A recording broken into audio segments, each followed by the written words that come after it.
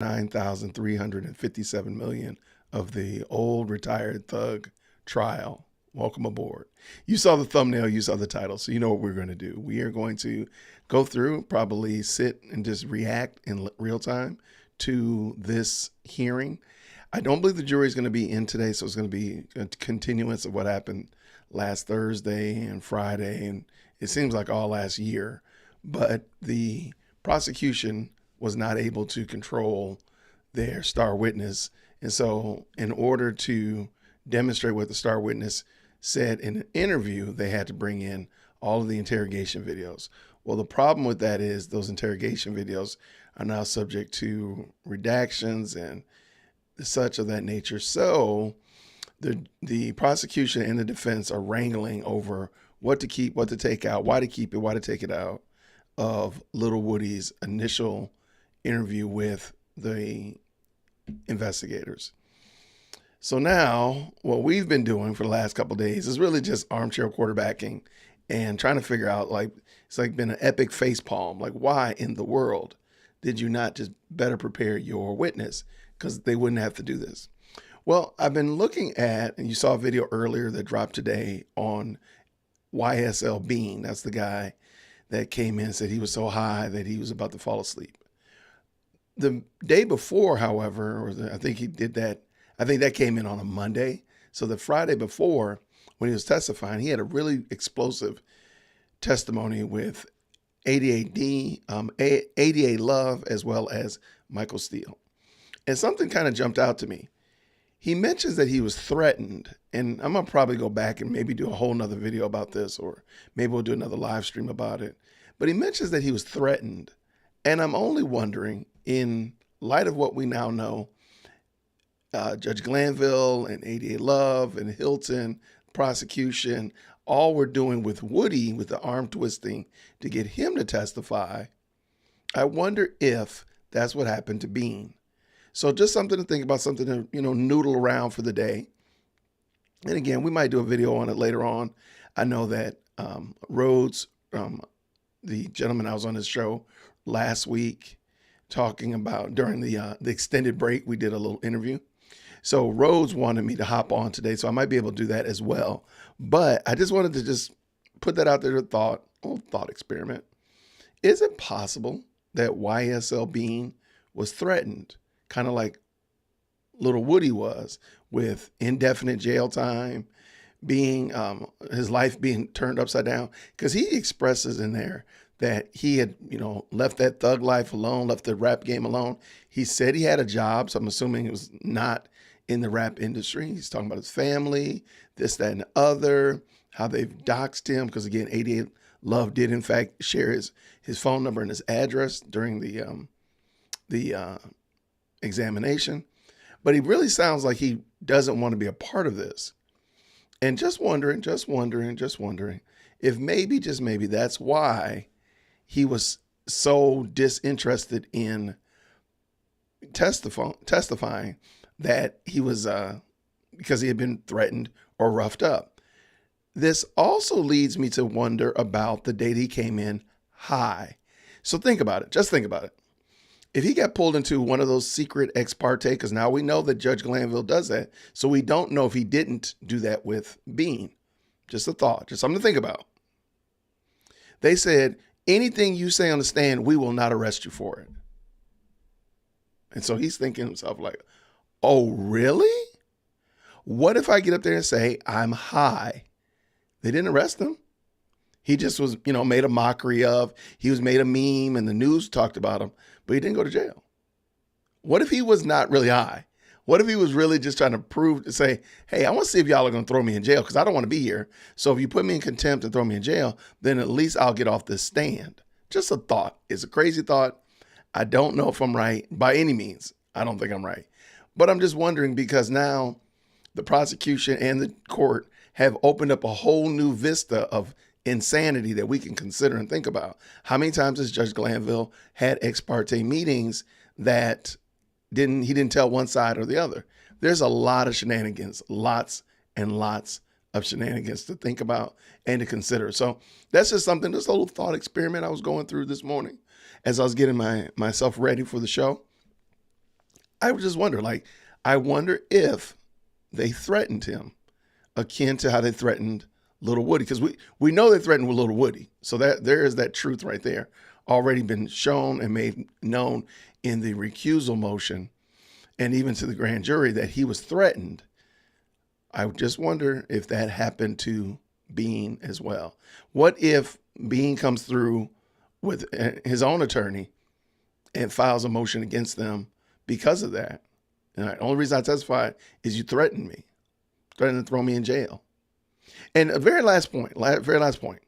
If you go back to the video that I was just showing, when Brian Steele is asking who threatened you, I think that's interesting, because initially when I first heard it, when it first happened, I thought he was saying like kind of like what YSL Bean had said.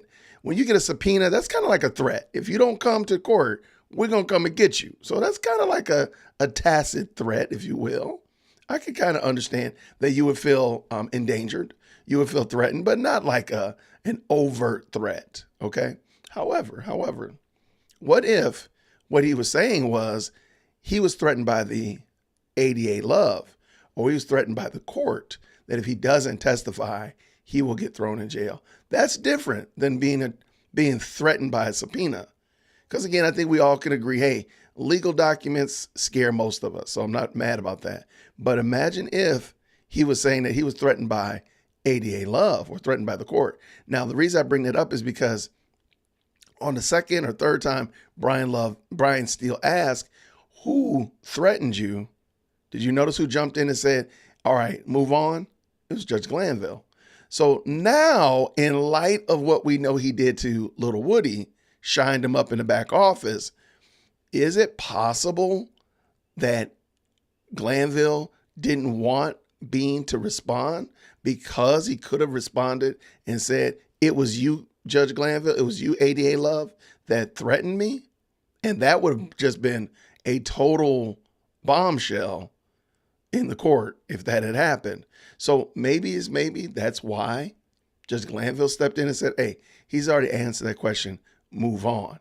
And Brian Steele did not know that there was some shenanigans and hijinks going on in these ex parte parties that he was not invited to. So he didn't know to push any further. He just thought that, probably like most of us would have thought, oh, you get a court summons, that's a threat. You know, if you don't come, you're going to get fined. If you don't come, you're going to go to jail. Something like that. I ain't got no time for that.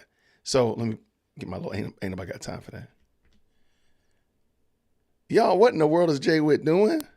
Ain't nobody got time for that. What in the world am I doing today? I know better than that. I hit the wrong button. I got my lights all discombobulated. What in the world? This is Struggle Streaming on Monday. Oh my gosh. Let me get some drink. Hold on. We can't be struggle streaming on Monday. It's just too early in the week. We can't be doing this already. All right. So that's just something to think about. Just noodling around, just kind of thinking about it. Is it possible that that's what happened? I don't know. Now, if you were here with me last week, and I see there's 58 of y'all, almost 60 of you all watching this, which is super dope. I appreciate you hanging out. Thank you so much. By the way, my good friend K-Dub, Chris from All Things Theology is in the building. Good to see you, sir. Chris does fantastic work in the sermon review and theological review genre. So if you're interested in sound teaching, like, is this teacher a sound teacher? This is the guy to go ask, because he does all things theology. Thanks so much for stopping by this morning, Chris. Good to see you. I know it's early on your side of the world, so I appreciate you stopping by for sure. All right, last week, everybody, we had a doozy of a conversation, and the court has turned on the camera. All right, here we go. If I can figure out what I'm doing. All right, court has turned on the camera. All right, so we're just going to be ready.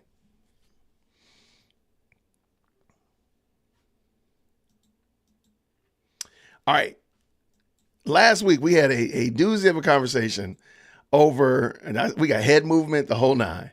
All right, so last week, I don't know what happened and why this live chat went totally crazy about ADA Hilton's dress on Thursday. I'm going to stand by it. I thought it was nice. I had no problem with it. Like I said, Lady Dear World Christian has the blouse of that, and I think it looks fantastic. So I thought it looked nice on Hilton. Catch me outside. However, a lot of you all felt differently about that dress. There was a lot of conversation about it. So during the first comfort break today, there is a song. Shout out to We Watch YouTube has made a song about the green dress. So if you hang around and if we get to 50 likes by then, I'm sure the first comfort break is going to be like in 10 minutes anyway. But if we get to 50 likes, we will go ahead and drop that video for you all to check out. And I think you have a hoot. So we're not going to argue about fashion here. Dear World Christian is not a fashionista at all. But I am a barista because I made some good coffee this morning. But besides that, though, shout out to We Watch YouTube for the fantastic video that we're going to be watching a little bit later. Yeah, I'll leave that woman alone. Uh-oh, K-Dub just is drinking his coffee, just waking up. I love it. Let's go real quick. Shouting out to all the good folk. Good to see Susie in the building. I'm glad Susie stopped on by. Good to see you, Amethyst Angel. Thank you so much. Good morning, DWC, Susie, and the CGMA family. I don't know what CGMA is. My coffee might not have kicked in yet. Of course, I said thank you so much. Good to see you, Chris. Oh, okay. I see what you did.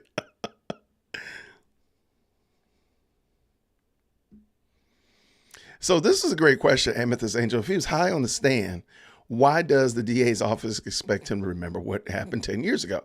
Shoot, I can't remember what happened 10 days ago. I'm just wondering, again, I have no way of proving it. I have no way of proving my theory. But what if he really wasn't high? What if he was trying to torpedo them to kick him off the stand because he said he was high? But they said he had to testify. So he comes in and says he's high and they kick him off the stand because he clearly doesn't understand the process. Because he literally asked the judge, can he just leave? Can I just be excused? Can I go home? No, you're a sworn in witness. So either A, he doesn't know it, or B, he's playing a game. Seeing how masterfully Woody played the DA's office, is it too far to believe that these guys are really playing a game on them? I'm just wondering. Just something like some spiritual 3-card Monty. You know what I'm saying? Smoke and mirrors.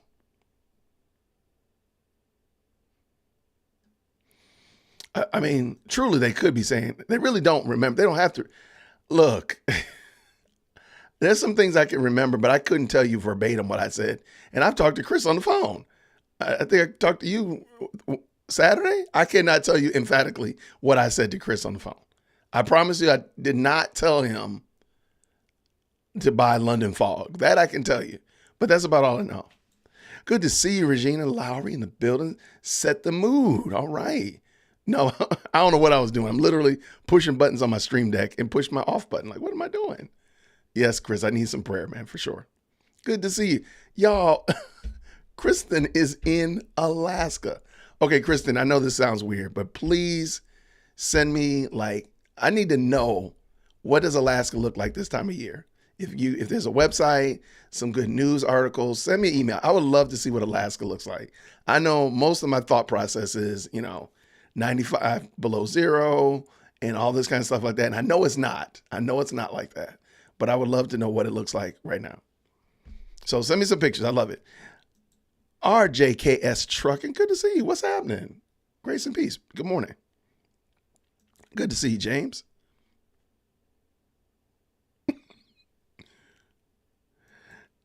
Joe said, I didn't think they were having court for 2 weeks. What are they doing? Yo, I don't even know what this is. I'll be honest with you. I don't understand. I wish Judge Glanville would say, wait, can we get your witness back in here? Let's let Lil Woody come back in here, because going through day upon day, timestamp upon timestamp has to be cruel and unusual punishment. Because you do realize, once they finally agree to all of the timestamps, once they finally agree to all of the redactions and keeps, they're still going to have to play for the jury. It's still going to play for the jury. So I can't, this has got to be a crime. I'm sorry. Somebody call Geneva, your Aunt Geneva, Illinois, somewhere. Call Geneva and see if this is not cruel and unusual punishment. Somewhere, this has got to be a crime to make people sit there and listen to this hour upon hour upon hour. That can't be right. Good to see you, Texan. Always good to see you. Thanks so much. The Young and the Restless. Oh, by the way, we got a new As the Peach Turns. I do have to do that. I got to do that now. They're still moving, man. They ain't talking about nothing. All right, here we go. Have fun. Rots. In this suspenseful fourth season, we marinate the feeder of Georgia's political elite in the tangy vinegar of accountability. In a state where the odor of mendacity toxifies the air, our perspicacious team of chat room investigators is on a mission to peel back the layers of deceit and uncover the truth. From backroom deals to embezzlement scandals, no stone is left unturned in our pursuit of justice. But as tensions rise and alliances shift, who can be trusted in the Peach State? Join us for a season ripe with virality, where even the fruit isn't safe from corruption, because sometimes the juiciest scandals are right under your nose. Y'all know who did that. Y'all type WWYT in the chat right now. Just go ahead and spam We Watch YouTube. Thank you so very much for season 4 of As the Peach Rots. I appreciate it. Go ahead and hit them up with that WWYT. Let's see who else we got in the building. Oh, I like this one, Julie. The Young Thug and Restless Honey. That's hilarious. That's hilarious. Yeah, spiritual 3-card Monty or some kind of, it's just a smoke and mirror shell game at this point. Like, look over there. No, look over here. There's some points in life, James, where I think we all can agree. James says, I don't even know how many cups of coffee I've had this morning. Well, we'll know when you get a lot of work done, or your grass gets cut, or your house gets painted, or whatever. That's when we'll know about how many cups of coffee you had. Well, thank you so much, Texan. Appreciate you. Yeah, like who is supposed to remember this stuff? And please think about the fact that there are 12 jurors, 2 alternates, 14 men and women that are supposed to keep up with this information, process this information, and make a determination of guilt or innocence based upon what, at this current moment, we're in 3 months of court time. There's going to be probably, it's fair to say, at least another 6 whole months of court time, at least. There's no way. Okay, somebody told me I got to make sure I refresh my screen every now and then. No, it's still not there. Nothing's processing. I'm ready, though. I'm ready, y'all. Because y'all won't let me. It's beautiful. 20 hours of daylight right now. Let me tell you right now. Let me tell you how much stuff I would get done. If I had 20 hours of daylight, let me ask Lady Dear Woke Christian. She's at home this week, working from home this week. I don't know. I might have to ask her. 20 hours? But then y'all turn around and flip it, and then y'all get like 4 hours of daylight. Y'all ain't tricking me. Y'all ain't tricking me. I know what you're trying to do. Y'all trying to trick me to move to Alaska. That's what you're trying to do. Good morning, Cindy. Good to see you. Grace and peace over there in Houston, Texas. Lots of good shit. Wait, Germany as in like across the pond? Big Bot 33. What's up with the Germany in the building? We're international up in here. That's the part that should really cause Georgia to pause. Like, wait, the whole entire world is looking. The whole entire world. Like right now on this Law and Crime channel, they currently have, and it hasn't started yet, they currently have 2,600 people watching, just waiting. That's craziness. That's craziness. That's how you know this has gone to a whole, this has gone well beyond just a little street crime, a little street situation. Hence why it should be treated with much more importance, dare I say much more sanctity than what it currently is, because it just seems like a dumpster fire when nobody believes it. Even people who don't like rap music, even people who are outright bigots and don't like various people groups, even they don't think this is a fair trial.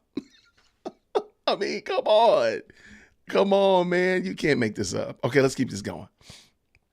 Y'all. All right, what we got here? Thank y'all so much for spamming We Watch YouTube. There we go. There's We Watch YouTube. Please make sure you drop your link in the chat because, like I said, once we get to 50 likes on this video, and we currently got 90 people watching. So once we hit 50 and during our first comfort break, I mean, technically this is probably it. I'm going to try. We Watch YouTube has a video about D.A. Hilton's green dress, and it's hilarious. I want to drop it, but I don't want to miss the start of the show. The start of court today. I don't want to have to write a paper or something. Thank you. Wouldn't it be awesome if we found out that this has been some kind of undercover situation? Wouldn't it be awesome if we found out that this has been some? I've already said I believe it's a money laundering scheme. I do believe that. So it doesn't need to be anything more than that. I do believe it's a wealth transfer. So, but who would it be though? That'd be crazy. That would be interesting. It would definitely be interesting. For sure, Cindy, for sure. There we go. Hit that bell notification. Thank you so much. Transplanted Texan. State is trying to bore the public so they will turn it off so they can continue their sneaky stuff. Okay, I know this sounds crazy. I know a lot of you all were like, wait, what are you talking about, Joe? I actually believe this. I do believe this. And it's almost like, for example, when you're a child and you go to Six Flags or something like that, a roller coaster park, where there's a major roller coaster that you cannot wait to get on. You get on the roller coaster and you get the build up to the first big drop or the major loop to loop or whatever it is. And once you hit that, and I mean, your adrenaline, I'm sure if they could hook you up to a machine, your adrenaline is probably at epic peak levels. And then once you get done with that, you're walking off the ride, you're laughing with your brothers and sisters, you're looking for your family, whatever like that, you crash. And you could get in a car and once your day at the amusement park is over, once you get in the car, you're knocked out. You probably don't know when you got in the car or how you got home. You might even wake up, you might be in your bed. Like, I don't even know how I got here. It's really that bad. I do think this is what they're doing to us. That if you notice, like the Fonnie Willis disqualification case had everybody up here and then it just disappeared. It just disappeared. You don't hear anything about the disqualification case. And they punted it so far into the future that you're like, man, that's so far away. I'm not even worried about it. You don't even care. Now, once it comes back up, sure, you might be interested again, but I think they're doing this to just kind of get you up and then bring you back down, up and bring you back down. Same thing with this case. Sadly, I think this is just a gigantic money transfer, psychological abuse, and we're all tuned into it. All right.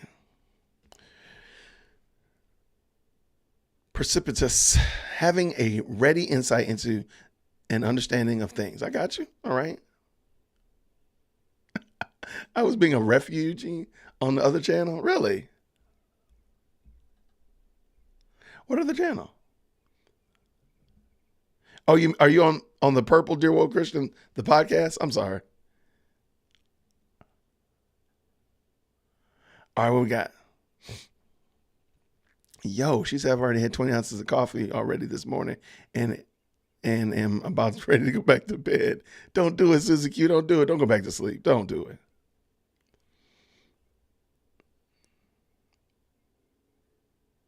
There you see, I knew it. I knew it, Kristen. See, you tried to trick me. She said wintertime's about 4 hours of daylight. Yeah, you can keep that. I'm gonna need like a level of like consistency. Here in Georgia, we got like, 8 to 12 good hours of daylight all year long. I'm consistent with that. You give me 20, then you give me down to 4, you're hurting my heart. What's going on, James Jones? Good to see you, man. Grace and peace, brother. Good morning. Good morning. Good morning. We're waiting for Judge Glanville. And did I hit 50? I'm almost at 50 likes on this video. If you do like this kind of content, please feel free to like and hit the thumbs up button. If you don't, you just hit the thumbs up button like 3 times. All right, let's go. All right. Good morning, everybody. Is that Colonel FF in the building? Good to see you there, sir. Grace and peace. Good morning. SM is in the building. Thank you. I smash that like button. There you go. Thank you so much. We do appreciate it.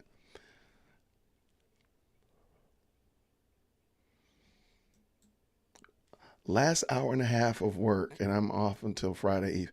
Are you in the medical field?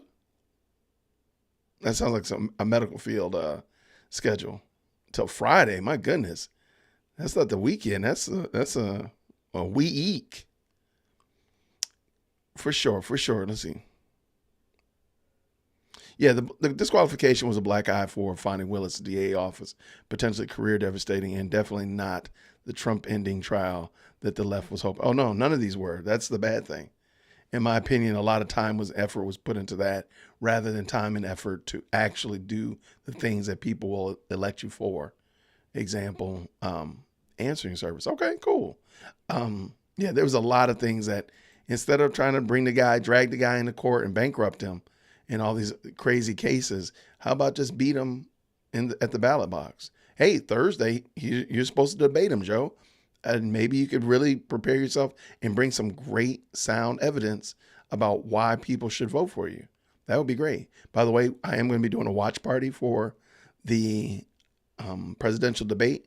And I'll put that thumbnail up as soon as I know exactly what time it is. I think it starts at 9 o'clock Eastern Standard Time. So it's going to be a late night. So all you coffee drinkers probably should delay your coffee drinking until like noon, because we might be up late that night.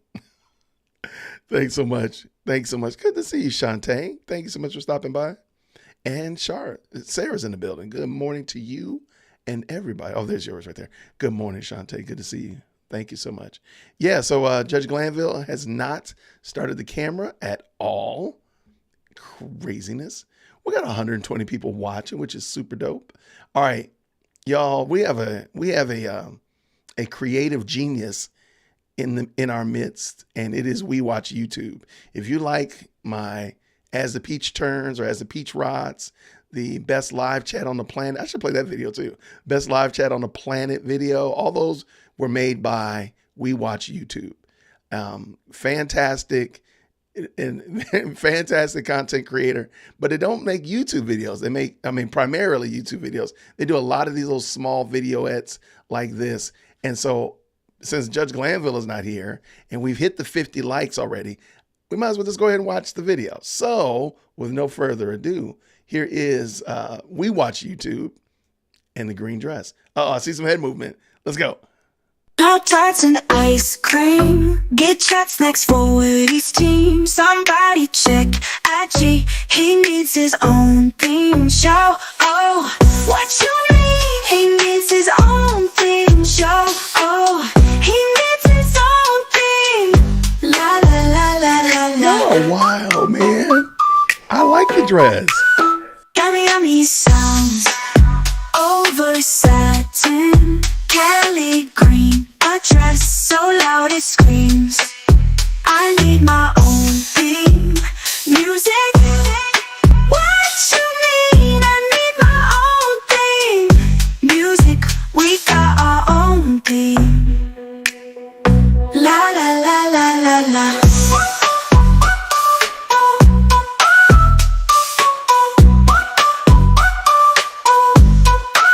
Hashtag green dress day. Dog wears a dress but ain't gay. What you ain't say at though they got their own theme music. What you mean? We got our own theme music. We got our own theme. La la la la la la.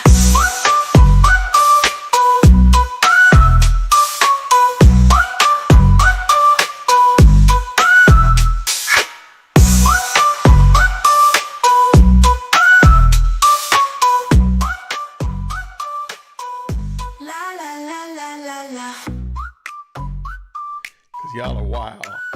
Hashtag green dress day. Dog wears a dress but ain't gay. What you ain't say at though they got their own theme music.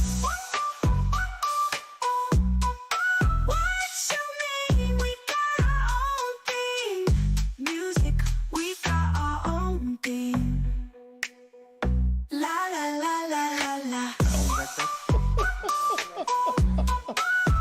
I'm about to put you in 0-second timeout, man. You might be getting 0-second timeout, man. You wild. We'll take that voice and then we'll take a short lunch break and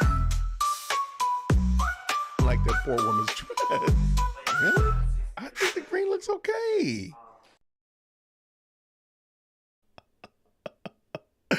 Shout out to We Watch YouTube. Thank you so much for that. That was enjoyable. I forgot how funny that was. Thank you so much. All right, so we are not going to start another war about this green dress, but I did happen to notice this. So I was looking through several clips from previously on As the Peach Rods during the trial. There are a lot of instances where people wear green. I mean, I'm sure there's probably instances of blue or brown or gray, but I don't know why, but green just really stood out. There's a day when like Young Thug had green on. Brian Steele has a green tie another day. Of course, the infamous this green dress, but she has some other ones that are, I think, probably more acceptable to you all. Yeah, there's a lot of green though. I don't know why. There's just a lot of green in the courtroom, in my opinion. Just something I noticed. All right. Well, good to see you, Chicky Brewer. Thank you so much for stopping by. And I will play the best live chat in, by the way, We Watch YouTube. First of all, I have to find it. Second of all, I got to find it. So I will play the best live chat in the world as soon as I find it. I'm trying to find it right now. But,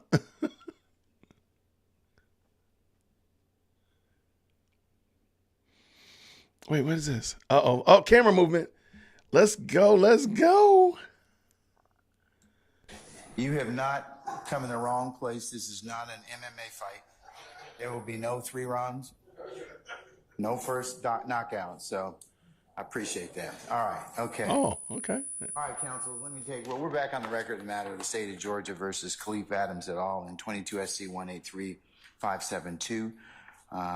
Mr. Stillwell, Mr. Sharp, good morning. Oh, well, he has a straight t-shirt on today. All right, Mr. Williams, Mr. Steele, Mr. Adams, and Mr. Pines, and Ms. Halterwinger, good morning. All right, Mr. Kendrick and Mr. Weinstein, good morning. All right, Mr. Ewing, Mr. Matthews Jr., good morning. All right, Mr. Nichols and Mr. Harvey, good morning.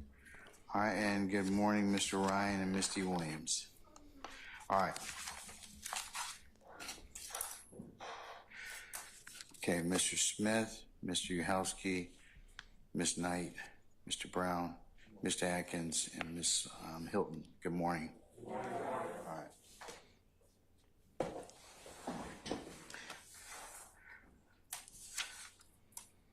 All right, councilors, for today's activities, we're going to go through the redactions or suggested redactions for the June 10th, 2015 interview of Mr.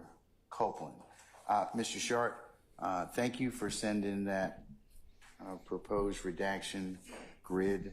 I'm going to include it as next court's exhibit in order for our discussion this morning. In the future, councils, if you are sending out like a product like that, it's helpful if you send that to Ms. no, Weaver, they're really Ms. sleeping. Weaver as well. She uses that to follow along. So just for future reference, all right? Okay, all right.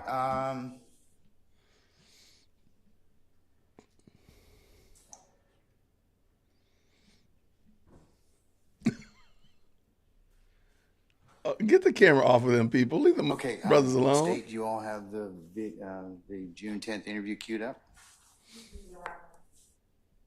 And again, similar to what happened on Thursday, last week, the state will only be focused on the redaction that the defense has. Hey, good morning, Republic Room.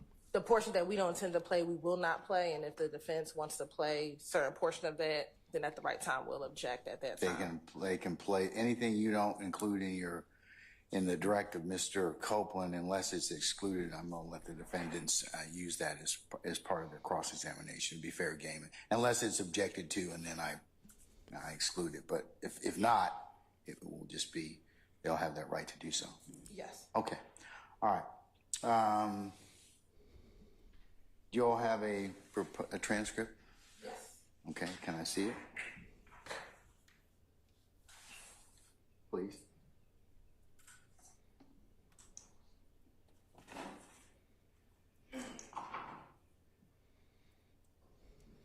Your Honor, for the purpose of the record, we'll let the court look at Stacey Exhibit 378.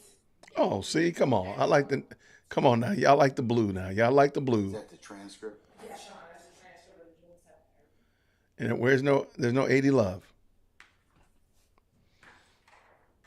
Australia? I want to go visit Australia so bad.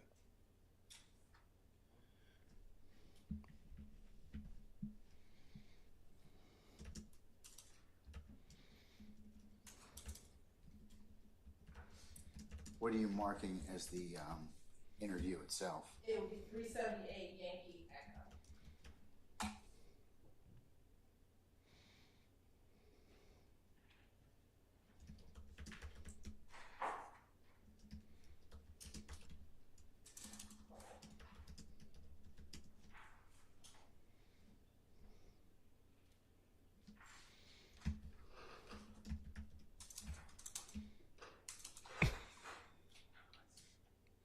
Leave her shoes alone. Y'all are crazy, man. Leave her shoes alone. Y'all are wild.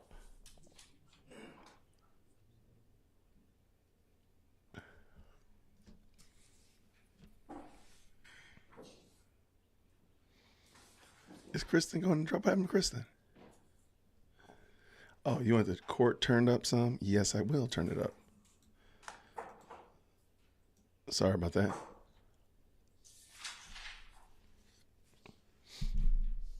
But at the current moment, it looks like they're just reading notes. This has got to be cruel and unusual punishment.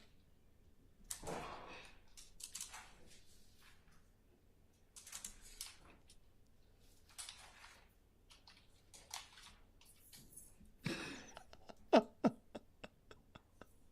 don't think that's what happened, James. I don't think that's what happened. That would be crazy, though. That would be insane. Oh, my gosh.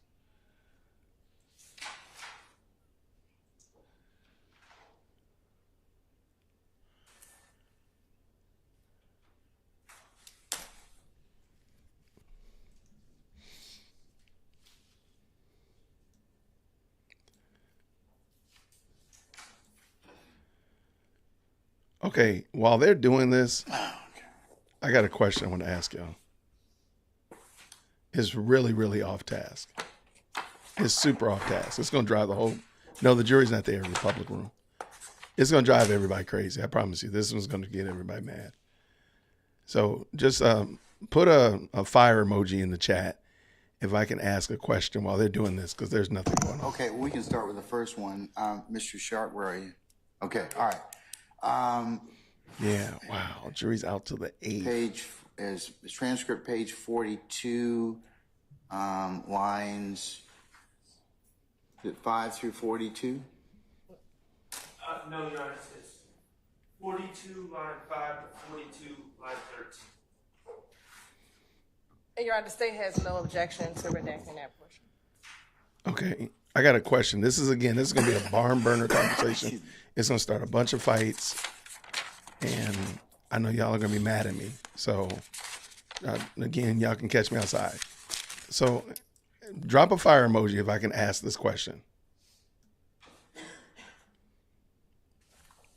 It's kind of like a stream of thought.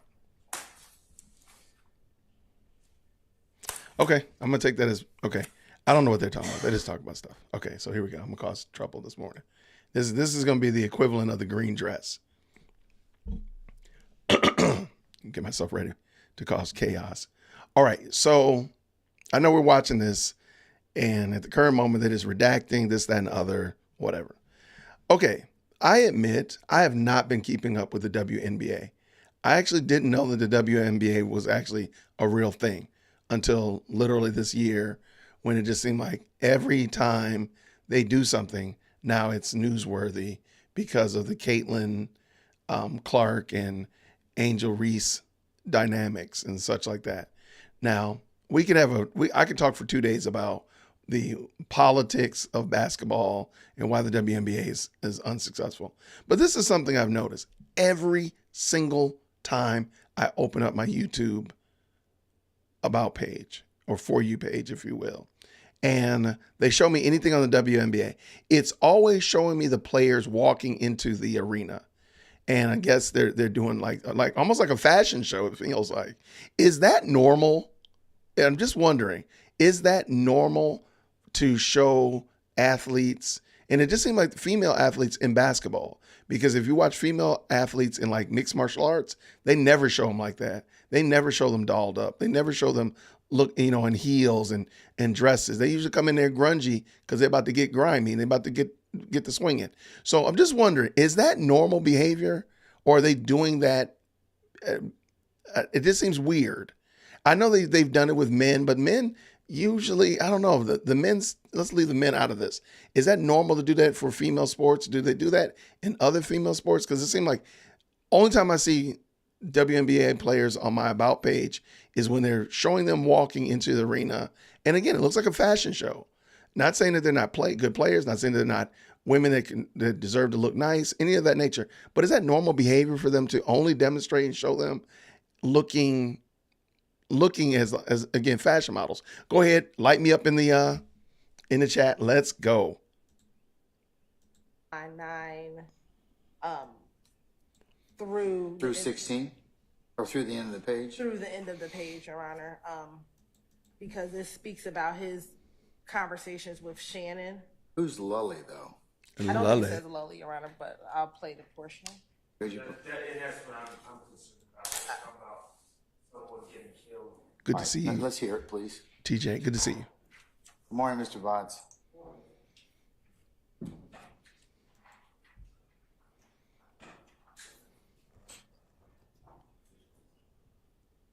Can we plug this back in? Totally.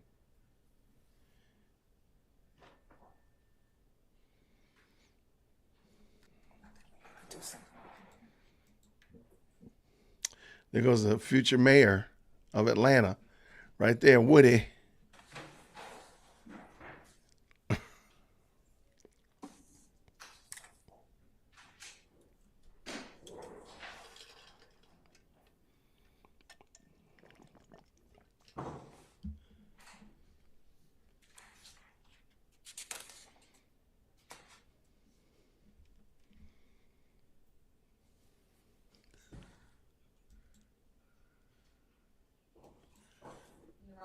Started at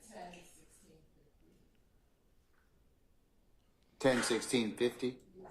So before then, you all in concurrence that you're gonna not play that portion, or what? Yeah, we're not gonna play that until 10:16:59. Okay.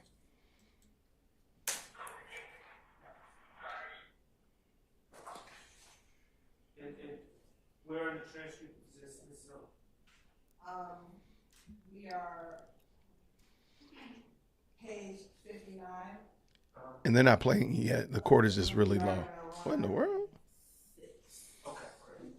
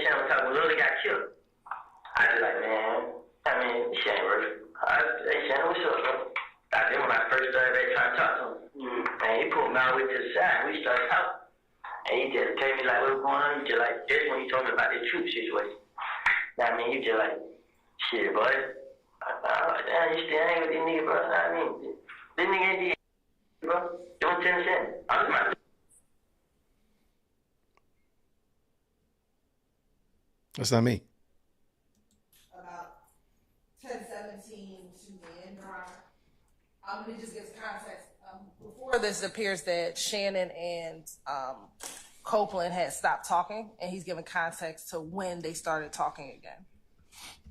Okay, but who's Lully? You're right, I don't know, but I think that's just giving context for Copeland, and he's telling Detective Gaither when that occurred, that's when Shannon and I started talking again. So it gives context to whenever he started talking again. So the more relevant part is he's giving the officers context to when him and Shannon started conversing again.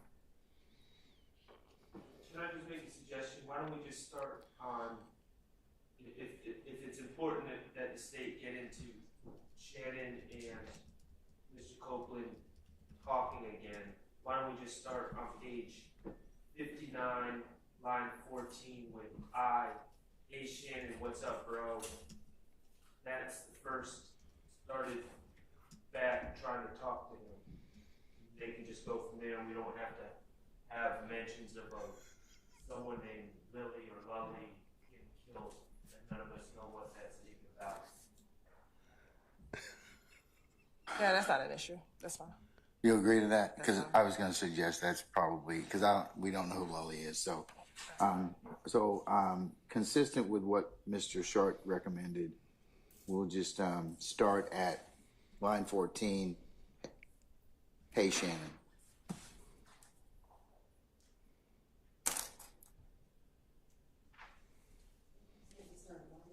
Line 14, I'm sorry, I didn't put it.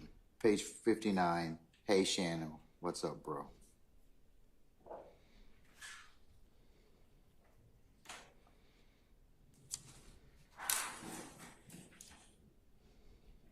All right, number 3 is a discussion about the Lil Wayne bus tour shooting. Yeah, well, that was crazy. Sharp, you indicate that Casey lacks personal knowledge. And well, the state is in agreement that we're going to redact out Casey's comments about, or Kenneth Copeland's comments about the Lil Wayne bus shooting. Turn your mic on, Shard. So, Your Honor, 61 through 77, those pages don't just discuss the Lil Wayne bus shooting. It discusses a variety of different subjects. And so I think the best way for me to break down 61 through 77, there's some things we agree that we're not going to play, but there are other portions of this that we do want to play.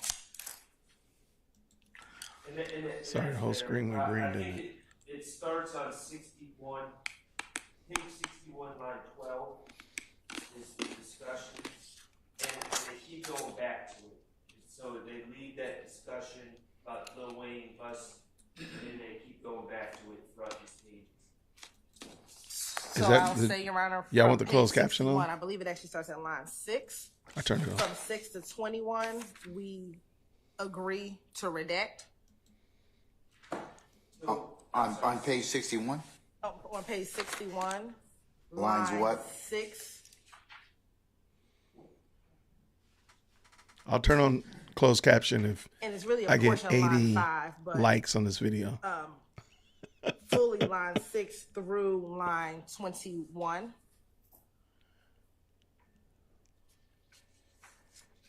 Okay. And that portion is from 1018, around 1018:42 to 1019:09.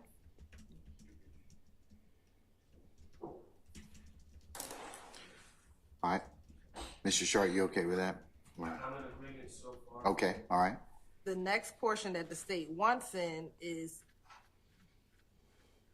page 61, line 22 through page 62, line 14.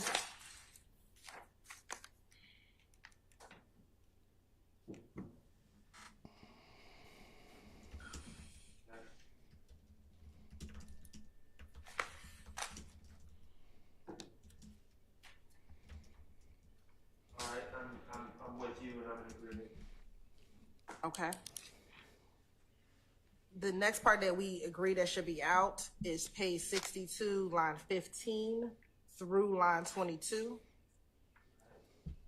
Page 62, what? Line what? 15 through 22.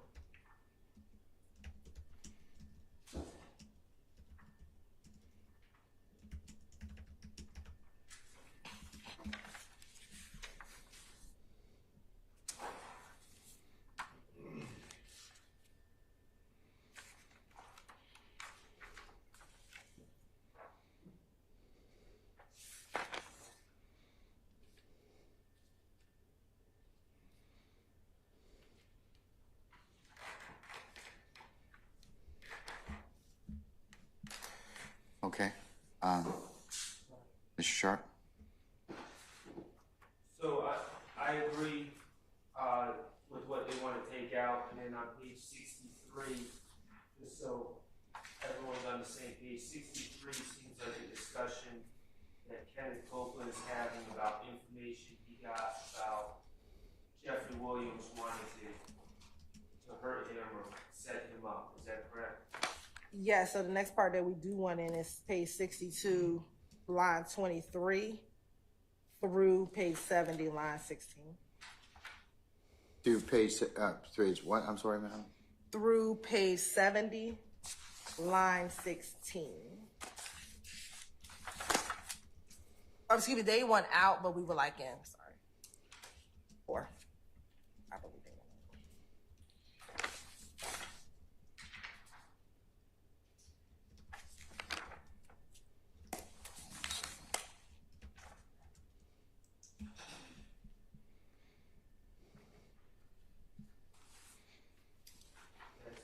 That's pretty much it.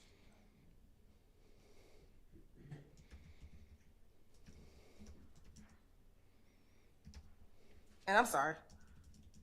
They went out, page 62, line 23 through page 70, line 16. We will be objecting to that. Okay, 70s. Let me just.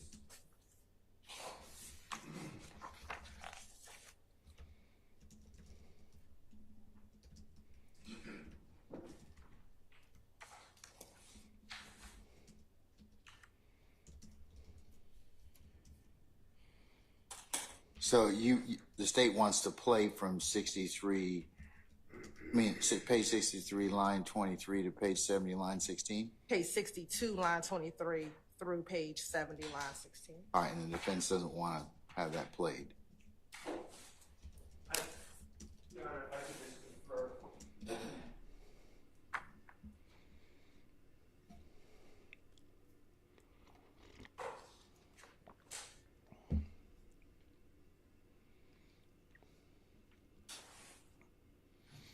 Okay, so they're saying it's day 97. Okay, that makes sense. I think it's day 97. That sounds about right. That's still crazy, man. They're going to be at 100 by the end of the week. Is Young Blood sleeping at that table back there? Is he really got his head down like that? Turn the microphone on. The defense is going to object to that, so if you could just play that. Sure. Okay. Can you, Yes. Okay. All right. What? His attorney said, my Video guy, period you got to is lift from- your head up, my That's guy. right. It's going to be from 1019, probably more around, I'm going to start it at 50, but I think it's more like 1019:58 to 1025:22. All right. Whenever you're ready.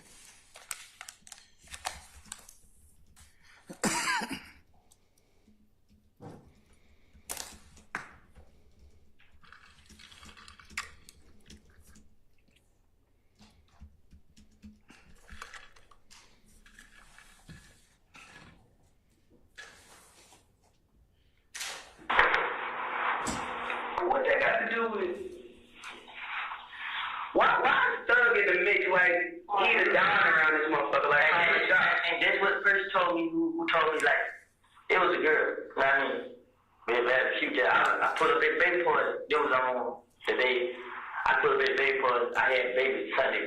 I put up a baby for it Sunday. Now it was it was Sunday. I put up a baby for it. Me and my baby and my little partner Kino and me, Kino's baby, and BJ, CJ. So we pull up.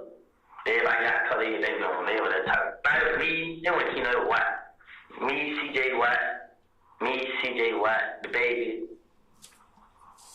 Me, CJ White. So that's not important. Yeah, but see, Battery got in the car, she was just like, hey bro, I'm gonna tell you something, don't say nothing. So I mean, I'm like, what's up? She's like, throw it in this and that. I'm like, no, what is it? Nah, what you mean? She like, I didn't don't trust this nigga, bro. I mean, they be trying to set you up. That's why every time I got in jail, someone got shot up. Like, what the hell? These niggas keep shooting shit up for when I get out. So you think it's Thug them shooting at you people? Nah. I know it ain't Thug them because they got these niggas thinking it's me. See, I had seen Monte. I seen him Where's Monte? Yeah. Okay. I seen him the other day, like day before yesterday. I seen him yesterday morning. I went to the graveyard. When I seen him, he was at my cousin's house. When I heard what happened, I was leaving for him and was like, damn, bro, we go up again. Right. So I'm like, damn, bro. Y'all ain't gonna let him man. What's that, bro, you know? No. You say you grew up with him? I didn't know his first name, Monte. I don't know his last name. Monte. But when I got like, damn, bro. Motherfucker told me that Thug plan on killing me, bro. Like, hell nah, man, I ain't never heard it. Dude, he denied. I'm like, come on, bro. Person would never say, because this was murder was, I don't talk to the police too much. Mm-hmm. You know what I'm saying? So he get nervous. Thug get nervous. Yeah. But I'm saying, why is Thug get nervous if he has nothing to do with anything? Because they obviously look at you as disposable. No, see, y'all didn't hear them say my name. They saying me and Thug. This like he's saying. But I'm saying like I didn't have no parts to it. And I guess he seen how scared I was when he handled it. You feel what I'm saying? But so he felt like you would tell something. Yeah. Okay, what is there to tell? Huh? What is there to tell? This what I'm telling you. This what he keeps saying. This what I mean. I'm asking like, well, you know what I mean? But see, with the murder, I don't know what you mean. No, I'm trying to explain. With the murder, I act like I never heard like. You know what I'm saying? No, we don't know what you're saying. I never told T none of it. Period. So I just kept it to myself. So, once again, why is he, if Thug has nothing to do with it, if Thug had nothing saying he don't got anything to do with it. What I'm saying is, he got to have something to do with it. All this shit going on. And which means he has to have told you something if he's nervous about you speaking to us. He's not listening. I'm listening to you. He's not talking to me, period.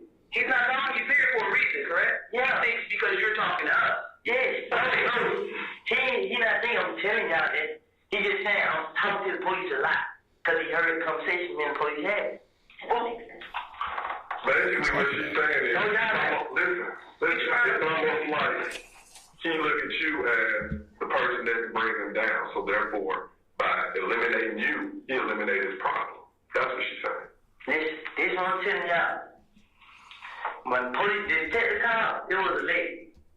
I held the phone in front of him. Which case was it? See, they weren't even saying no case. They just like, now this is about my house getting shot up. You know what I mean? Right. So when he saw it, he's like, damn, I need to talk to the police. See, he was telling folks different lies. I mean, he told Lil D I'll make Lil D clean that. He's mad at me because he gave me $50 and ain't know what to do with it. What you mean you know what to do with it? Why would he give you $50? This nigga never gave me, you know how much money he ever gave me at one time? It was $1,000. Know what I mean? That ain't what you said last time we interviewed you when y'all was at the club when they stunted on you and you came. I get him with a bag. How you give it back if you stole money? Nah, that's gone. Here's money. You getting screwed. I'm getting confused. Yeah, you getting screwed wrong. You gotta let it get tape. Okay. So you give me the money to bless it. You feel like this is showing up. Then let me get that back. But the money he give me, the key, is like $1,000. Get the fuck out of it. I don't believe that. I don't have my own car. That's the first time I ever got you my car. I don't have a car. What have you done for Thug? Nothing. That's on my mama's soul. You've never committed a crime for Thug? I never did. None of that for him. So why would he say, Lil Woody against his schedule? No. That's the song he got. The song about Lil Woody pull up on your pop at your 90s. Okay. That's why you think you made them shit. And we end at 10:25:23.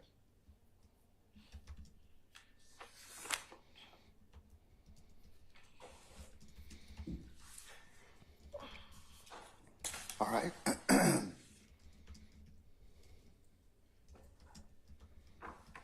I assume the next line was Shannon is the shooter. I assume we're taking that out. Yes. Okay.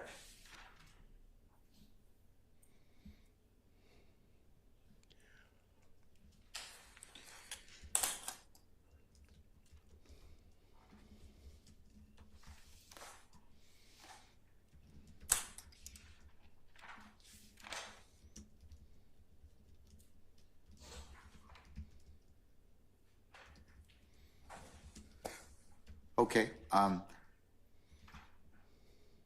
Mr. Shard or Mr. Steele or anyone else, you want to tell me why it is that you believe that period should, from page 62, line 23 to page 70, line 16 or thereabouts should be omitted? I do, Your Honor. Okay, go right ahead, sir. That section that are in those transcript pages and what you just listened to have Detective Dennis as well as Detective Gaither projecting their beliefs and thoughts. And by that I mean Detective Dennis and Detective Gaither told Mr. Copeland that they do not believe him when he claimed that Jeffrey has not given him any money except for $1,000, and that they did not believe him when Mr. Copeland said that he's never committed a crime for Mr. Williams. I also object to the detective. It's both of them. It's first Detective Gaither, then Detective Dennis, saying that their belief is of summarizing what Mr. Copeland was trying to say is that Mr. Williams looks at Mr. Copeland. Mr. Copeland is bringing Jeffrey down or Mr. Williams down, quote unquote, and therefore they latch on to Mr. Copeland when he said that he heard that Jeffrey put a contract on his life or would have him killed. So that's why I'm objecting. I asked Mr. Sharp to include that. I appreciate it, and that's my basis. I believe that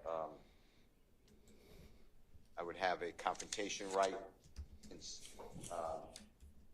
These are thoughts of the detectives that they couldn't testify to themselves in front of the jury because it would be their own speculation. So I'd like that removed. And Mr. Copeland hearsay saying that he heard that Mr. Williams would have him killed. So those are the reasons that those areas are flagged. All right, sir. Mr. Shard, anything else? No, I'll just about Mr. Steele's objections to that time period. Okay, all right. State?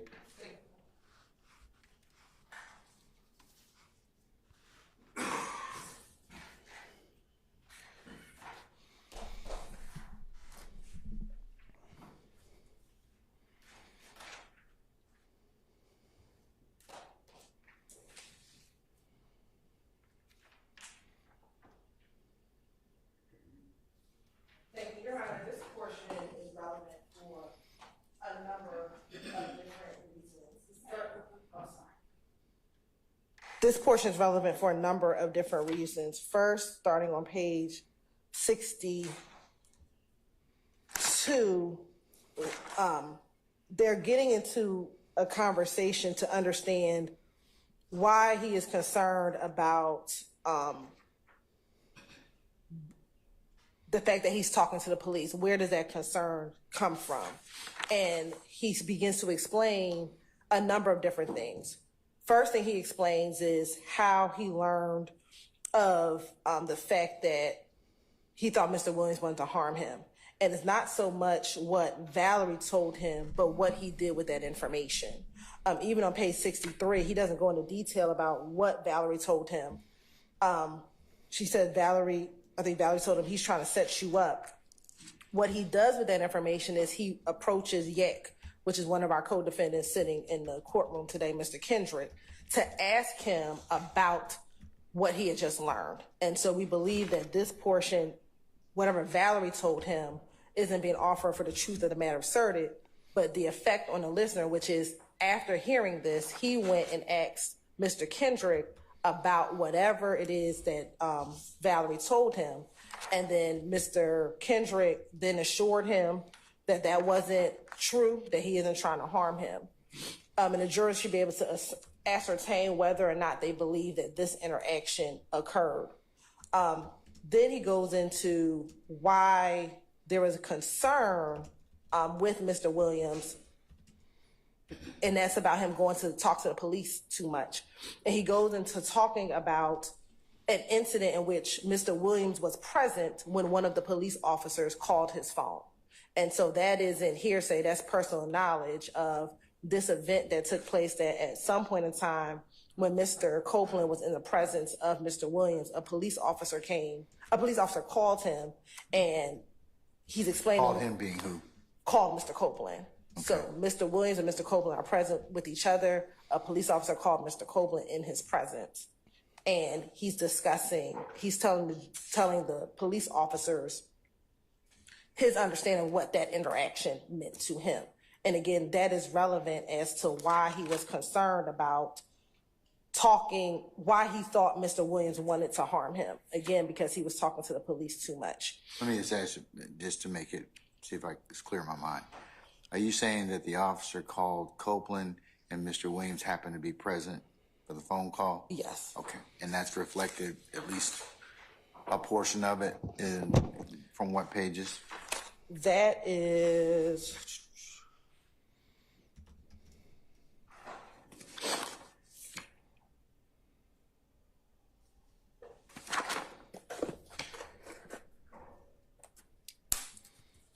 starting at page 67.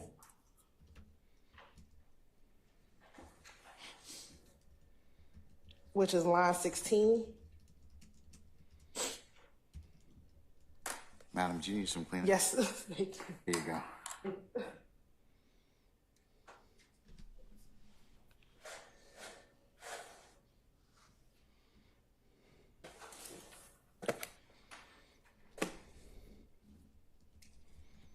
Page 16, line 60, page 67, line 16 is where he begins.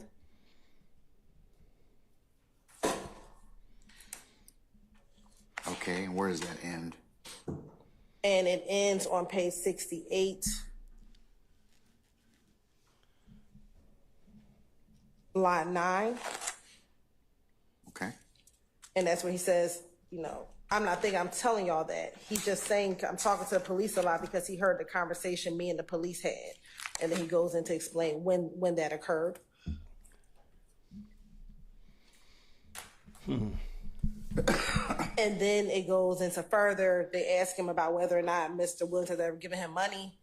And he says, no, he's only giving me $1,000 to keep. He's giving me money to flash, but not any money, not any additional money. They're asking whether or not he's paid for him to do anything. And I think that that's relevant for whatever the jury determines that to be, whether or not they think Mr. Williams is or is not paying him to do anything out. DA Simone Hilton. Do anything on behalf of him.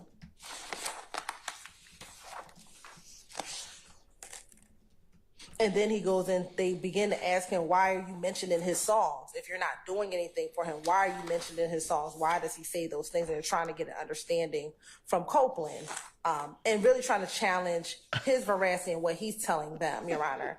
And I think that is important because, again, I didn't even notice that. Mr. Steele's argument has been recently that the police just took everything that Mr. Copeland said and just ran with it without trying to verify it, without trying to test his veracity.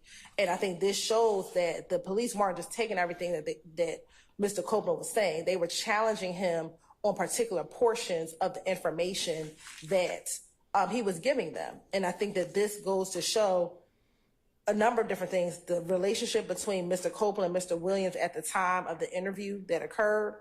2, to show that the investigators were not just taking what Mr. Copeland said as fact, but trying to test what he was saying, trying to clarify anything that they didn't think, that they weren't sure of. And I think that is important for the jurors to be able to see the question that they're asking him and the answers that Mr. Copeland is giving, but then to determine how the investigation actually occurred, which is something that Mr. Steele has harped on, is that this investigation was not a full investigation, not a complete investigation. And so for those reasons, I think that this particular section is important and relevant to keep in.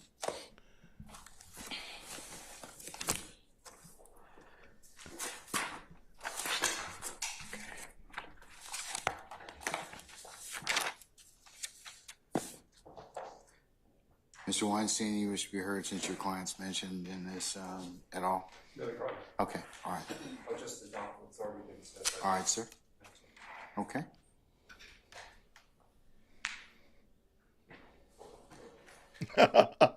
Anyone thoughts?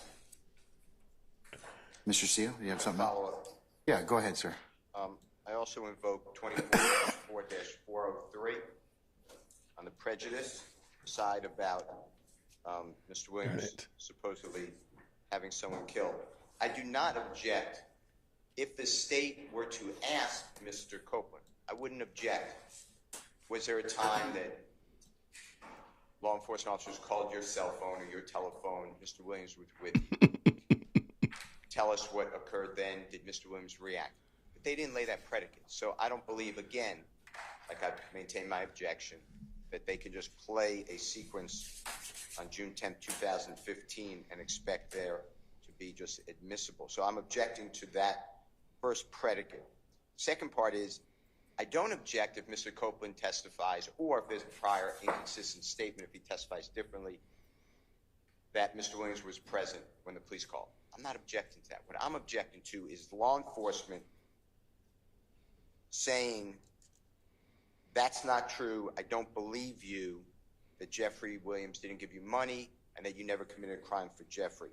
And for the state to say, oh, this shows the pushback of the police. It doesn't show the pushback of the police. To me, this shows that law enforcement has their theory and they're donating their theory onto the brain of Mr. Copeland. So I'm objecting to that because it doesn't show anything. You know, if law enforcement went out and we have reports, we have video, audio interviews, we have other witness statements, and they said, hey, we corroborated with X, Y, and Z that Jeffrey Williams put a hit on this man, or that Jeffrey Williams gave Mr. Copeland money to commit a crime. That's real corroboration. But this is not corroboration. This is the police telling the man over and over. It's what he testified to. Hey, Your Honor. Hold on, he's not finished. Hold on. I was lying to the police to get the target off of me. Anything I can do. So I'm not agreeing that the police can then just say through an out-of-court statement, we don't believe you. I think that the jury doesn't get to determine to hear that on what Detective Gaither and Detective Dennis say, because it is irrelevant. But let me interrupt you just for a second. Isn't that part of the way the investigation occurred, and isn't that what you're also claiming is that their method of investigation is not good? I mean, or not as full or proper, and I'm sure you made that argument and you're going to ask that on cross, but isn't that the same kind of first part of the equation? Well, if I open the door, maybe you change your ruling, if your ruling is in favor of Mr. Williams. But no, this is all the state's doing. The state asked you, you agreed that they can get into without giving us any reports, any statements. Remember, there's no reports. There's no reports. You've asked me that you've made that statement many times. That's what your assertion is. There's no reports.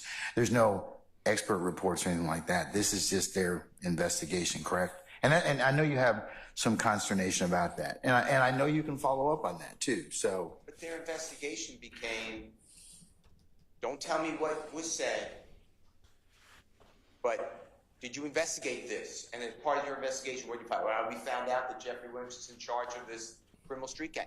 To me, that was a total violation of every reason we come to court. But the state can now put it on me and say, well, Mr. Steele is challenging the way that they did their investigation. When I cross-examine the witness, maybe it'll change. I haven't cross-examined him. That statement by Detective Gaither and or Detective Dennis, Your Honor, to me, just cripples. It tells the jury the police know something that I have no idea where they get their information from. It's their belief. There's not a scintilla of information in this 6-8 terabyte of discovery or the trial yet where anybody except the police theory has said that Jeffrey Williams asked anyone to commit a crime. That is all from the mouth of the prosecutors and the detectives over objection. So I don't want this to be included. And then you have a murder. That's a murder. It's not, go and steal that bicycle from the child and then we'll get him a new bicycle. This is the ultimate. So Mr. Copeland is saying, I heard it from another person. The state, I'm going to another argument. The state then says, well, we need that as the foundation for why did Mr. Copeland go to Mr. Kendrick. So to me, to explain conduct, to me, the fact that Mr. Copeland went to Mr. Kendrick to explain Mr. Copeland's conduct, why is Mr. Copeland's conduct matter? It's Jeffrey Williams' character that through totally hearsay statement. Mr. Copeland never says, I confronted Jeffrey and he admitted it in this interview. There are other areas, by the way, that you're not privy to potentially that are on recording where this comes up again, but that's more direct. Right here, this should be excluded to me. And I don't know why it explains conduct where Mr. Kendrick said that's not true. What conduct are we explaining? So I believe it effect on the listener is just a way that this prosecution is trying to give you some choice words to have you rule with them. But I would object to for all those reasons. And 403. The bottom line is, I'm not saying it's admissible, but I'm saying it's totally the state's theory of the case, and under 403, that should not come in through detectives telling a witness that is a lie. He paid you to commit crime. He gave you money. I mean, to me, I don't know how that should come in on this recording. May I just address that? Okay, Mr. Steele, you done? Yes. Okay, all right. Okay, go ahead, Ms. You're right. Remember, the reason why we're here at the recording to be played again, and I should have started here, is this is all impeachment by contradiction. Again, in court, Mr. Copeland has said, everything I said there was a lie. So one, we're contradicting his in-court testimony by even being able to play the interview. So let's start with the foundation as to why we're even playing the video. I don't think he said, remember we looked for that? Everything I said was a lie. Well, he said that I made it all up. But I recall, I think I asked him on one of my questions, I believe to him, is why would you lie to the police? Why would you lie to the police? If you're trying to get out of jail, why would you lie? I think that I had a line of questioning that said that. But again, in court, he has said, I made everything in my interview up. I just said whatever it is that they wanted to hear so I can get out of jail. So now the jury gets to see his prior statement to see if they can determine, did he just make this all up? Because again, in court, he's trying to say everything I said before, I made it all up. I made it all up so that I can get out of jail. I told the police anything I wanted to tell them so that I can get out of jail. Again, this interview is in direct contradiction to what his in-court testimony is. So the premise of why this interview comes in starts there. This is impeachment by contradiction. But once we get past the impeachment by contradiction level, then we talk about the contents inside of the interview. And again, this contradicts everything that Mr. Copeland is saying, which is the police only wanted Thug. The police only wanted to force me to say something. No, they're trying to get information out of him. And when he's talking about the money here, I want to be very clear. He's not talking about Mr. Williams paying him to do a crime. They're just asking him, has Mr. Williams ever given you money, period? And he's saying, no, the only amount of money he's ever given me is $1,000. He's given me $50,000 to flash in the club, but for me to keep has only been $1,000. So this conversation about money is not about whether or not Mr. Williams has paid him to do a crime. It's about whether or not Mr. Williams has ever given him money. And he's saying, no, that. Then what's the relevance of it? Yeah, why would what's the relevance of the money portion? Yeah, I mean, if it's not being given for illicit purposes, what's the whole purpose of it? Again, to show the relationship between him and Mr. Williams. That the state's theory is when he's talking about Mr. Williams in this interview, we believe that he was being truthful in this interview. And if he had a great relationship with Mr. Williams, there'd be no reason for him to lie on him. That is what we are trying to show. So the fact that he's talking about the amount of money that Mr. Williams gave him, the fact that he used to travel with him, again, he's showing that he had a relationship with Mr. Williams such that here, there would be no reason for him to lie about his involvement in the murder of Donovan Thomas Jr. So that is relevant to show their relationship between one another. I don't know about that one. I think Woody's a liar. I agree. Right? Woody's a liar. We know that. He's not. I mean, He's finessing. He's trying to get out of going to jail. I mean, I don't understand. It seems like she's trying to say like he was telling the truth at one time, but we're trying to prove that he was telling the truth that one time. But I don't see why. I don't know why they're doing this. And I agree with you. Where was this? I'm just asking. Where was this Are you 88 trying to love point before? out the fact that 88. if they were Hilton so, before. if the relationship was so good, why do you give his money back, or is that what you're trying to impeach him on, or what? So we're impeaching him first and foremost on his in-court statement versus the interview. So we're saying everything he's saying in court is a complete contradiction to what happened during the interview in 2015. But he was so lying. that's layer one. Layer two is during this portion, because I want to keep this portion in context.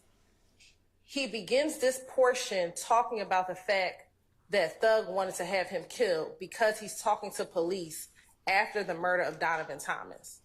And so what the investigators are establishing is that, one, him and Mr. Williams had a relationship, a good relationship. As a result of him talking to police, that relationship is no longer good anymore. He believes, one, that Mr. Williams wants to harm him because he's talking to police, and two, Mr. Williams is not even having the same relationship with him anymore because he's talking to police about the murder and everything that had happened between January and June. So again, it's showing the relevance of why this relationship is changing, given the fact that he's talking to police after the murder of Donovan Thomas. Okay. Yeah. I'm sorry. I don't think she proved it. I might be misunderstanding it, but I don't get. When you're ready, Judge, can I add one more layer, please? Oh, go ahead, Mr. Harvey. Thank you. I understand the arguments that have been made. We also made the other day the argument that this particular statement has been made after the witness had a motive to falsify. Therefore, Right. Under Tomei and the relevant authorities, it's not admissible as a prior inconsistent statement. I don't think they're using that for an inconsistent. They're saying it's impeachment by contradiction. I understand that. So, all right, so the only, different than the only basis then is impeachment by contradiction. So if that is the precise reason, then I have a question as to whether or not that is admissible as substantive evidence or admissible for impeachment only. So that, as far as I'm concerned, once again, if it is admissible as impeachment only, then I am entitled, and everybody here is entitled, to a 105 instruction under 801E1D. So that's. I think it's being admitted for impeachment only. It is not substantive evidence, and therefore I'm entitled to a instruction under that code section. Okay, all right. Thank you, Mr. Harvey. Ms. Hilton? We have a 2004 case, but we'll find a more recent one. It comes Oh my God. in the case that we had is Robinson v. State, 278 Georgia 31. I don't know where they're going.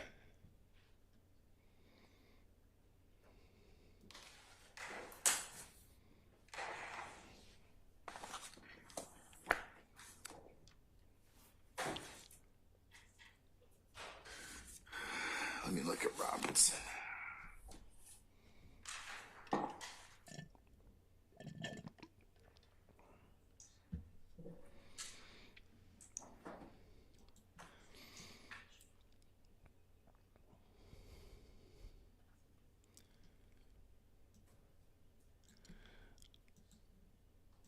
I feel and understand that Woody is corrupt. I just don't understand why it seems like the entire case is hinged upon Woody's testimony. And that seems problematic. All right, let's see. I'm missing something. Your Honor, we're going to look up a different case. I think the Robinson case was prior assistant statements, but give me 1 second.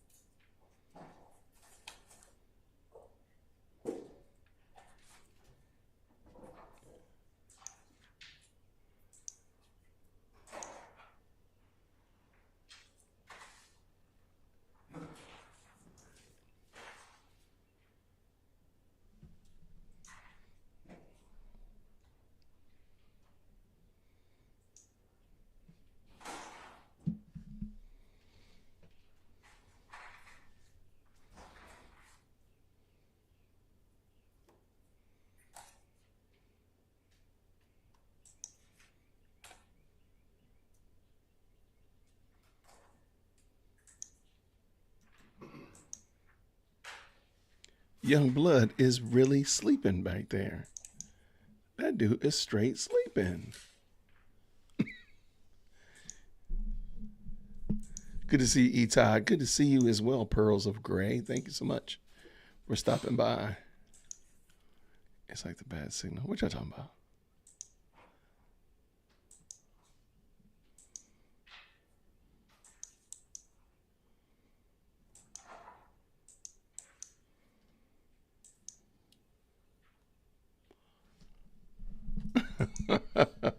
I don't think he can do it because he's a defendant, and the court shouldn't, if I'm not mistaken, shouldn't exact punishments on defendants like that.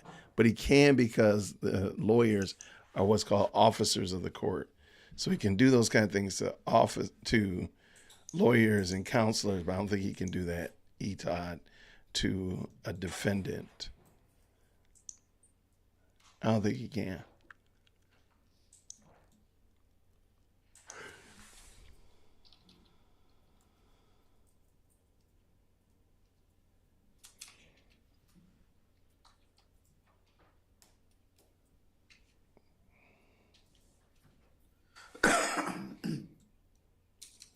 Okay, I see you, Republic Room. Good assessment of ADA Hilton.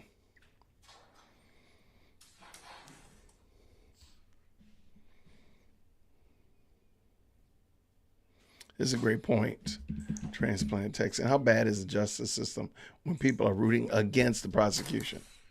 People want to see fair trials bringing convictions, not what we are seeing in this courtroom. I agree. 100%. Very good observation. Keen observation.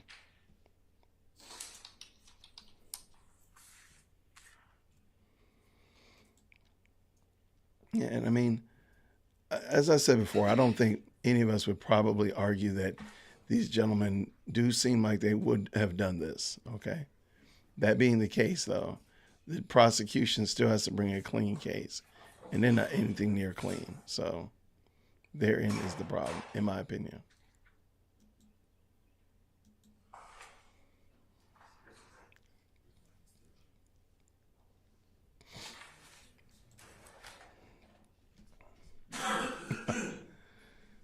And then they move the camera again. Leave that camera alone.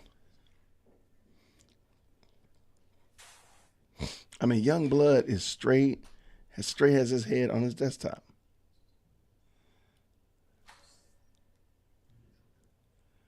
State, did you find something else that the court's found some more recent case law? But Your Honor, what we have, and I'm reading from Carlson's 8th edition. And what we have so far is just that federal jurisprudence identifies that.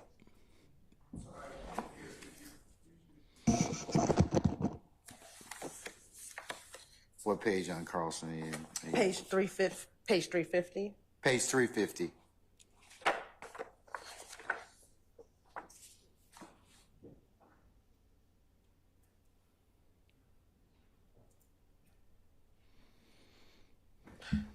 What we have is, and they're citing from United States versus Chaparro,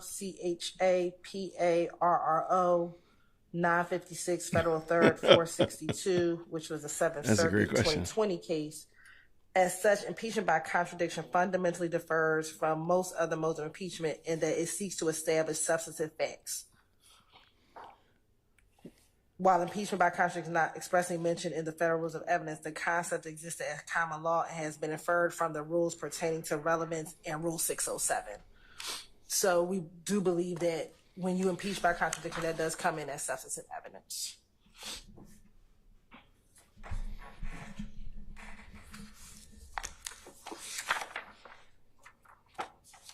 That's a pretty thin read. Well, Rozier, R-O-Z-I-E-R versus the state from our Court of Appeals, decided in August of 2022, 365 Georgia Appeals 178, seems to indicate that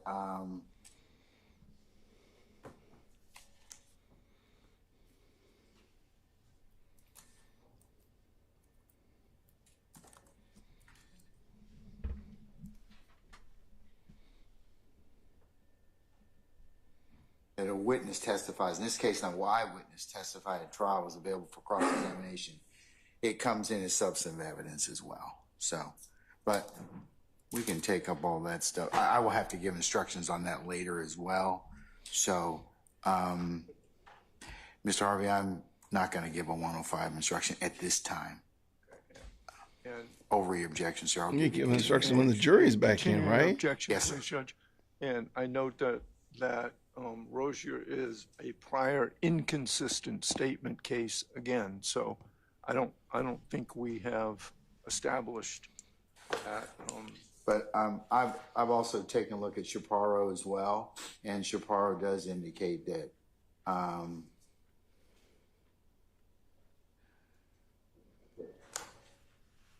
as Ms. Hilton has indicated. Mm-hmm.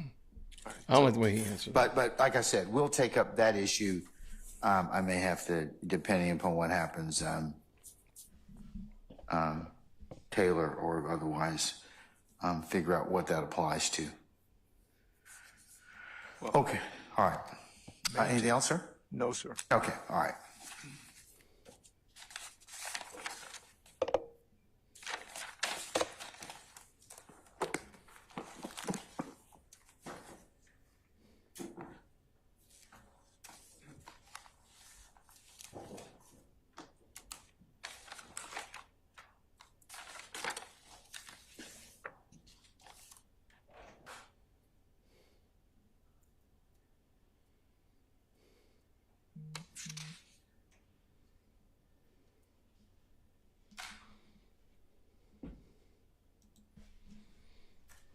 All right, what we're going to do, Judge?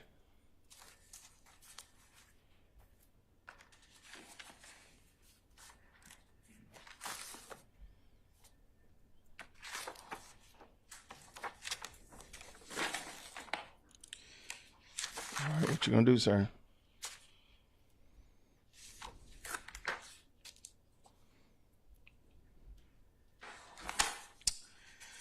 Okay, in considering the parties' request to admit or to keep out page 62, line 23 to page 70, line 16 or thereabouts, The defense contends that, and this is a compilation of Mr.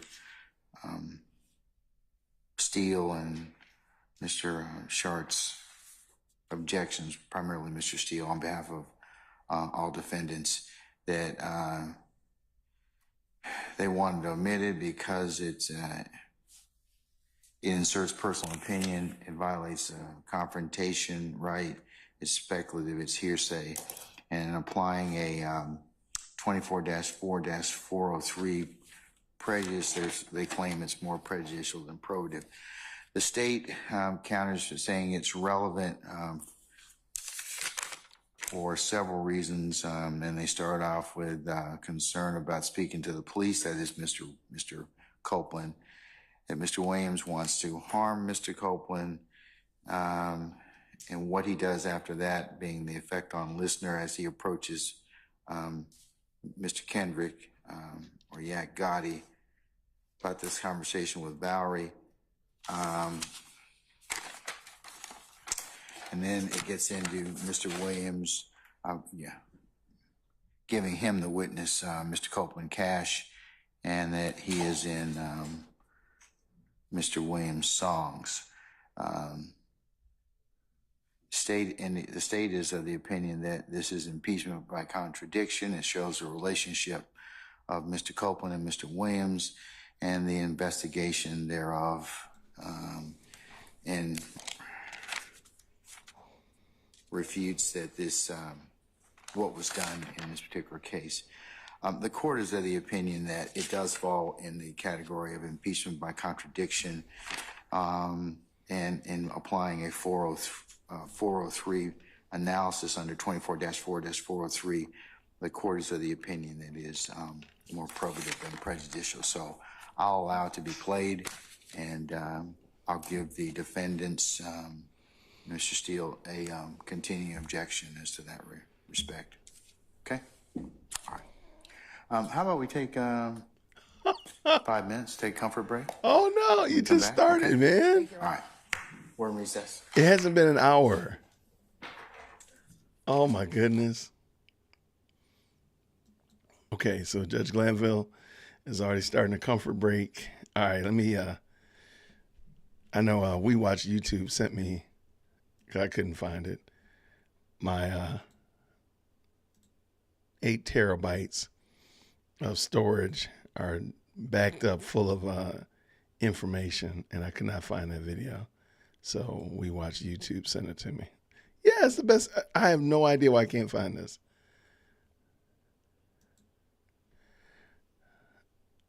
All right, so you're probably wondering, you're saying, Jason, what are you talking about?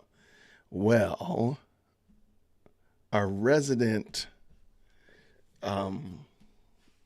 maven of all things great music videos, We Watch YouTube, created a video for the best live chat in the planet. At the current moment, I have 78 likes on this video, on this live stream. If I can get 80 real quick, I'm gonna drop this video in and we're gonna watch it.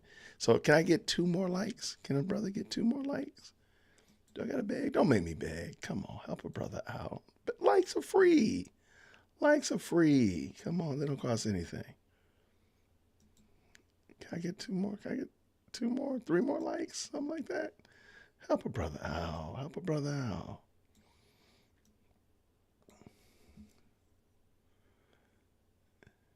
Like a maven, like one who has a skill and a talent. Let me double check, make sure I'm using that word correctly. I haven't used it in a while. Yeah, maven.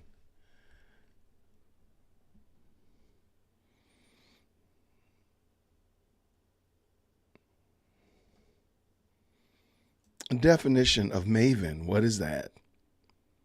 One who is experienced or knowledgeable. Yes, that is, if that's not We Watch YouTube, if that's not We Watch YouTube, our maven of music videos, come on. I think that's fair. I think that's fair. I think that's fair. I'm not calling y'all out, calling you something bad. All right, so I got my 80 likes. So we got to drop this video, Jason. You said it. You said you get 80, you're going to drop it. So here we go. Ladies and gentlemen, the best live chat on the planet. I wanna hold where my screen name is in highlights and people say hi when I come into the room. I wanna be where the conversation is interesting, and I wanna have family there, like President, firstborn and chief executive, second born and a Grammy. She's cool. Yeah, I want a Grammy party for sure.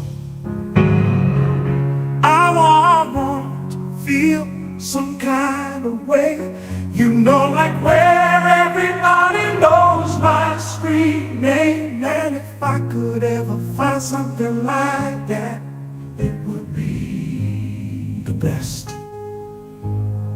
Chat room on the internet, a chat room that you know has stuff to talk about, stuff I know how to talk about, where people get me and I can celebrate. You know where you celebrate. I like it when the moms are on their job and put those links in the chat. Yeah, that's nice. You think this place exists, man?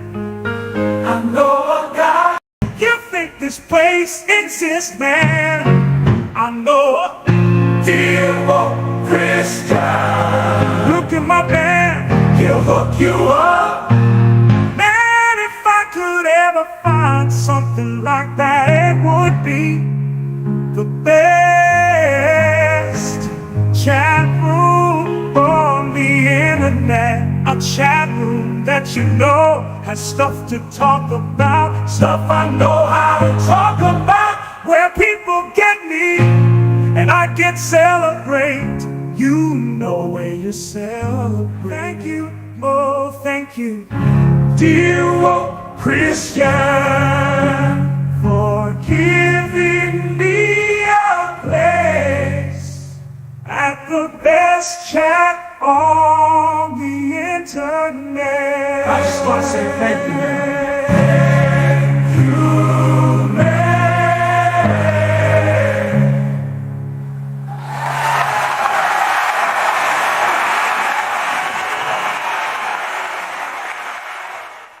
Shout out again to We Watch YouTube.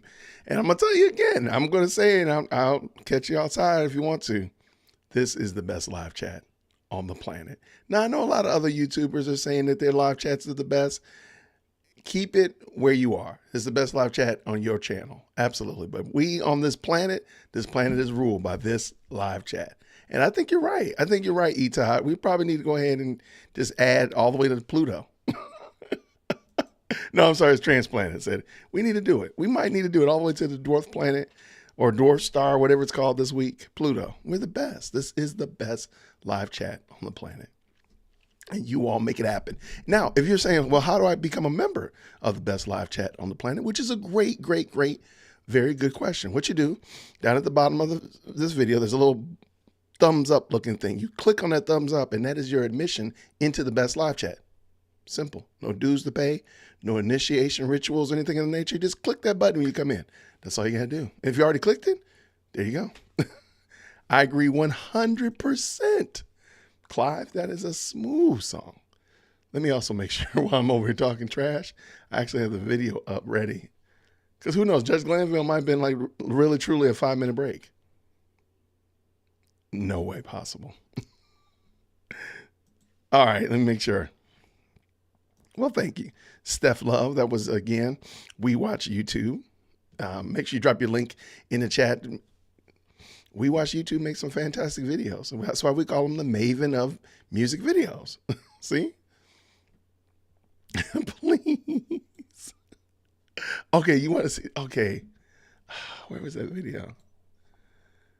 Y'all, E-Todd is just here to cause trouble. He's just here to get Woody in trouble. You know he wasn't supposed to be on that ATV, man. He just want to get him in trouble, man. Let me see if it's still up. Hopefully he took it down because it was not a good look.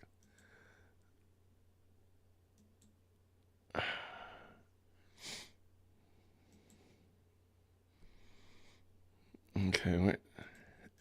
He took it down. I don't think I saved it. Did I save it? I don't think I did. Let me look at my downloads. I didn't have it. I didn't download that one.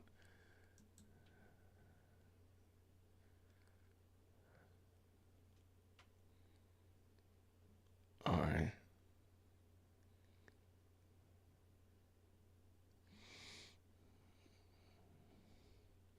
Yeah, nobody's back in the court yet. But let me see. Let's see. Yeah, okay. So if you're wondering, well, here's him sitting on an ATV, but not him driving it. I know y'all wanted to see him riding because he was riding around down the street. It was craziness, man. Let's see if we got, let me see. Hold on a second.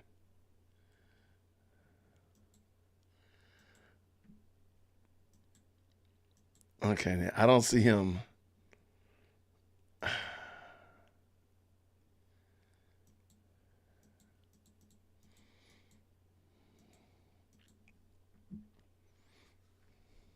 Yeah, I'm looking. I don't see it. I don't see him. I really am looking. And now you got me going down a rabbit hole of looking at his Instagram. Here, we're gonna do this together then. This is the gentleman here. While we're waiting for Judge Glanville to materialize again from the comfort break, let's bring this in. All right, so this is so if you're wondering, a lot of people have been going to Woody's Instagram page because he's been posted live on Instagram. So I clicked here the other day and there was a video of him. I don't know if this is his daughter. And also he likes to use copyrighted music. So I'm just going to go ahead and block that out. So I'm not going to click on the music. But, so he just, y'all saw this the other day. We did that one. That was fun. So I mean, he's just having a good time. I'm pretty sure that's probably his daughter. That's cool. Savory fellow, unsavory fellow. And I just want to go again and say, this is a Kia, my guy. Like this is a Kia. You flexing with a Kia. You stunting with a Kia, brother. Like, let's keep it. Let's tamper it down a little bit. Like, let's not get too far away. Okay, so there's the ATV, but he was riding it down the street. It was a crazy video. I mean, okay, so I got a lot of questions about this young man. And again, I don't think Jason would be able to do much to help him out, but I just have some questions about some of the decisions that he's making as a young man. But that's just, wait, you know what? Let me go back and look for a second. Yeah, there was no other video. There was no video attached to it. It was a funny video of him riding it down the street. Okay, this right here, I don't know what is the deal. Like, you have this stack of cash, which is looks like a lot of money. Could be quite a bit if it's real. Why am I supposed to believe that that's real? I don't understand. What's the purpose of that? What's the purpose of that? Because there's a lot of questions I have. I hate this. I hate this look. I hate this. I hate this. Again, that's a Honda Accord, man, from a secondhand car lot. That's not, come on, we're not, just stop it. Stop it. All right, so you're over here counting money on the ground. Again, if that's supposed to be real, you're just throwing it on the ground. For what? Like, what's the purpose of that? What's the purpose of it? I don't have that much money. You're right. What's the purpose of it, though? What you're doing, what is the purpose of it? What is that doing for anything? I hate that, man. I hate we become our own worst enemies. So am I supposed to believe that you're sitting in a Rolls Royce? That you own a Rolls Royce? Is this what I'm supposed to believe from this picture? Is Judge back? Let me see. I don't think so. Okay, so we are our own worst enemies, man. We are our own worst enemies. The highly melanated we are held captive by ourselves. We are our own enemies. Okay. All right. So he's counting money. Okay. But what are you doing with it, sir? What are you doing with it? Okay. So you're counting out money, which is great. But what are you doing with it, though? How are you using this money stacked on the ATV, which I don't understand what that's for? What are you doing with that to help your family, to move you out of Mechanicsville, whatever of that nature. I've seen this shirt before. I don't know where I've seen this before. Okay. All right. So I'm not going to sit here and keep, because I don't want to end up running across something I wish I had seen. But you know what? Since we're waiting for Judge Glanville, I brought this up earlier, and some people said they thought I was crazy.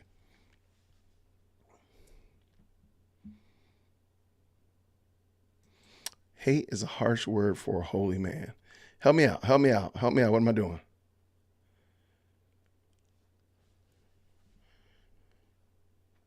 To help me out. Because by no means am I saying I hate anybody, but I do hate the actions and behaviors, absolutely. But okay, so earlier I had asked y'all about this whole, why is the WNBA positioning their athletes kind of like supermodels or models, if you will?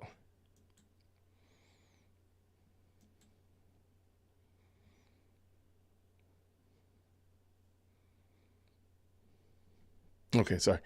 So I'm going to pull up one of these, since the judge has not popped back in yet. I want to pull up a short just to kind of show you what I'm talking about. I hope I find one.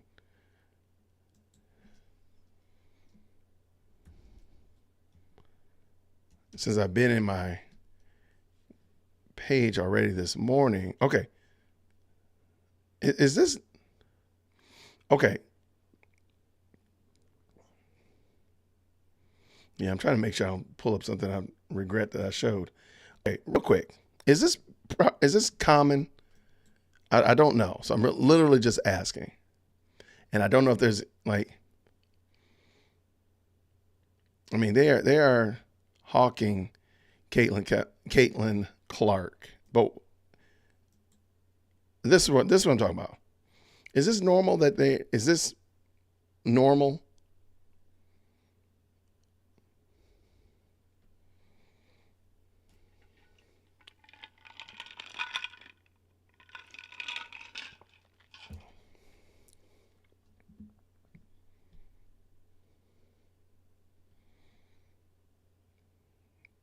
Is that the normal?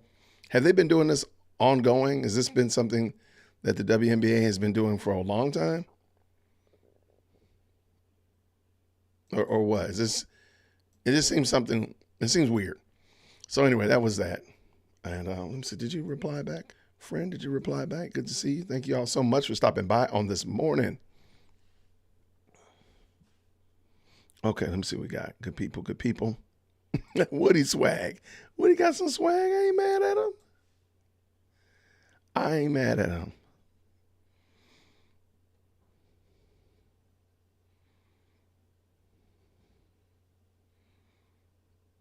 I would love to talk to Woody.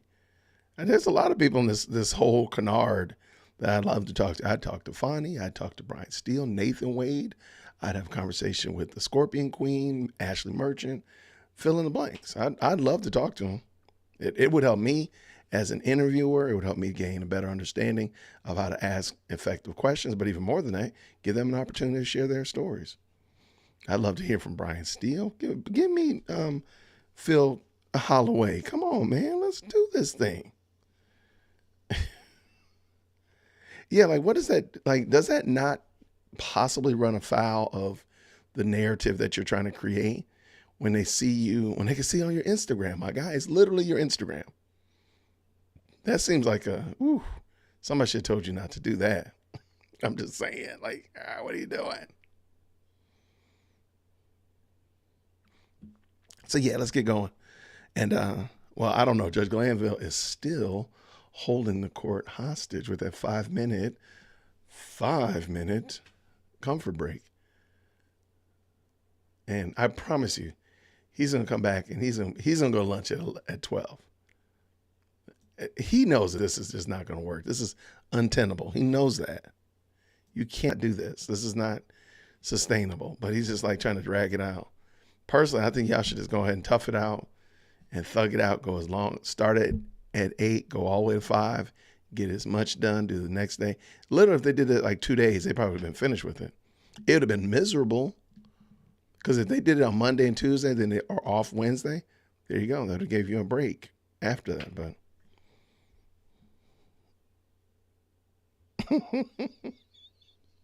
Robin, what's wrong with you? y'all are something else, man. Y'all are wild. Oh my gosh. Okay, y'all develop your theory on your side now. Don't be over here sending people all askew. There's nothing. No, Stephen, Steph Love, none. He just says 5 minutes. I think just to give a time, like just to say something. He might as well just say, let's have a rutabaga or let's have a Pop-Tart. Like, I mean, the word means nothing because 5 minutes means absolutely nothing to him. Now, again, if he has to take longer comfort breaks because he has to take the dog for a walk, I got no shame. Then just say, let's take a 30-minute break and get back in here as quick as you can. Like, to me, that makes sense. Than just saying,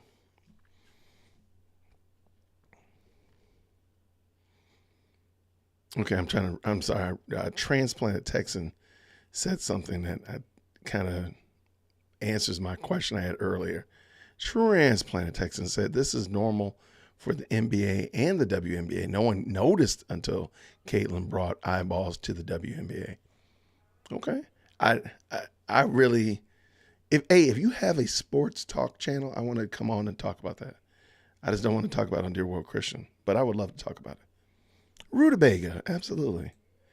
Foster cathead. When I used to be a classroom teacher, my goal was to introduce words that the kids had never heard of before so that they would be challenged to have to look it up. And if they could use it, then they could use the word. So the goal was like, Mr. Whitaker's just going to come out of left field with a word I've never heard of before. It's always going to be a real word. So it wasn't a made up word. So that's why I say stuff like cattywampus and all hitherly, titherly and all that kind of stuff like that. Shenanigans was a real big one that one year. And so I don't know where I came up with, said rutabaga one day, and every now and then it just pops out. But so that was part of the whole thing, was to keep the kids listening and paying attention and looking for new words. And if they came across a new word and they could use it in a sentence or use it in an example or a story that they were writing. Yes, little Tommy threw a rutabaga at Sally. Then it would be, it was just a fun activity just to keep them engaged. So rutabaga. But still here, I wouldn't mind Judge Glanville hooking us up with a little bit of heads up on how long a 5-minute comfort break really is. Because at the current moment, I think we all agree.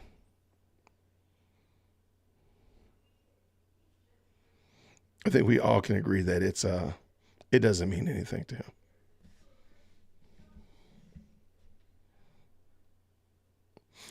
See, Polly, I'm still a little salty about that.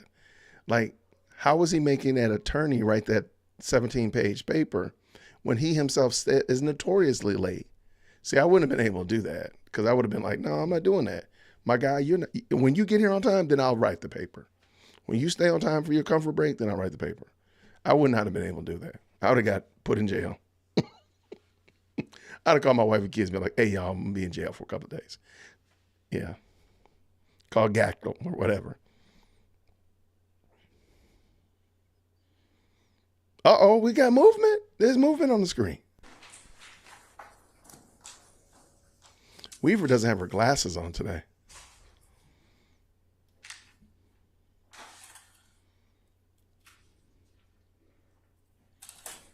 Okay, let's go ahead and continue with... Let's go ahead and go to lunch. Oh, sorry. Where we are. Okay, I think the next period of redaction is...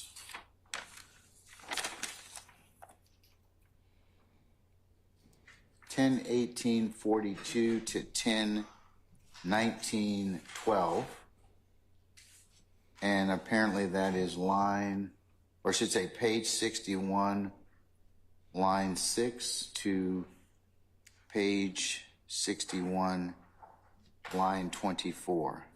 We're past that part. Okay. We're on... Well, Okay, I just want to make sure you've agreed to it, because I have it on Mr. Shart's chart that he sent me. So just to make sense of the chart, Your Honor, on the left, where it says page number on the left, that's the state's proposed redactions. Yes, sir. Where it says max page number, that's mine. Okay. And so I just tried to keep them in order. However, the last one, which I don't think we're done discussing yet. Which is the last one you're talking about? Where I said page 61 to 77. Are we almost done? Mine was broader than the state's individualized ones. So we've already passed the next three for the state, but we're still waiting through 61 to 77 on my end. Does that make sense? It doesn't. Yeah, sort of. Okay. Okay. All right. Okay. So I'll take sort of. So do you have any disagreement with the state's redactions from 10/18/42 to 10/19/12, 10/19/42 to excuse me. Let's see. No, that's to 10/19/50 and then 10/25/23. No, I'm in agreement with all of those, and actually that last one, 10/25/23. right, takes us to where we left off, where there's a brief mention by or commentary by the detective that suggests that Shannon is Jeffrey's shooter, and so the state, that's the 10/25/23, which the state is taking out. Now now in my opinion, we have to wade through the time period after that until we get to page 77. So the next portion, Your Honor, that I'm not sure if it's in contention, but it would be page 70, line 21 through page 72, line 4, which is about 10/25/27 to 10/26/13. Right, and that is just to get everyone on the same page, because I have the transcript for the defense. That is there's more commentary in there from the detectives stating their opinion that Mr. Copeland has in fact committed crimes on behalf of Jeffrey. And they're saying, why would he put you in these songs if you haven't committed crimes for him? So I'm going to leave that to Mr. Steele. If he hasn't, really? Okay, so Mr. Steele, Mr. Steele in the defense, for the reasons stated before by Mr. Steele, objects to that portion. And I can just play it, Your Honor. And that is the 10/25/27 to 10/26/13. Is that what you're saying? Yes, Your Honor. Okay. All right. Okay. I'll hear it. Do I need to hear it? Yes, sir. Okay.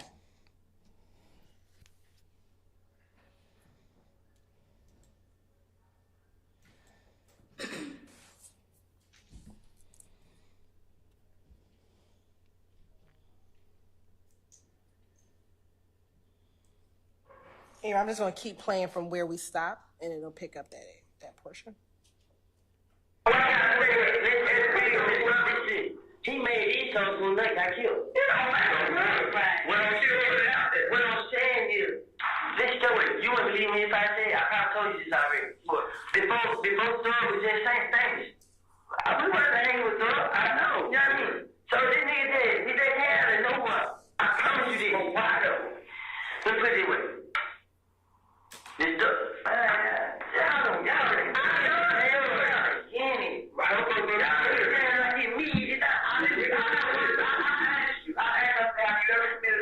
Thug, you said no. And I said, well, why would he say if I got a problem, Lil Woody will pull up and pop at that knowledge? Yeah, and he keep doing it. I don't even ask like, why didn't he put my name in these songs? He wasn't bad about it. You want to know what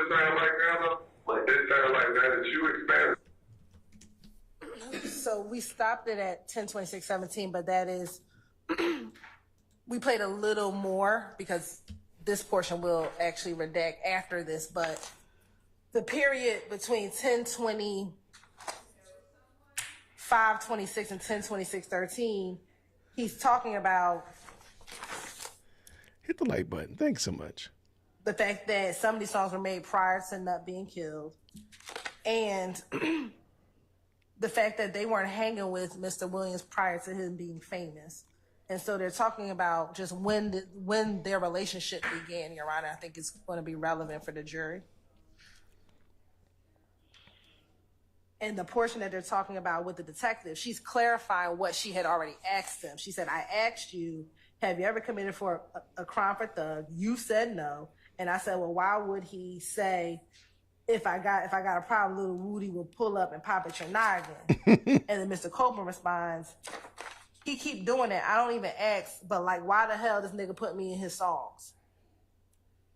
And so, again, that's Mr. Copeland. It's Mr. Copeland saying he doesn't know why Mr. Williams puts him in the songs. Really? I don't know. He Did just you put give me in a testimony song. about that already on direct? Not specifically because, again, once he said everything he said in here, he made it all up. We, based on the case, I have not gone line by line because he's basically said at this point, everything he said, he's making it up.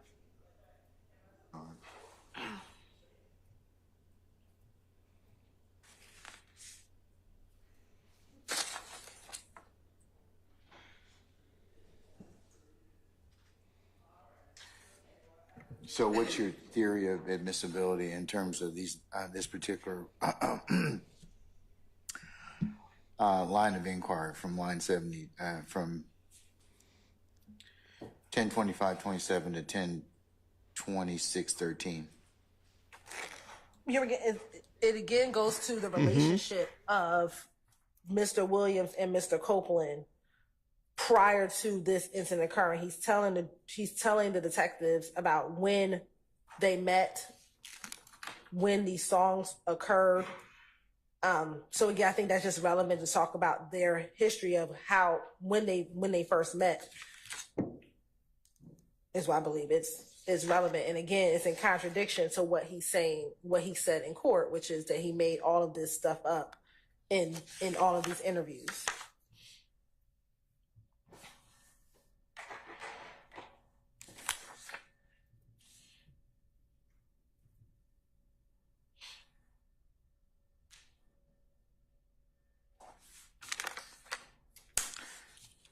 Mr. Charter, Mr. Steele.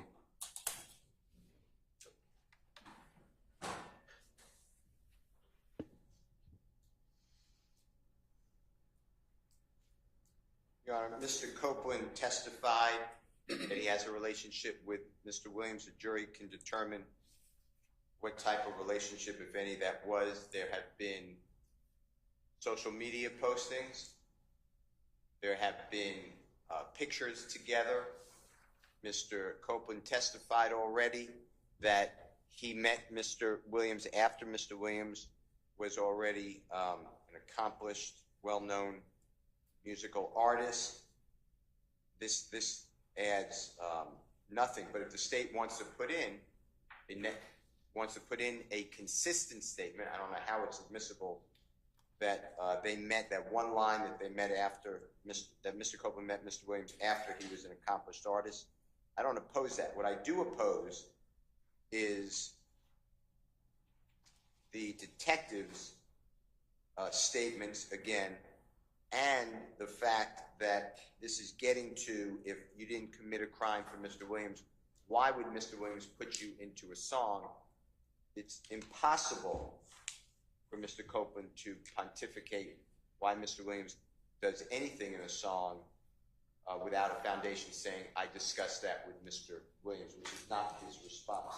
And that's the part I'm objecting to, because it's, again, the detectives giving their theory that you do commit crimes for Mr. Williams, otherwise you would not be in a song. And Mr. Copeland denied that, and then they followed it up with the, well, then why would he put you in a song, which clearly Mr. Copeland could not get in the intent of Mr. Williams. Those are my issues. Also, the state keeps saying that Mr. Copeland gave this blanket assertion, I lied, and I heard what you said today, and I know you looked at that's not what he said. What he said was, I probably said all of these things you're asking, but I said them because I wanted to remove, basically, this is my impression, the target from me onto someone else. That's how I'm not saying that's a direct quote, but that's how I understood what he testified to in your court. So those are my reasons. And under 403, I don't know why the detective's words get to be displayed to the jury on, oh, well, you had to have committed crime for Mr. Williams. That's Mr. Williams' character under 408, and it's also a 403 analysis again, I'd ask. As well as Houston, from those detectives, and confrontation.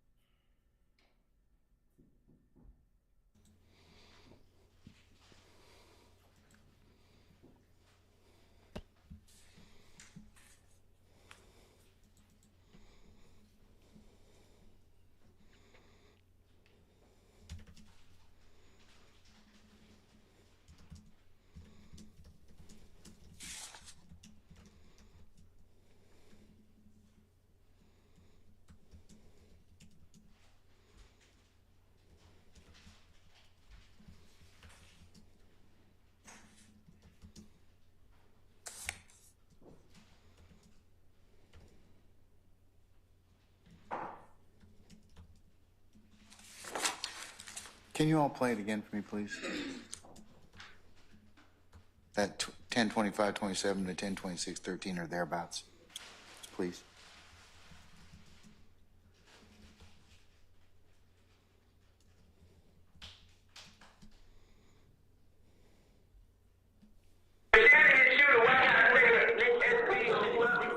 He made these songs when they got killed. It don't matter.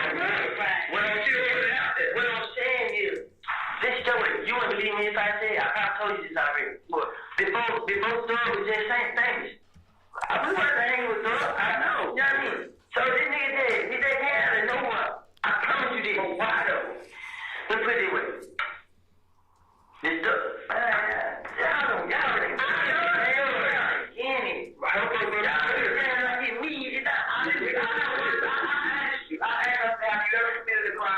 you said no. And I said, well, why would he say, if I got a problem, Lil Woody will pull up and pop it at night? Yeah, and he keep doing it. I even asked, like, why didn't he put my name in these songs? He wasn't bad about it. You want to know what it sounds like now, though?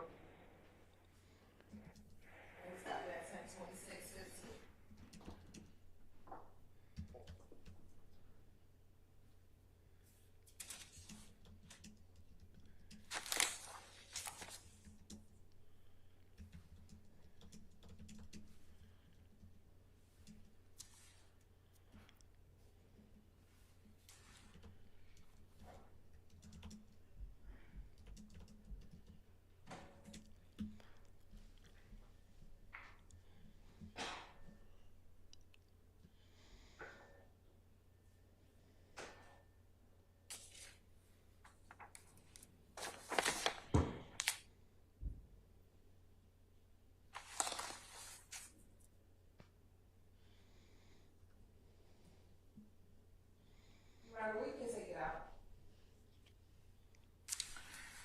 Okay. Okay. Why'd she take it out, I wonder? She gave up too quick. All right, She gave up that too will be quick. omitted. That being 10:25:27 to 10:26:13. Okay. The next portion is 10:26:14 to 10:26:24, which is Hold on. page 72, line 5 through 13, and we don't have an objection to that.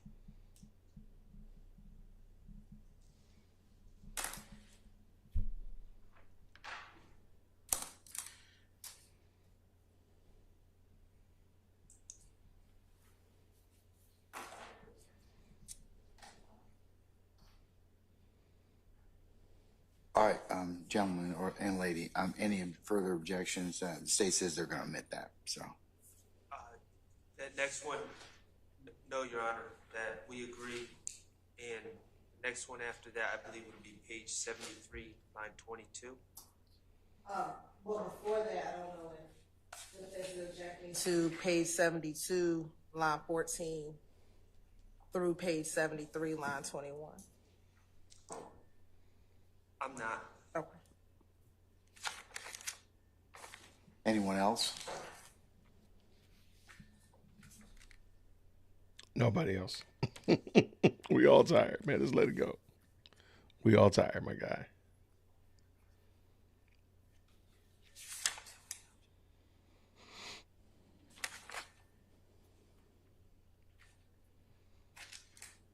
We are all tired. Let us go. Yeah, I think we're all in agreement until we reach page 73, line 22. Yeah, and so the state does not object to page 73, line 22, I think through page 76, line 12.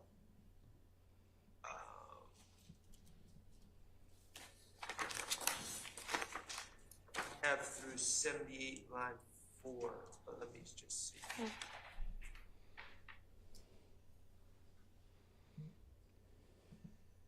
Oh, Yeah. okay, yeah. I'm sorry.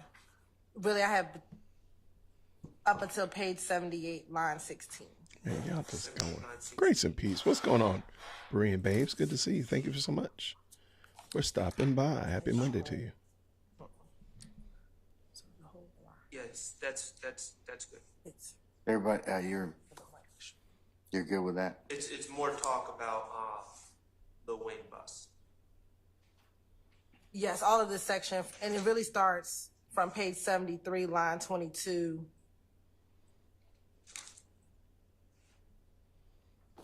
Through 78, line 14, or line 16? Yeah, let me just confirm. Okay.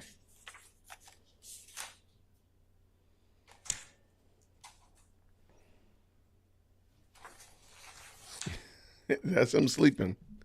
It's nappy nap time.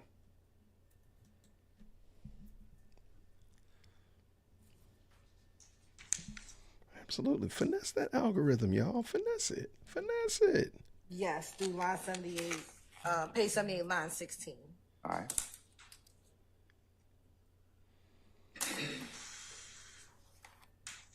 What's the next area that you'd like to discuss? So the next area that I believe is on Mr. Shar's chart is page 89, line 3 through 6. 3 through 25. This is wild. Okay, well, we did have objection to 3 through 6. Now there's another portion we would need to look at that.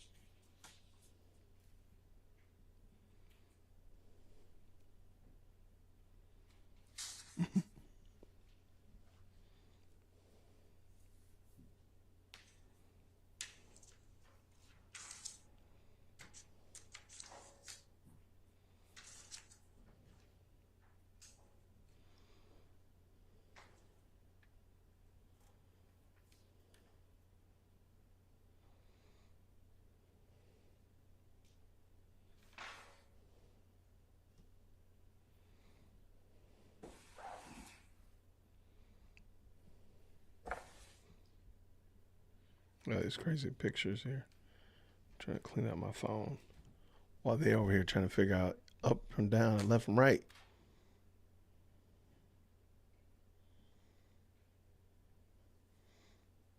What about the guy next to the clock? He's sleeping too. That dude has been laid out the whole time. I truly expect him to start snoring.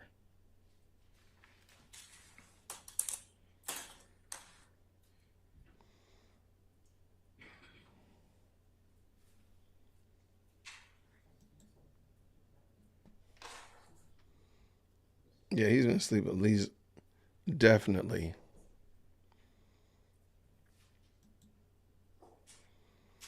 That's a great question, Mickey. I have no idea where Adrian Love is. I think I agree with most people's argument. Most people saying that she probably had a conflict. I think that might be it. Yeah, sure. So on page 89, 3 through 25. Page 83, you mean? Is it 83? Page 89. Sorry, I thought we were on page 89. Is it 89 or 83?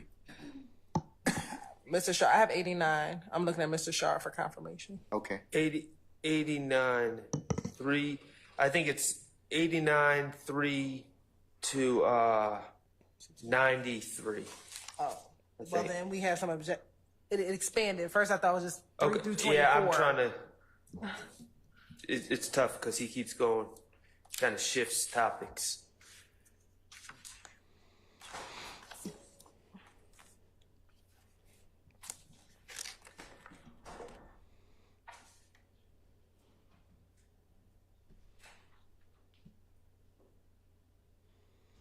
Let it go, Shard.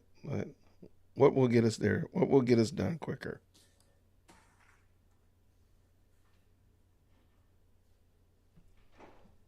That's the question we need to ask. What will bring us to a conclusion quicker?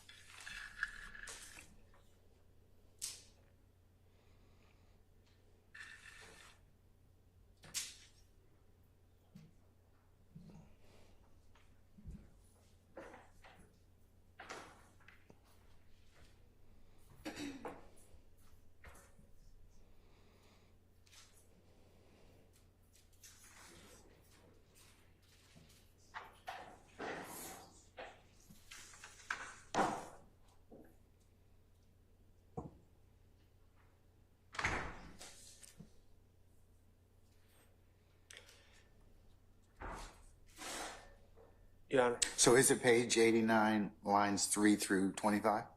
That was the original group, so we don't object to that 89, 3 through 24. But we added something. 24, I should say. So, and we appreciate the state agreeing to page 89. On 90, the difficulty with this, Your Honor, and this is going to be a call that you have to make.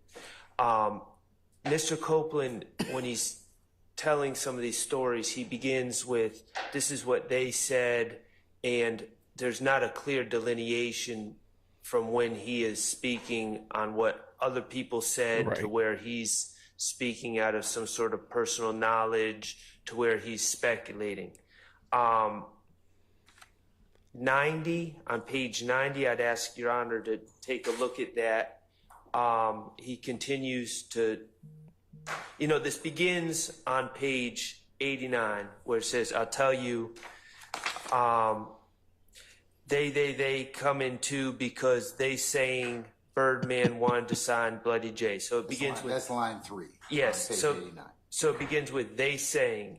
At some point, he's talking about, continues to talk about business relationships of who he calls Thug and Birdman, and then he's asked about gang membership and rankings of different individuals in the gang, including Shannon, Mr. Kendrick, and Jeffrey. So where is that particular? On page 90, as you go further down, and I am expanding it, so I will apologize to Ms. Hilton. But before we go further, is the state in concurrence that you're gonna, that at page 89, lines 3 through 24 should be omitted? Yes, we don't. Okay, all right, so unless somebody has an objection to the contrary. Anyone? Okay, let's start on page 90 then. And you can further your argument. So which lines or which pages, starting at page 90, are you saying that should be excluded? Well, 1 to 3 seems to be a continuation of the redacted conversation. Right, she already said that. But then after that, they talk about gang membership. They say, what's Thug's ranking? But Thug ranking, Thug ain't blood. They say he won't answer the phone for him. That starts around line 11. 11. Okay. And so it's they say, so that seems to be based on hearsay. And then they ask about what rank he's claiming, and he says, SHIT, last I heard, like, cause Shannon's supposed to be G-Shine, and Yak's supposed to be some other blood set, some bounty. I listened, I heard bounty type SHIT. I don't know is Copeland's response. So it seems to me that this gang information on page 90 is a combination of what he's heard and speculation, and then he kind of ends it with, I don't know. So I don't think it would be appropriate to play such flimsy evidence with a source that cannot be determined for the jury. I think it's probably best that we play this section because I don't think the transcript He gonna let him gives play it. the context of what the section Okay. is. All right. Let me hear it, please. He gonna let him play it. And what part of the transcript, just for purpose of record, is it? Yes, Your Honor. We're going to start page 90, line 1, and it'll be approximately around 10:38:20. And Ms. Hilton, I'm just going to make a suggestion that you continue it on to page 92 because the conversation continues Oh, on I get it. I get the joke. I'm sorry. beyond page 90. Okay. Thank you. So you're going to play it from 10:38:20 to approximately 1 minute. 10:40:36. Okay. Okay, whenever you're ready.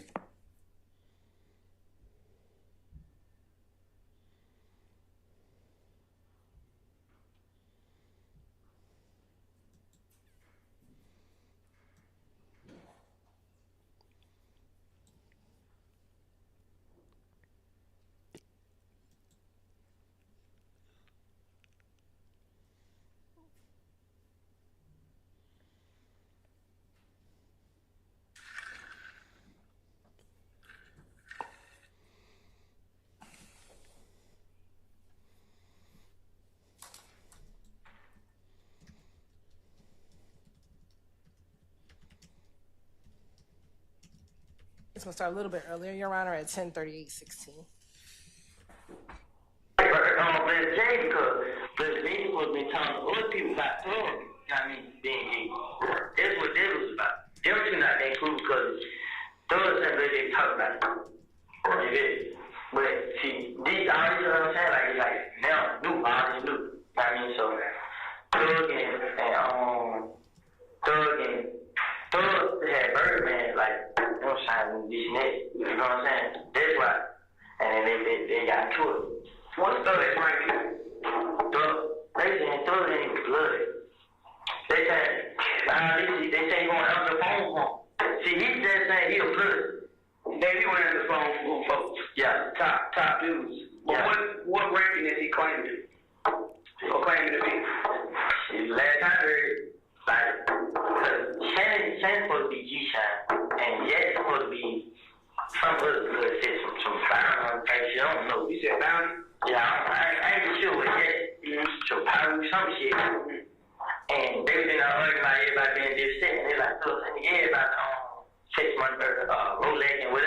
shit. You hear me? Ain't nobody getting in bed. So what is, once again, what rank did you hear, or what rank is Thug claiming to be? The last time I heard he was sustained, it was like he was over all the people there. What is the name of the stain?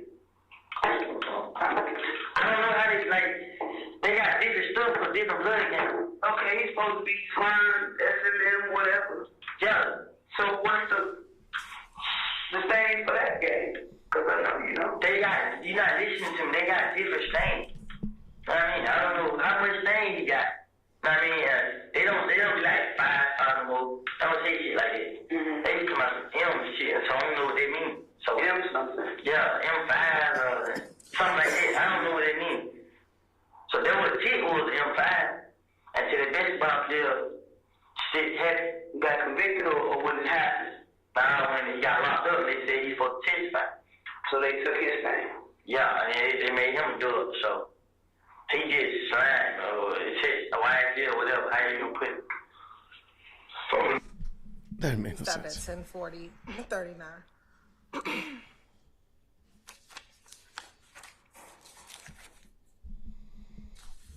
Uh-oh, my guy got up. He still looks asleep. All right, State, got a lot of references to third parties. What's your basis? Are you still want to try and argue that it should come in? Yes. Okay. Your Honor, again, first level, impeachment by contradiction. He says that everything, he made it all up. So I start there. Then secondly, when he's talking about who is a part of what set or what gang, Mr. Copeland hangs around or is around all of these people all the time. That's But we don't know who. I mean, it's they. Right, but I think that is just the way in which he speaks. I mean, he's around Mr. Kendrick. We've seen pictures of him with Mr. Kendrick. He's around Mr. Williams. We've seen pictures of him around them. So he has an understanding of what they call themselves or what they identify as. And so he is telling them that is what they say. They claim that they are this. They claim that they are this, but this is not a third party telling him these things. He is friends, or at least at this time or prior to this, friends with each and every last one of these individuals, from Mr. Stillwell, Mr. Kendrick, and Mr. Williams. So he is telling the officers what he understands them to claim. And so we don't believe that they is a third party telling him something that he's unaware of. We believe that he has knowledge, personal knowledge himself, being that he hangs around or that he is with these individuals, as evidenced by the pictures that we've already introduced into evidence showing his relationship with all of these individuals. All right. Is that it? Okay. Mr. Sharp or Mr. Steele? Well, it's completely unclear what they refers to, who they refers to. The state is making their own determination that favors their theory of admissibility, but that doesn't shine through in the transcript or in the recording. What does seem clear from the recording is Mr. Copeland is getting information from somewhere else, and he also really doesn't know what he's talking about, or at least he claims to not know what he's talking about. He says whatever it is, I don't know about that. So he's just, and we all know people like this that say a lot, and then at the end of that long statement about everything say, but I really don't know that to be a fact, or I don't really know about that. And it just seems to me that if he doesn't know about what he's talking about, and we also don't know where he got his information from, Right. That is not something that should pass 401 and 403 balancing tests, and not something that should be exposed to the jury. I do want to point the court to one specific line, which I think is actually the crux of this. On page 91, lines 5 through 8. What Mr. Copeland says, and I think that puts the other portions before it in context, he says, and they were in there arguing about everybody being dipshit. And they was like, Thug saying everybody sex, money, murder, Rolex, and whatever, however you say it. So one, that portion, Thug saying everybody sex, money, murder, Rolex, and whatever, however you say it, would be a statement against a party opponent. Prior to that, I think what Mr. Copeland is saying is that they were claiming these other sets. G-Shine, Yak was supposed to be some other set, but whenever they were arguing, Thug said to all of them, everybody sex, money, murder, Rolex, or whatever, however you say it. So that portion is statement against a party opponent. The portions before that is him trying to say all these people are claiming these other blood sets, and then he in turn, Mr. William in turn says everybody sex, money, murder, or whatever you may call it. Well, again, or however you say it, excuse me. Again, we run into the same problem in that line that Ms. Hilton just read. And they was in there arguing about everybody being, it says dipshit. I'm pretty sure that it's not dipshit that he said. And they was like Thug saying everybody sex, money, murder. So again, we don't know who they is. We don't know about what they were arguing everyone being. And then he says, and they was like Thug saying everybody. So the they is in apparently telling, the unknown they is now telling Copeland what Thug supposedly said. So it's still hearsay. It's an unknown declarant. And that doesn't, and even if Your Honor were to accept the state's argument on this one particular set of lines, that still doesn't address the source of knowledge for my client's gang membership according to Kenneth Copeland, and Mr. Kendrick's gang membership according to Kenneth Copeland, which right after he gives this information says, you know what, I don't know about it. So it's just a lot there, and I don't believe that this is the type of evidence that is of the quality that should reach the jury. Mm-hmm. You said we don't think this is quality.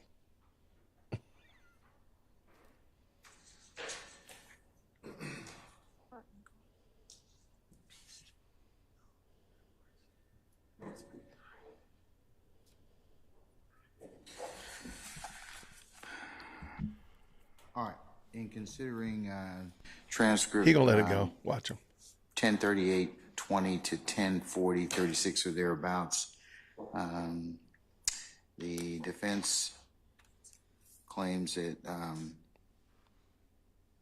they don't know what they, I should say, refers to, and he's getting him being Mr. Copeland, his info from somewhere else, and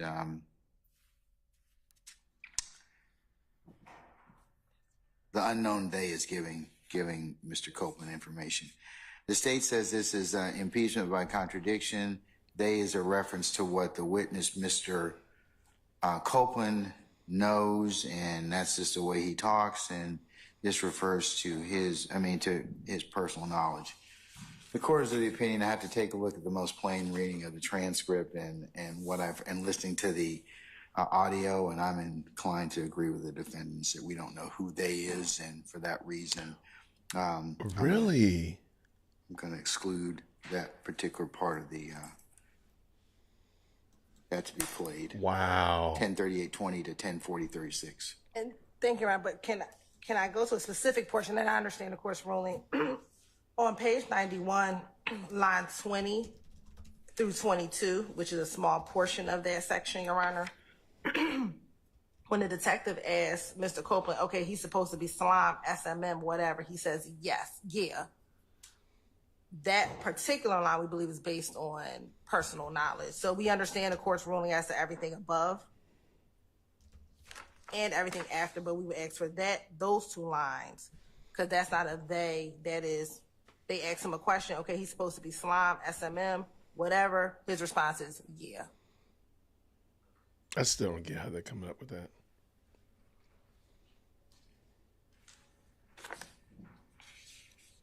All right, Mr. Shart or Mr. Steele? The state is asking for, I'm going to exclude the previous portion, but the state is asking for me to include around line 20 of page 91, where Detective 1 is speaking. Okay, he's supposed to be slime, comma, SMM, phonetically, whatever, and then that's line 21, and then line 22 is Kenneth Copeland, yeah. We agree with all our other objections to playing statements, notwithstanding. Yeah, and they're still on a fundamental basis. We've objected to that already, so. That's fine, Your Honor. All right, Mr. Steele, anything further, sir? No, sir. Okay, all right. I will allow the state to play the line 20 through 22 over the basic objection. The defense doesn't believe that it's proper for the state to be playing this to begin with, and I've given them a continuing objection in that respect. All right.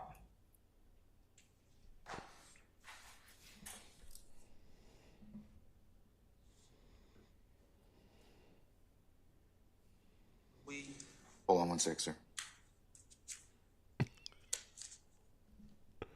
I didn't realize that. I did not realize that's where my face was until you all so where are we pointed it now? out. I have 112:24 to 114:25. Oh, come on. When is Says this going to 112. end? This is cruel and unusual. Oh, I see it. Okay, 112:24 to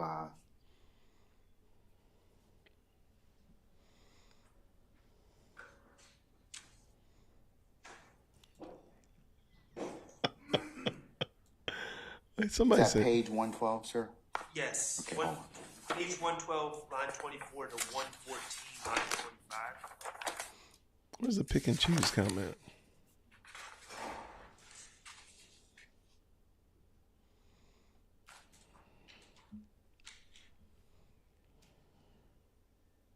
And Your Honor, the state has no objection, but I do believe the lines may start at page 112, line 21, through page 114, line 25. So it's you think it begins at page 121? No, 112, but just Page line- 112, 112. but just line 21. Oh, here it is right here. I agree with that. 112, line 21. Yeah, it's like after a period, but it starts like I got out of jail. I got you. Okay, all right. Through where? 114, line 25.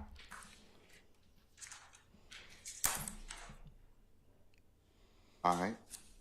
Any further objection or discussion in regards to those pages 112, line 21 through 114, line 25? All right, hearing none, those are excluded. Okay. Okay. And that redaction covers the state's next redaction, proposed redaction, which we would agree to, and it was covered in that last one. Yes. So I think the next is page 122, line 19, 124, line 10.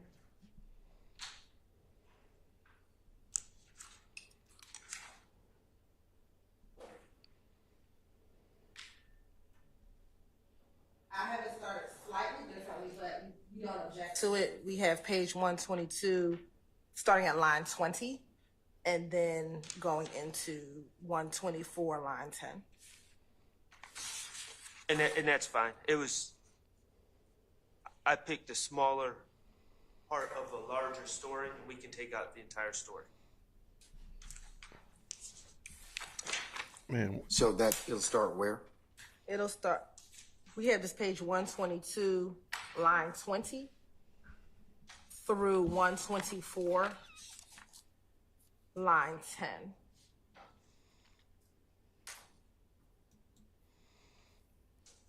Hands down, this trial needs some All Woody. right, any further discussion in respect to the page 122, line 20 through page 124, line 10? All right. And Your Honor, the time is 11:02:31 through 11:04:01. 11:02. Yes, Brian. 31 Yes, Brian. through We're going to have to relive this with the jury. You're right. 11:04:01. Okay. All right, that'll be excluded. And Your Honor, for the previous portion that we just discussed, the page 112, I'll give the court the time as well. Go ahead. That's 10:55:49 through 10:57:18. All right, thank you.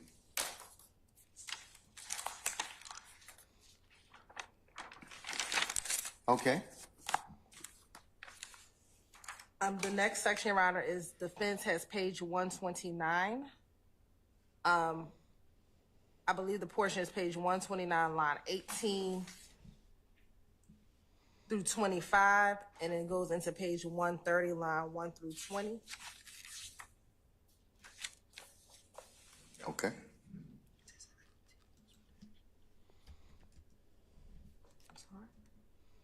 What y'all whisper about? No, page 129. And we don't. You agree that should be taken out? Yes. Now, there's, and I'm in complete agreement. After that, after 130, line 20, there's a discussion that the detective has about, this is just context, Your Honor. It's the shooting of Mr. Bennett's mother's house, and then the detective talks about a gun that Quindarius Zachary had been locked up with, matches the ballistics coming back to the shooting of Mr. Bennett, who we've called Lucci before, his mother's house. Now, speaking for myself, I don't have a problem with that discussion on the assumption that the state, what I think is inappropriate is if this discussion enters evidence and the state is not going to produce any witnesses that make the ballistic match between a gun and the shooting at Mr. Bennett's mother's house. We do intend to introduce ballistic No. evidence showing that that gun matched. That's not even part of the ballistics case. The second shooting matched the gun that was found on Quindarius Zachary. That's not a part of the case, though. It may. So, for context, Your Honor, on January 20th, Mr. Bennett's mother's home was shot up twice on January 22nd, 2015 and January 26th, 2015. That's The messed shell up. casings from the January 26, 2015 shooting matched a gun recovered from Quindarius Zachary in May of 2015. Look at the link I The just state sent you, does Brian intend Babes. to introduce evidence that the gun found on Mr. Zachary matched the shell casings from that incident. No, I spelled it wrong. From January 26th.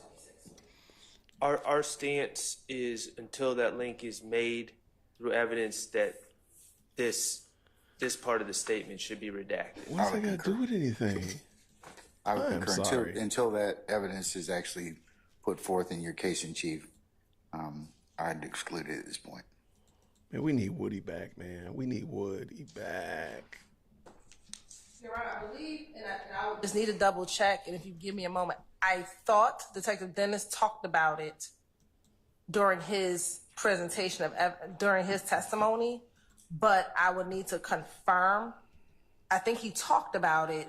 Now, whether or not did you introduce? Did I introduce the shell casings? No, but I believe that there is evidence of it, given that the testimony of a single witness is enough to establish a fact, that the evidence is before the jury. I will confirm and make sure that Detective Dennis did testify to it, but I believe he did. But I would just need a moment to go through or ask Ms. Weaver for assistance determine if that evidence came out with Detective Dennis or Detective Gaither. But was ballistics ever entered through Detective Dennis in regards to this, or are you going to enter it later through another witness? Ballistics was not entered, only the testimony, but the testimony at this time is enough to establish a fact. But no, the ballistics are not in. Wait, what? Why do we need the ballistic? Y'all, this is not part of the case. And to be clear, my strong recollection is all this overview testimony by Investigator Dennis about other alleged acts. That was all made over defense's objection. He wasn't. Yeah, I think you still need to lay some foundation on that state. I mean, I do. In terms of the ballistics, his testifying about that. If it. I understand, of course, I understand the court's position, the state's brief argument, even if it came over objection, that testimony is still before the jury. That testimony is still evidence. But I do understand the court's. The defense has made another objection, and the court is of the agreement that it's still foundation. You still would. You still need to lay some more foundation in regards to the ballistics for that to be then testified to. I understand what you're saying. You're saying, okay, we can testify about this because of the fact that Dennis may have already testified about the ballistics, but there's nothing underpinning that yet. So. Thank you, Your Honor. And we just want to confirm that the portion that we will keep out is the portion specifically talking about the fact that the ballistics came back. So that would be for now. I mean, page 131, line 21 through 24. Page what? 131. I mean, no, page 130, line 21 through 24.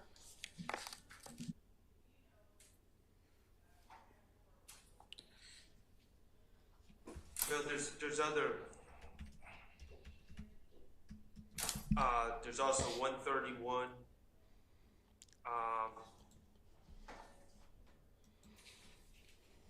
5 through 15. Oh, I'm sorry. 131, 5 through 25, pretty much. I'm sorry, Mr. Sharp. 131, 5 to 25. They keep making reference to the ballistic match.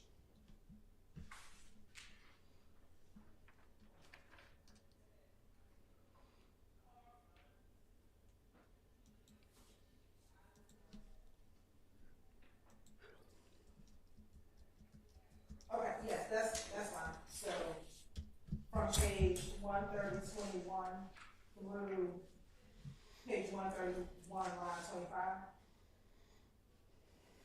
Right. All right.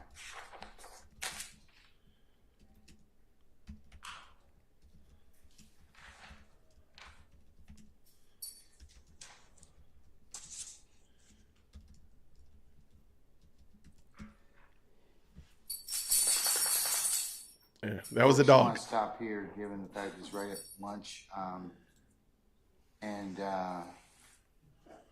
ignore the bell. That's of no consequence. That was a dog. Do you want to stop now, and then we can pick up at 1 o'clock? 1 o'clock. Oh my goodness. All right. Where are we going to pick up at 1 o'clock? Your Honor, we should be picking up at the fence, page 140.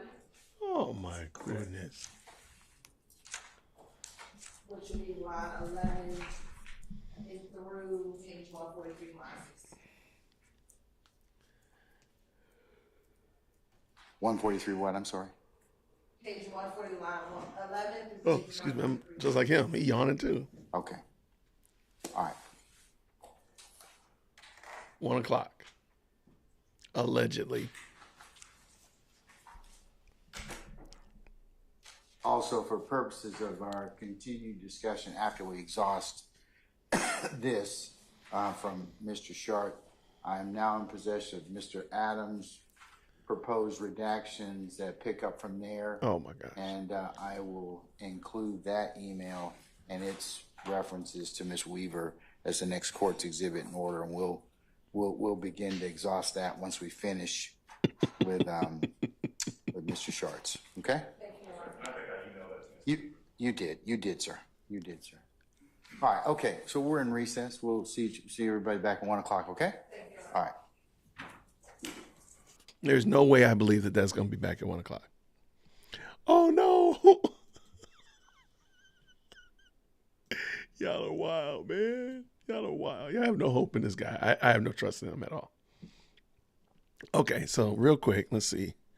Let's see what some of our other friends are. Let's check the traps.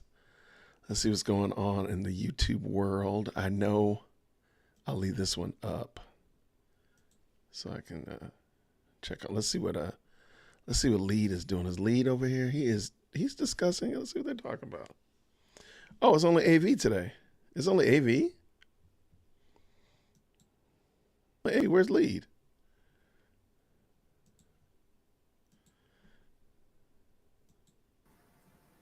There. 143 what? I'm sorry. I'll join her so she's not by herself. Okay. All right.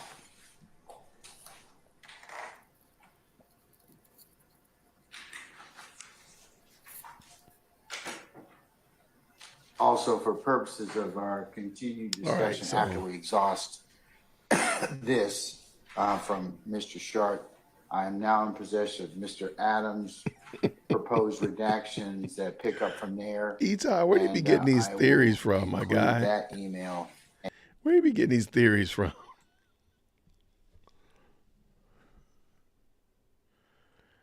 Timely return. I agree, TJ. I'm with you 100%. Terry, I don't think anybody knows what's going on, truth be told. Let's see what AV says real quick. So they are in recess. Lead will be joining us any moment now. And also joining us any moment now should be Kayla Bumpus. So if you guys have questions for Kayla, start to think about what those questions are. They will both be joining us and we'll be able to get her perspective of things. You know, the judge really thought that Kayla was the mole here. He really did. So it's going to be interesting. Look at who we have, guys. Alrighty. You got your boy in the house. How are y'all doing? Somebody write AV in the chat. She is holding it down. And you know, all right, so I'm gonna let them warm up. I didn't know that they were gonna have Kayla Bumpus on. Okay, well that's kind of cool. I don't know what kind of dog it is.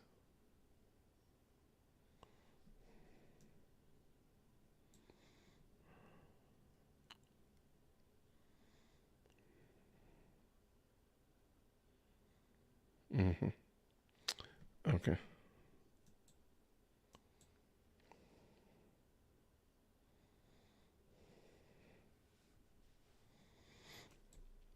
Yeah.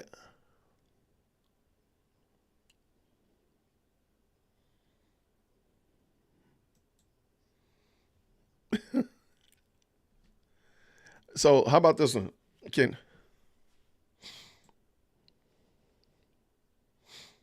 All right, if y'all want, I'll bring lead attorney on and we'll watch it from here. Or y'all want to, if y'all cool with that, if you drop me real quick drop me a fire emoji. We like that. Drop me a fire emoji in the chat. We'll pull AV and lead in as they interview Kayla Bumpus and see what all you all have from there. If you like, I think that'd be kind of cool, but I'd love to hear what you all think about it. I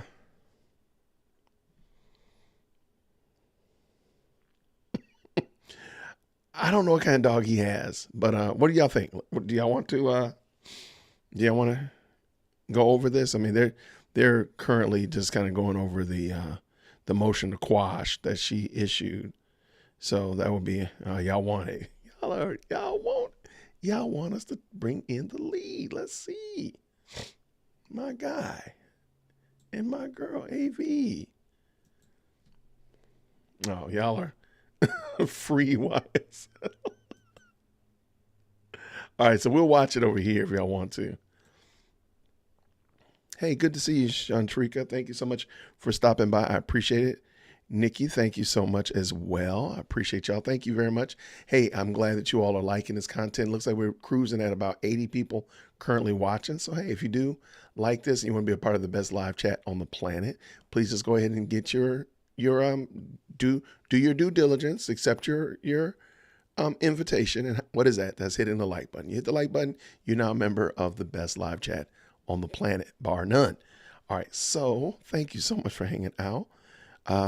I don't know. This is a great question. Should Bumpus be speaking? I don't think that ex parte meeting is going to happen. The cause hearing is going to happen. I don't think that's going to happen. But I think it's great that you're asking that question though. Jury is in session. Okay. That's what I'm thinking too, Janine. Jenny Hughes, thank you so much. I think it's probably a German Shepherd, but I don't know. I mean, I've seen tons of different types of service dogs, but you know what? Actually, I'm going to be probably talking to Rhodes, who I spoke with earlier. He actually is a German Shepherd breeder. So maybe we'll ask him, does he know what kind of dog Glanville has? But, all right. So it looks like the general consensus is let's go ahead and bring on AV and lead. So we'll probably do that as soon as Bumpus comes on, see what they're talking about and what kind of good information we can glean from it. So let's see.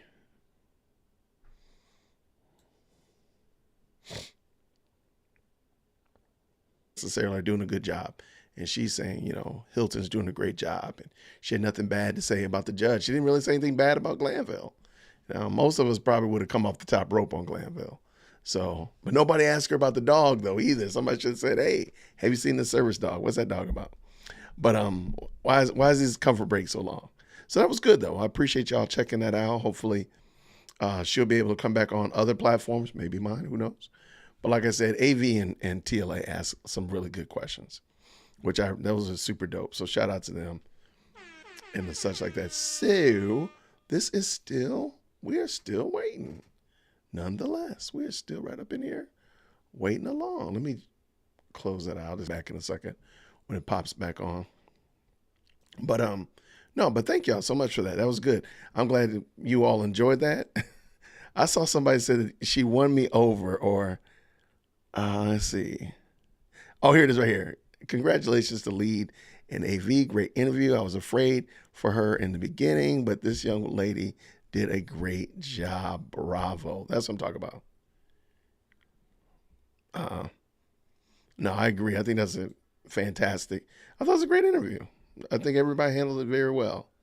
So hopefully, who knows? Maybe we'll see more of it. Prayerfully, it'll go over well tomorrow or whenever. I was a little unclear. Is the hearing tomorrow, Tuesday, or Friday? That I wasn't clear on with some. But hopefully it'll be tomorrow. Hopefully it'll go well, and hopefully it'll be streamed so we can all watch it. I don't know. Maybe I need to ask Advocate. Do they want to meet up tomorrow at the courthouse tomorrow? That might be crazy. Oh my gosh, that'd be crazy. Oh my goodness. I'm trying to check real quick, see if somebody's doing a recording over at the studio.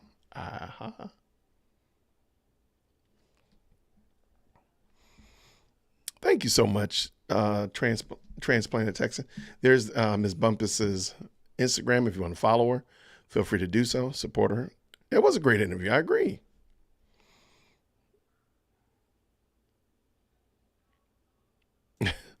I'm with you. I think most of us would agree with that. That, you know, sounds like she has a young child. She's a mother, and this is just a big dumpster fire. But it's only a dumpster fire on top of a dumpster fire, because all of this whole entire court case really just has the odor of mendacity. So, oh, thank you, retired. Hers is tomorrow. Fridays is the meeting contents with defense. Oh my gosh. This week is going to be crazy. And I appreciate y'all riding with us. Thank you so much. We will try to make ourselves as available, make it as interesting as possible.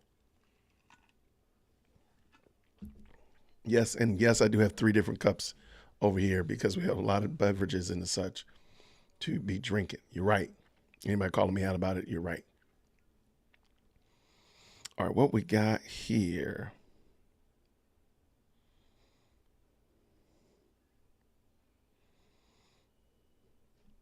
Okay, good conversation back and forth. I love the family reunion discussions you all are having. Thank you so much. And by the way, thank you to everybody that's popped through. Ice maker. Looks like we got about 100 people watching, which is super dope. Glad to have y'all so much. What is Queen V? Thank you so much for the very kind super sticker. Thank you so much. Thank you. Thank you so much. I appreciate it, Queen V. It means a lot. Thank you. And I just want to say, you all support of this channel, just coming and hanging out, having a place where you all can chop it up and such like that. It means a lot. I'm glad that you all choose to come here. So I don't want to overlook it. I don't want to minimize it or make it light of it or anything like that. So Queen V, thank you so much. Can y'all just drop Queen V in the chat? You know where I got that from. So let's go ahead and just spam Queen V in the chat. Thank you so much. It means a lot. Let me go ahead and make you the stream sponsor. And we're going to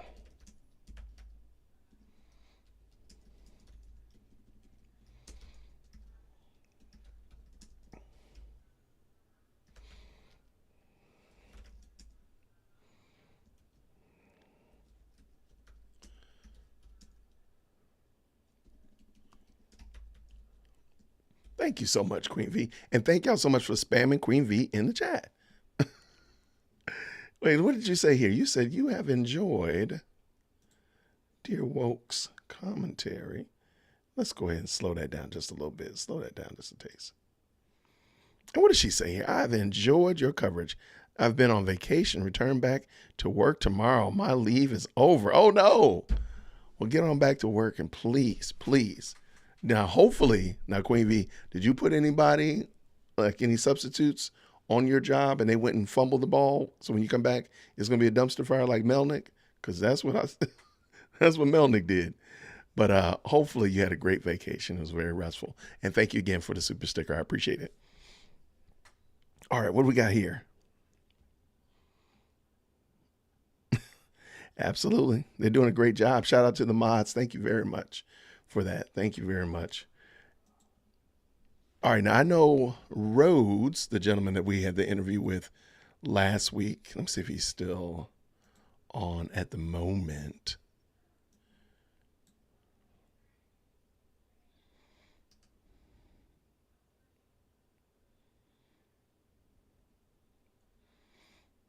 All right, let me see real quick.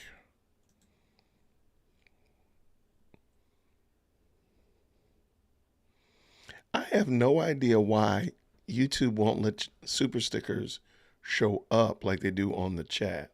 That's interesting. Like they do in the chat. Sorry about that. All right, let's see where Rhodes is.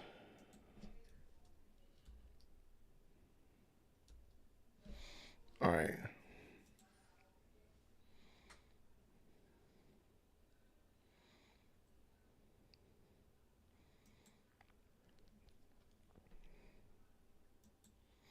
Day 97. How crazy is that?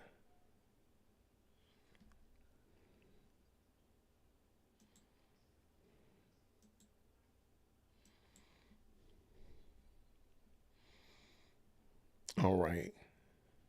But yeah, man, that was dope. I'm glad that Kayla was able to meet with TLA. Hopefully one day, maybe we can have her come on and hang out with us. That'd be fun.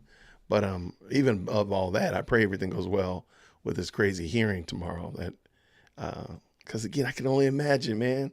Like this is the akin. This is what it's akin to. Being a teacher, and let's say you have a second grade class, and you got some special ones in there. You got some in there that are a little bit rowdy, right?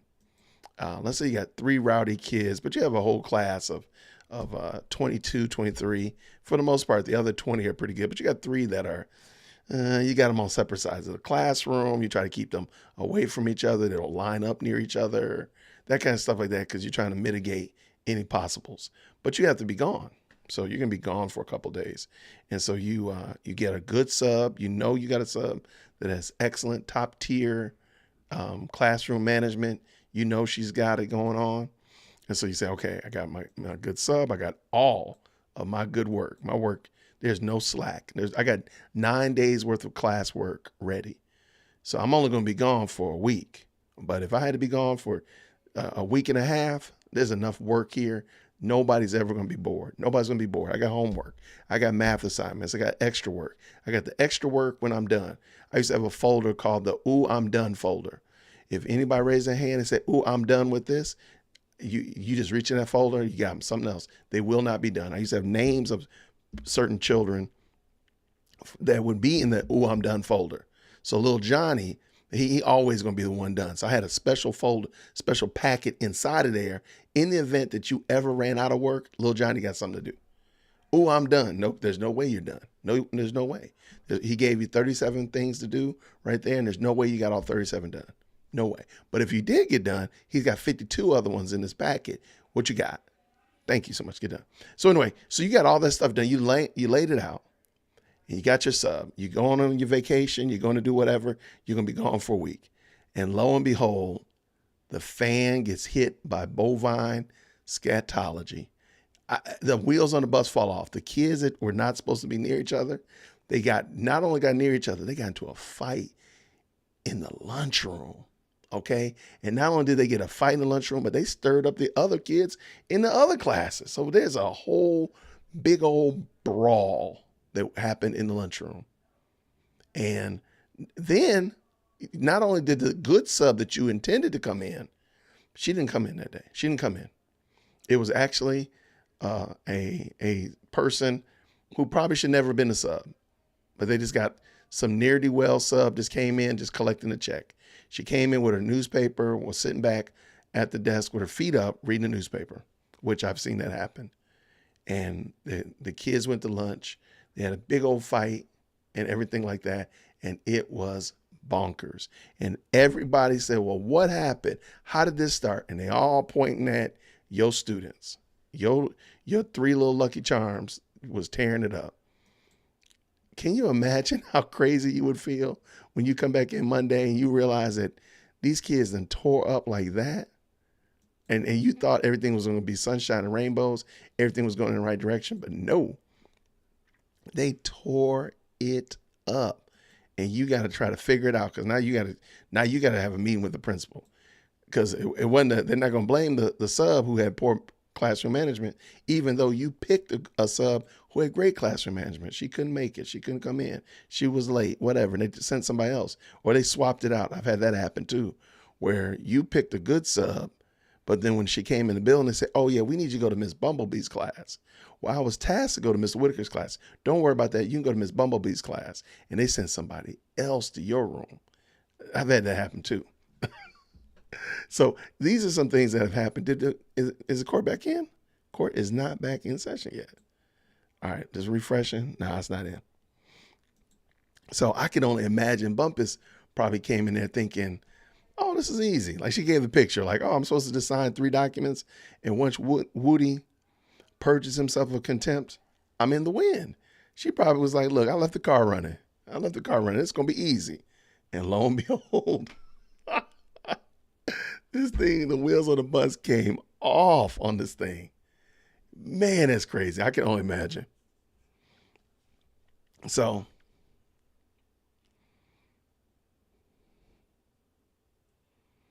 okay, so apparently see, that's the thing I don't understand. I don't understand, because Melnick, Judge Glanville knew that Melnick wasn't going to be in office. He knew that was going to happen. So he also knew that Kayla Bumpus should have been there just to purge Woody's contempt, AKA once Woody started testifying, she had done everything she was supposed to do. I don't understand why he was acting brand new, because he was acting like he had never heard of it before. Like, no, you need to be here for what? And the man said she fired, which, by the way, I don't think he should have said it like that, because it did seem like it was some specious thing that he was coming up with. If I can make that make sense. It didn't sound like, it was something like a spur of the moment. There we go. It was a spur of the moment, like, oh, you fired. Not, this was an agreement that she had with my attorney that she would be able to go. So instead of saying she fired, he could have said, like, I think if he had said it a little bit more like, oh, she's done with, she's finished, she's done what she's supposed to do. I think it would have made it a little bit clearer, but I think Judge Glanville would have made her stay anyway. But that's just my little 2 cents. What is going on, Rob, in the building? There he is. Rob is in the house. Cheerwine guy. He said he had that happen too. He used to be a classroom teacher as well. All right, what we got? Did the DA call Woody early, knowing attorney of record out of pocket, Melnick and Love have already had a tenuous relationship? Wow, that is a theory. I'd never heard it before, but that is a theory. Okay. I'm not mad at that. I'm not mad at all. Y'all hold it down. We hold it down, Rob. Don't you worry about it. Cheerwine guy, thank you so much for hanging out with us for lunch. Thank you, brother. Woody speaks like Woody speaks. All right. Now, it is 1:15. Whoever said 2:30? Y'all wild, man. The bad thing is, you're probably right. Supreme Court ruling may be today or Thursday on all of the session cases based on their own set deadline. I don't know what this is. Tell me what this is.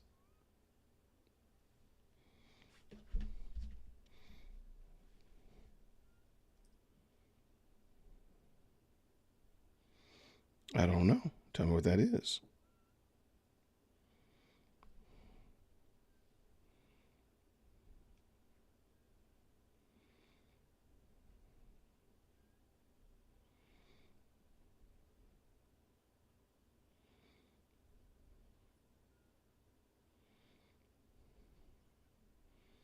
All right, let's see. I don't know what that is, my friend. State didn't have a strong case, or this trial would not have lasted this long, grasping at straws. I mean, if they're going to be talking about ballistics, about some random person shooting at another random person's house, I do agree with you at this point, DC Wallace. This is probably, again, like super not, it just needs to end, because they're already going to be talking about ballistics. What does that have to do with this case? Oh my gosh. So yeah, I have no idea, but I'm with you though. Oh, the J6 ruling and immunity. Interesting. Okay. Well, keep me posted, please. Shoot me an email if I miss it.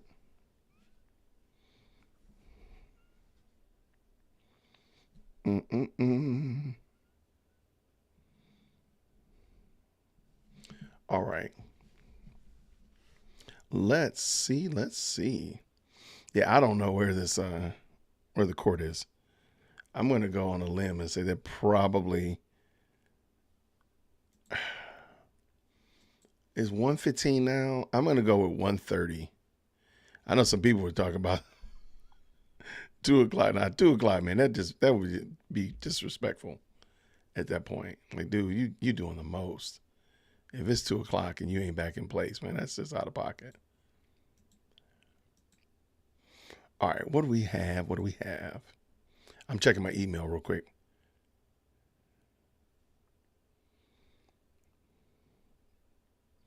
I love it. All right, no fun things there, which is always good. So they're over there doing a recording at the studio today. I'm going to see what it is. And lots of good things going on over there.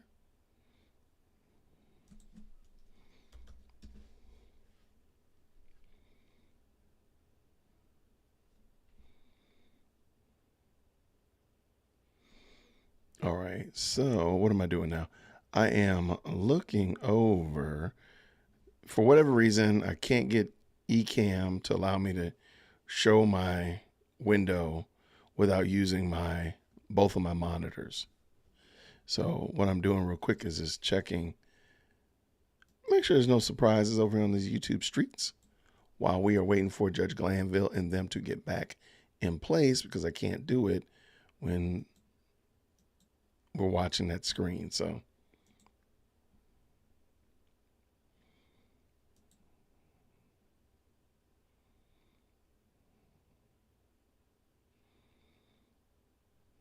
okay, I think we are good to go. Let's go back over here and get ready for some good times. What do we have? Good conversation going on over here.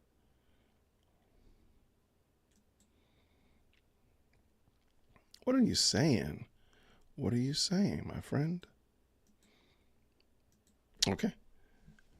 Could it possibly be they are embarrassed about Trump case and they don't want to lose another high profile case in their court of public opinion? Oh, I think that's definitely the case. No, I don't know why you're saying could it. I think that's exactly what's happening. Sadly, a lot of this, I think, is just lawfare. It's just, I'm going to prosecute, I'm going to denigrate my ideological enemy and drag him or her into court and use that as a means to bankrupt them, to shame them, and such like that. But in this regard, it's not working. So I'm not really surprised at all, actually. And I think that is exactly what's going on, particularly in them here in Georgia for sure. I think this interference case, this is what this is about. And then you add to it the Young Thug case. You're losing, I don't want to say public support. Maybe, yeah, I guess you're losing. They're losing public support on a regular basis in this Young Thug case because it's not as cut and dry as people thought it was initially. And I don't think there are some people who are like, this was garbage from the beginning, but I don't think most of us were all paying attention to it back when it first started. I just knew that it was the largest RICO case in Georgia history. And as it was trudging along, I knew it had become the longest case in Georgia history. So I knew those things. But I think what they're experiencing now is that somehow or another they realize that we're going to end up having, this is going to be a mistrial. And if this wasn't a mistrial, I have no idea what is a mistrial. Like what qualifies as a mistrial if this is not a mistrial. But back to it, I think they're trying to look at like the sunk cost analysis. Okay, we've spent this much money. Again, imagine they spent $5 million on a 1.5-year trial. Let's just say $5 million. They know if they cut it off and say, nope, retrial, and without prejudice, so that means they got to retry it, then that's going to be another $5 million at least, because you're going to have to go back and so you have to get a new judge, get new jurors, prosecution probably. You're probably going to get different defense. I mean, the whole thing.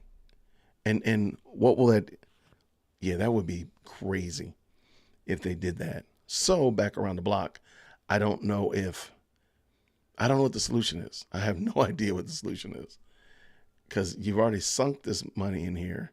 You're not going to get a return on investment. There's not. And I think in the court of popular opinion, most people see this as being just a frivolous lawsuit that you're just wasting our time and the taxpayers' time. And I go back to, like I said before, I think this is a wealth transfer. I think this is a money grab. I think this is just a somehow or another, some people are getting paid that wouldn't get paid if this case had not happened. That's my little 2 cents. That's my little conspiracy. My tinfoil lined baseball cap is in place. And we still don't have good old Judge Glanville.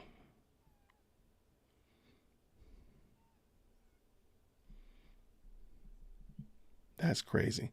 He's still in here. So we're almost at 1:30 now. So this is a 90-minute lunch break. Dude, Judge G is a mess. And to think that he'd be throwing people in jail for being late, and then he does that.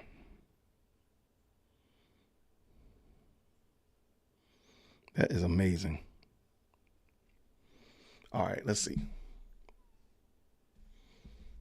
What other commentaries we got here? When egos involved, mistakes are revealed. Amen. I like that. That's a good approach to it.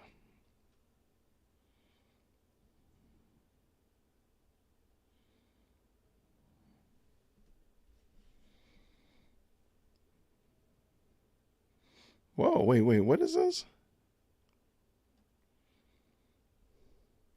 On June 6th, DA's office had not contacted Melnick since June 2023. Although they knew Melnick was Woody's attorney of record. Where is this from, Transplant Texan? Could you send me this? I'd love to look at this. It looks like you're adding it from something. Where did this come from? I probably can look it up. I can be diligent. Here, let's be a little soldier here.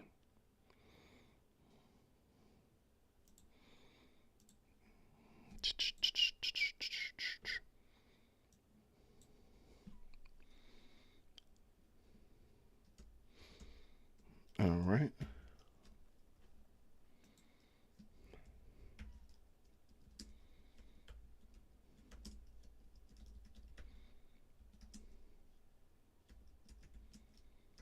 All right, I'm looking for this because I would like to look at it. I cannot find it. Shot down. Let's see, did you drop a link? On the way. All right. Apex. This right here is gospel right here, and not just the lunch breaks, the comfort breaks. I'm sorry. And they're not like, you're not time managing. If you say a 15-minute comfort break, it needs to be 15 minutes, 14.59 seconds. Not everybody knows when you say 15 minutes, it's going to be 45 minutes. That's not cool. Check my email. That's the problem that I'm seeing, is that he's demonstrating. And again, I'm sure if somebody went through every day, an analytics nerd or a numbers nerd went through every day and just calculated the time, it would be something gross. It would be something ridiculous. The amount of time that's spent starting late, ending early, and all the comfort breaks in between.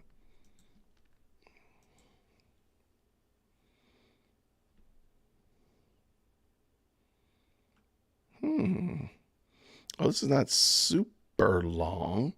All right, let's look at this. And this is from Transplanted Texan. Thank you so much for sharing this with us. Do it like this. Okay. Appreciate you. Thank you so much. And please, hold on one second. I got to get the link for the live stream close by so I can be ready to jump back in. Okay. It is not going on yet. Okay. Young Thug trial, state witness held in contempt, taken into custody. And this was on the 7th. Atlanta's a major witness in the state's case against Atlanta rapper Young Thug. The Young Thug. At this point in the game, he's going to be old Thug. He's going to be AARP Thug. Okay. Young Thug and 5 of his alleged associates was taken into custody after Judge Earl Glanville held him in contempt of court for refusing to testify. Kenneth Copeland, also known as Lil Woody, was subpoenaed subpoenaed to testify Friday morning before the jury was brought out. Copeland's attorney, John, I thought his name was Jacob, but okay, Melnick told Glanville that Copeland did not wish to cooperate or testify and planned to exercise his Fifth Amendment privilege against self-incrimination. So when was this? When did he actually say that part? Before the jury was brought out, Copeland's attorney. So he said he did not want to testify. So was that in open court right there when he said he did not want to testify? Okay, we'll have to look into that.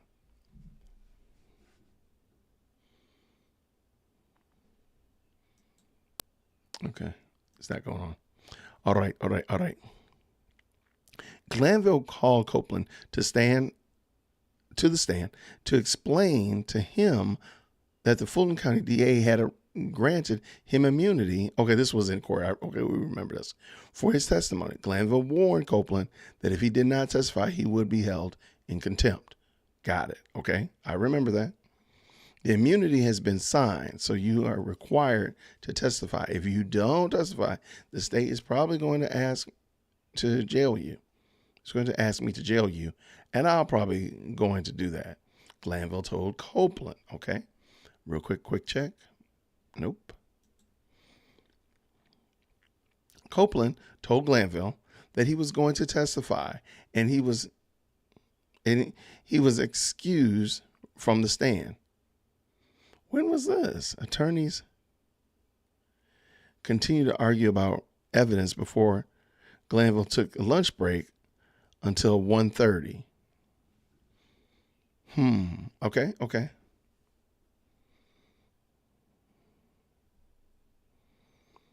Okay, let's see. Once they returned, the jury was brought out and Copeland took the stand. ADA Simone Hilton began to question Copeland at that time. Hilton, do you want to be here? I'm here. Hilton, let me ask you some questions. How old are you? Grown? What does grown mean? I'm an adult. When you say you're an adult, what number of years are you? I plead the fifth. Glanville dismissed the jury and ordered deputies to take Copeland into custody. Okay, we all remember that. Saw that. All right, so,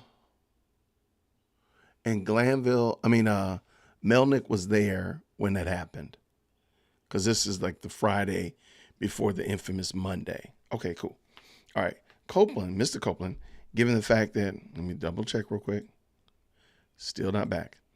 Copeland, given the fact you have invoked your Fifth Amendment privilege, but the state has already given you immunity, this court holds you in willful contempt, and we'll see you on Monday, Glanville said before deputies took Copeland into custody. Okay, so if he testified on Monday, he would no longer be in contempt. He'd be out of jail. Got it. You plead the fifth on your age as well. I don't think you have to do that. But I like your thought process. I see what you're doing there. I see you thinking. Okay, let's finish this up. And I don't think the court is back in session yet. Wow. I wonder if I can leave it over here.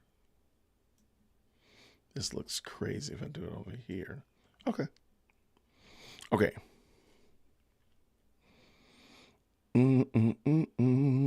After the arrest, tempers flared after Chief Deputy DA Adrian Love accused Melnick and defense attorneys of being in contact with each other and asked Glanville that if Copeland did not wish to testify, to be held in Fulton County's jail until the end of trial. Okay, I do remember that. I remember something. Well, I can't say emphatically I remember that. I do remember some shenanigans and hijinks from Adrian Love toward the end. I do remember that. Put it right here. Because I realize I can't see the chat now. Okay, so till the end of trial. After Love was done talking, Melnick took the podium and told Glanville that nobody from the DA's office had contacted him since June 2023, even though they knew he was Copeland's attorney of record. Okay, I don't remember them saying that, but I think we all were shocked with the whole I plead the fifth. And then the question about how old were you? No attorney at the state's table has attempted to contact me about Mr. Copeland and about his willingness or desire to testify at this trial. So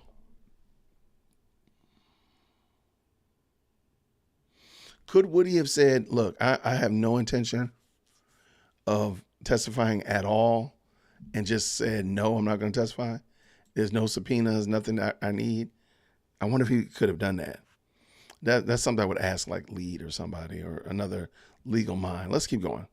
Melnick told Glanville, they've put us in this position where at the last minute I'm trying to advise him as best I can, but I think is best for him. I'm sorry, what I think is best for him. Melnick then took the exception to Love's allegation that he was trying to help out defense attorneys and the defendant in this case. I do think I kind of remember this part. Okay, let's keep going. I owe nothing to anybody over here. I owe nothing to anybody at any of these tables. I don't candidly and in no offense care what happens in this case, said Melnick. I mean, he's proven it. Melnick said, the only thing I care about is what happens to Kenneth Copeland. For an assertion to be made that I or Mr. Copeland are somehow being influenced by someone over here is absurdly ridiculous. I take great offense to it.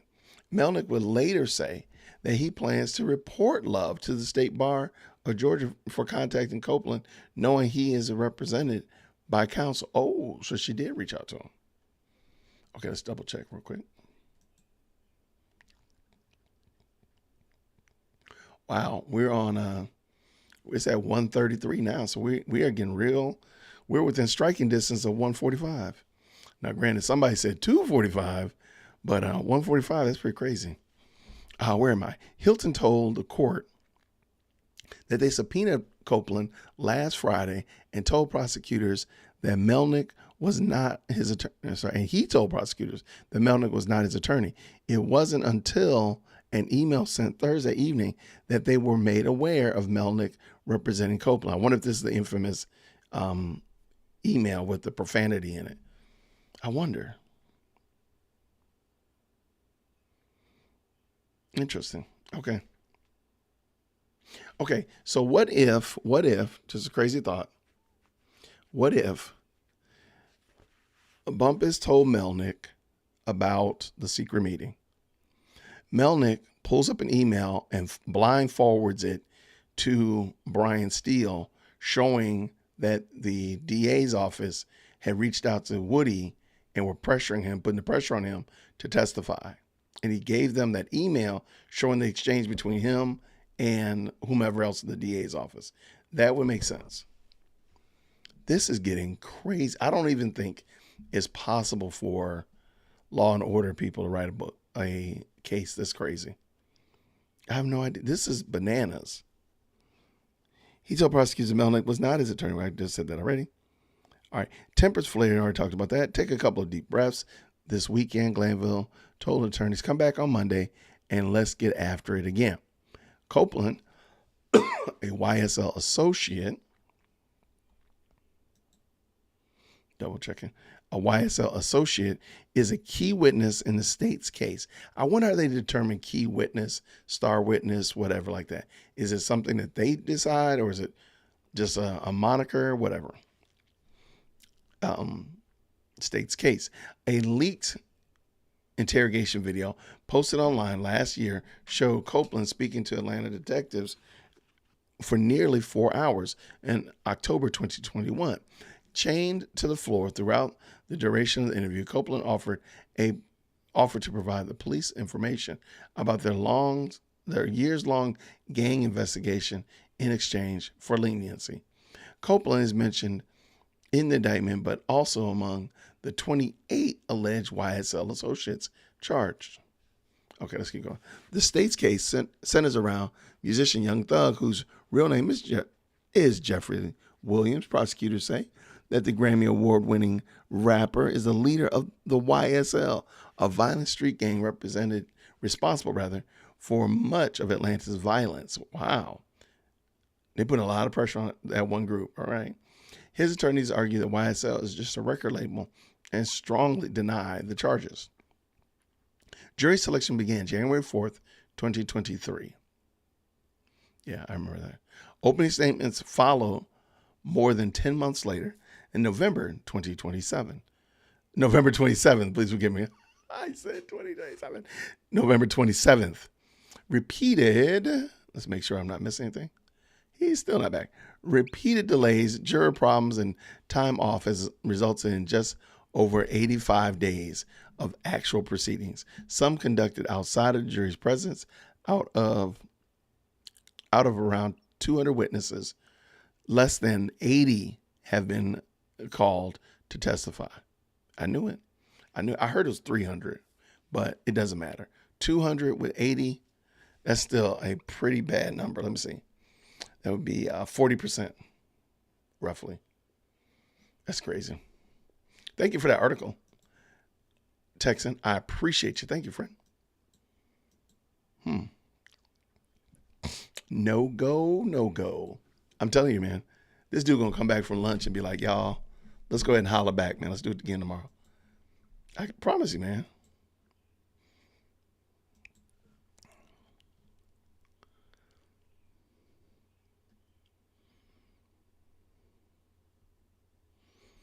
Okay, I'm sorry. I got a great email. I'm just kind of reading through it.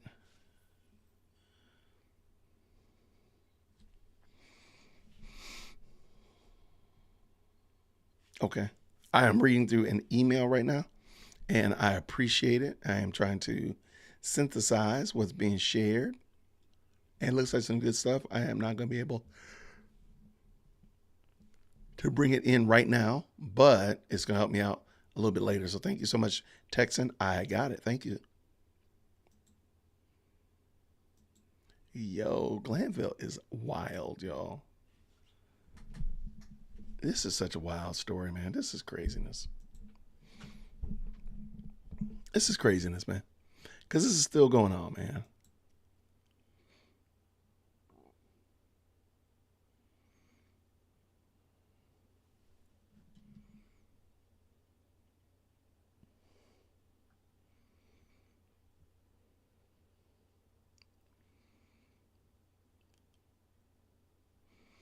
So this is an interesting point. Let me see. Let me pull it in.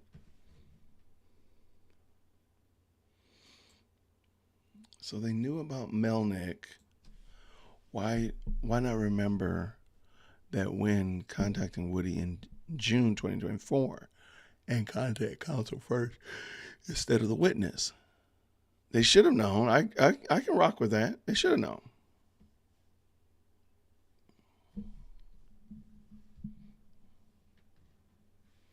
Yeah, these smarmy shenanigans happen all the time.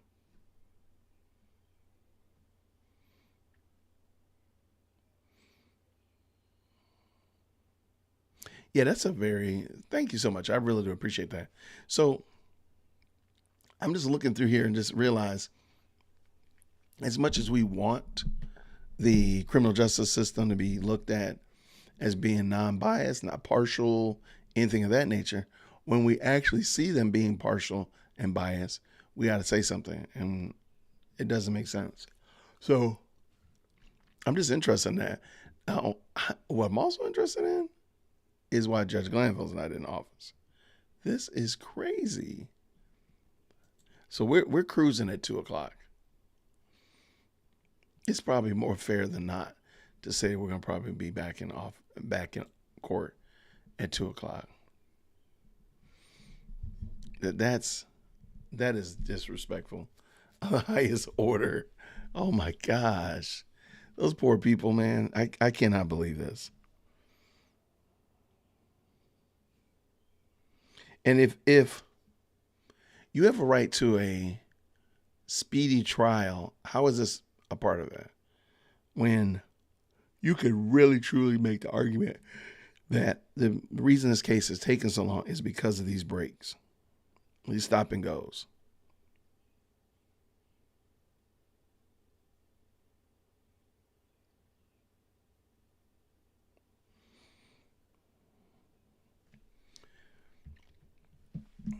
I think so.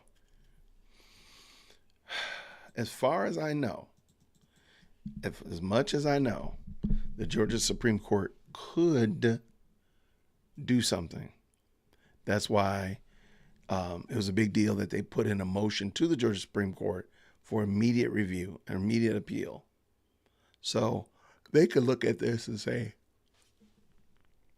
why did Will Christian yawn it? And that's what they could say.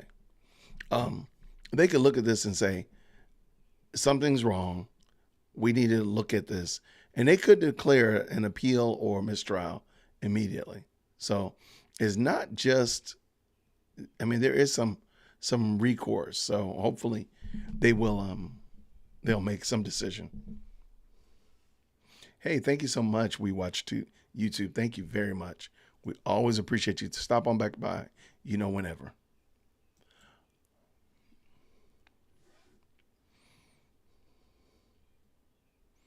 That is wild that he's still not in there. I think the judge has checked out this case and is just going through the motions. He needs these breaks just to be able to cope with the stress of it all. Or just going to call it a game. Just say, look, this is ridiculous. And let's call it a game.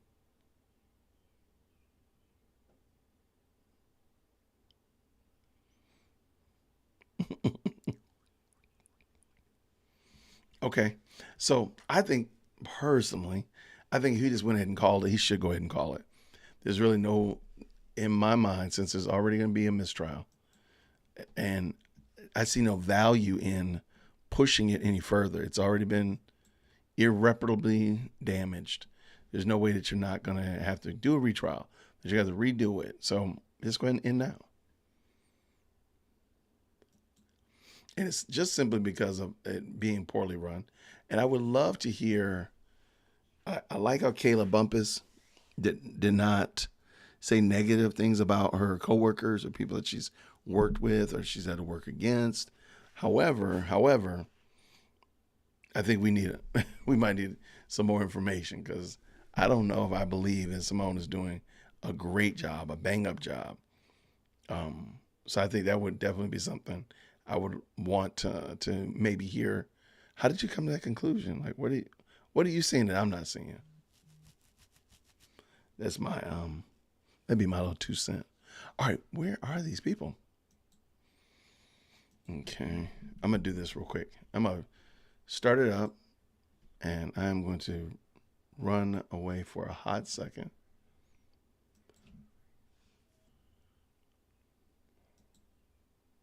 Be right back.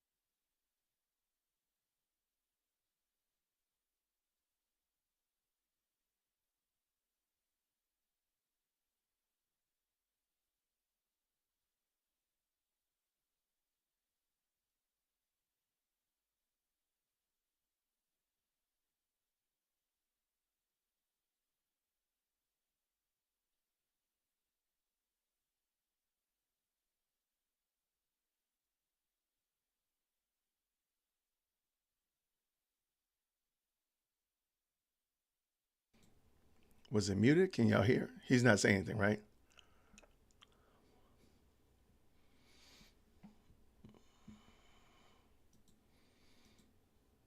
All right, so I don't see him saying anything. I mean, I see him talking, but it seems like he didn't turn his microphone on.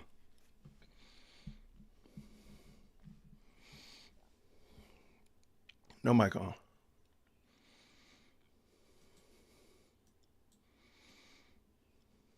He asking, do y'all want to go home for the night? Can we all agree this is a waste of time? That's probably what he's saying.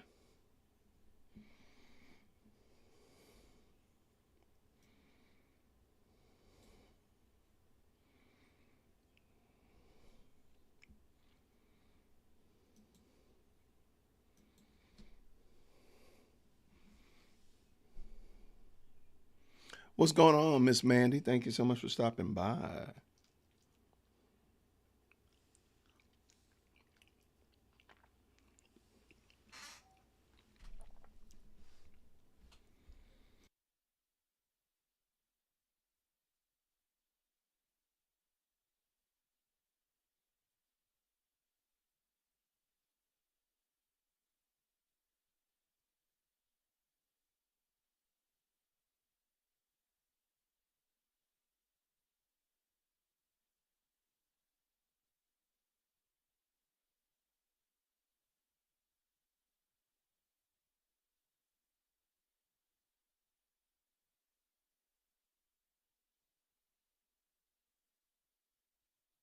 Here. Okay, we're back on the record. Councils, thank you for your patience. I had to take up some business. It took a little bit longer than I expected. So I think we left off with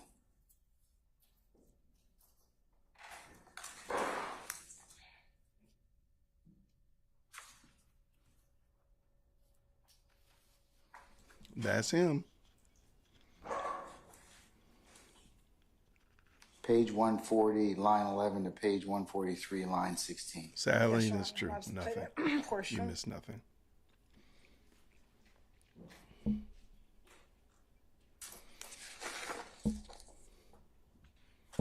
Oh, my guy's awake. And it should begin at approximately 11:16, 19 through 11. My numbers might be off. Hold on one second. 11. So something's wrong. 11:16. Oh, he's I'm actually sorry, speaks. what This is part my of first the time hearing that, video guys. playing from? It I'm should be sorry. 11:16, 19 to 11:18, 17. Are we?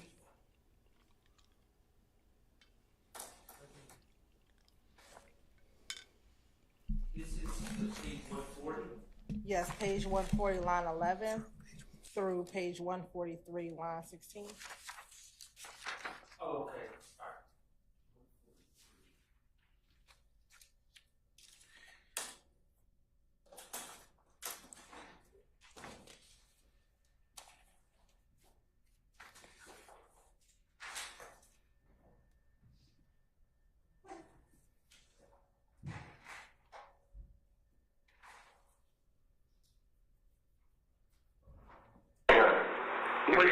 When you shot at Taylor, yeah. This why I didn't get a chance to get out the gun, that you ain't give me the gun back. You know? And I'm going to go back, Your Honor. But the gun that I had shot at him with, that was Shannon gun. When you shot at Taylor, yeah. That's why I didn't get a chance to get out the gun, that you ain't give me the gun back. You know? When the police came to the house, Shannon right there. You didn't come. Shannon right there. What was the gun? The gun right there. You know what I mean? The gun was right with it. The gun just like I never took the gun over. I was so scared and I just like I'm just defending it. Right. So where was the gun when the police got there? The gun was like I had put it in the house. You know what I mean? So when the officer asked where the gun was, I'm like, shit, I can give it to you. Like give it to me. And Shannon went in there and got the gun and left with it. I mean, so that's why I was like, give me another thing. That's why What kind of gun was it? Huh? What kind of gun was it? A Glock. A Glock, what, 49? It was a 40. About this long. And that's why you had when they got the magazine. The clip, yeah, the clip. Why it look like Ludacris down here? Who's It was Ludacris? Shannon's gun, but when he asked for it, he didn't want to give it back. Right. I ain't gonna give it to him about the new kid. I was gonna give it back though, because I didn't want to go to jail for it. Right. I mean, so when Shannon went and got the gun, that's why I told her I wanted to tell her, like, let me talk to you, when I talk to you, and you like, get you that gun. But when I tried to get the gun, changed it, he wouldn't give it to him, then he went on the show with Thug, he left. But that's not literally what you said. You said that Hey or D or somebody you wanted purchase the gun for. No, he getting wrong. Okay, well, You saying it's not the Glock. from the night of the shoot, they shot at your girl Morgan. Yeah. Right. Shannon left with the gun. Okay, well, this is the first you telling us about that. I'm just going. Nah, I told you, I just like somebody that can't got the gun. Right. You feel me? But Shannon who got the gun. He still got the gun though. What do y'all use to get all these guns? We're stopping at 11:18. I have no idea.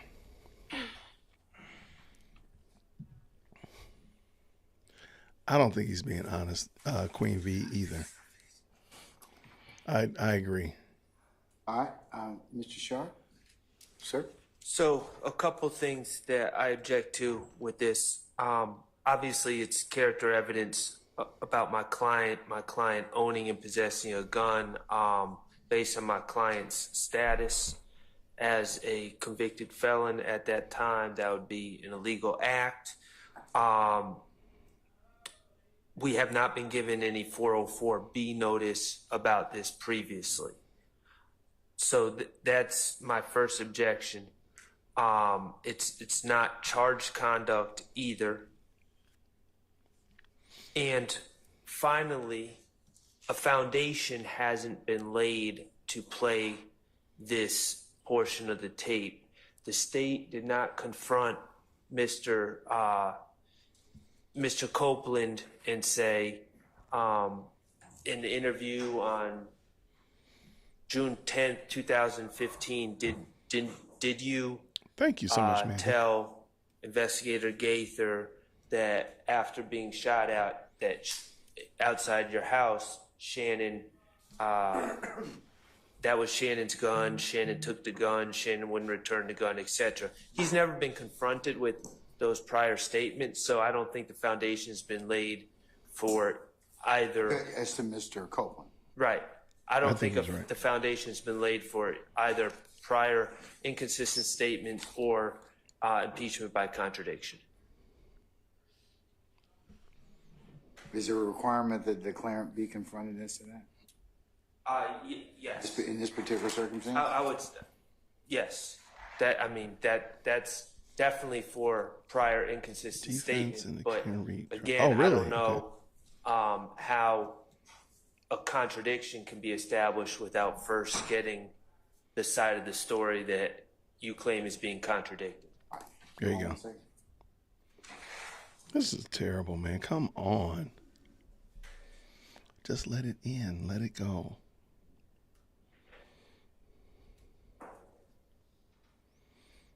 I wonder what it takes for them to actually, like, if the prosecution just want to throw the towel in.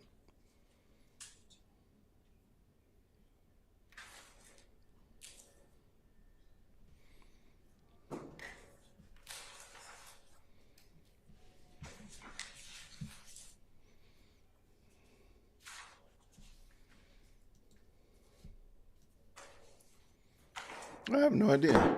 Who's that talking to the judge? I'm in the way, by the way. That's why. All right. There's a man talking to the judge. I don't know. Probably the clerk, because I don't see the normal clerk. Is that maybe him? He's a substitute clerk. You know, this court is horrible with substitutes.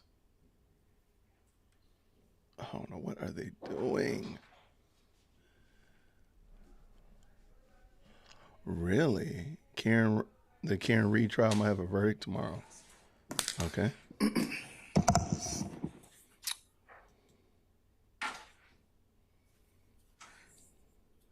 All right, Mr. Shard, anything else, sir? I know. Okay, Mr. Steele, anything, sir? Yeah, like, we want to go home. Just adopt saying We're being held you can't hostage. just play the recording. Okay. No foundation for it. Thank you. All right. Anybody else? He gonna let it. Mr. Weinstein? No, Your Honor. Mr. Matthews? All right. Misty Williams? Mr. Harvey? Okay. All right. Okay. State, why do you believe it should, I want to hear it, but why do you believe it's admissible? Okay. So, Your Honor, first to address that the foundation has not been laid. Yes, the foundation has been laid about the gun.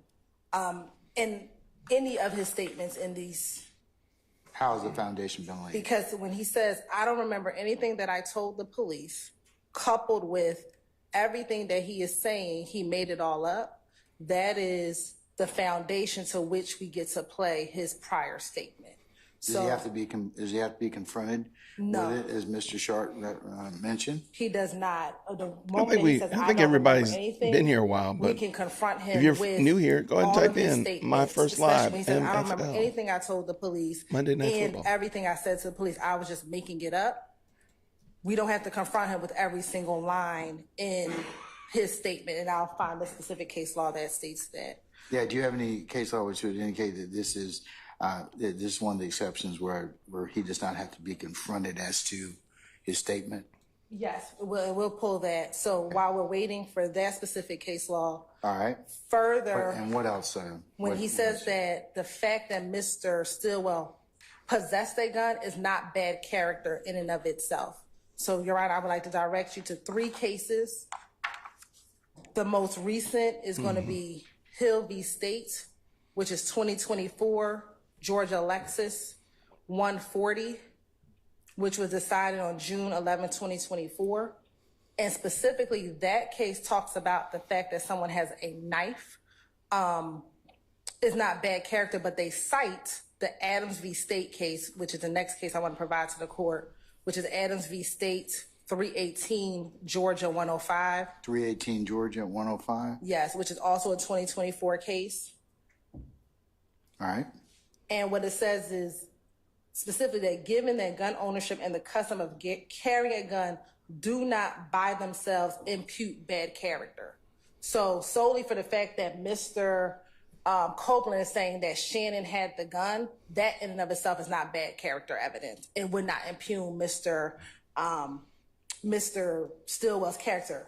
But even if the court thought it was impugn on his character, Your Honor, this is intrinsic evidence in which Welcome to the party. would be admissible because this is inextricably intertwined with the evidence regarding the offenses in this case and is necessary to complete the story of this overall crime. If you can recall, Your Honor, Did we have a hearing about this earlier? it doesn't have to have a hearing. So intrinsic evidence does not have to have a hearing. And specifically, I'm citing from Johnson v. State, which is 312 Georgia 481. Said 312 Georgia. 481. Okay. Evidence pertaining to the chain of events explain the context, motive, and setup of the crime is setup of the crime is properly admitted if it is linked in time and circumstances with the charged crime. So, Your Honor, here the charged crime is the murder of Donovan Thomas. As we've been discussing, after Mr. Thomas was murdered, there were a series of events that occurred. One is the shooting of Mr. Copeland with his child and his child's mother, which the court has heard testimony about. Yes, we've heard this. In his February 21st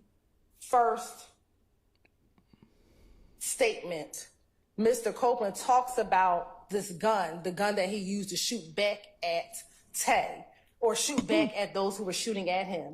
And if you can recall that they kept asking in both the February 20th interview and the February 21st interview, where's the gun? Where's the gun? We need the gun. We need the gun. We need the gun. And what he's finally explaining in June is that the gun that they were asking for was Shannon's gun, and that Shannon had took it to Miami. That is why he could not give the gun back to the police. So That's the same gun he said he was gonna go get. And he never did? Yes, Your Honor. They came and arrested him again? Yes, Your Honor. And the reason why he could not give them the gun is because Shannon had took the gun with him to Miami. And now... I don't think that's accurate based on what was said. I think he said... Come on, this is... I would be so sad if I was I believe he does say that juror. Shannon... He says in the transcript, Yes. I think, Mr. Sharp, I think that, let's see. Oh, she's dropped all those papers. Well, he says, remember, this is page 142. Mr. Copeland purported speaking. You know what I mean? So when Shannon went in there, he got the gun. That's why I told the detective, let me talk to you. When I talked to you, he was like, get you that gun. I remember I tried to get the gun. Shannon says he wasn't giving it to me. Then he went on the show with Thug. He left. And if you go to page 143, Your Honor, he further says, and maybe I made the inference, Shannon left with the gun. On page 143, line 7. Bring that gun back, man. Yeah. Bring that gun back, Shannon. So I just deducted by inference that Shannon left with the gun when he went on the tour with Thug, Your Honor. Okay.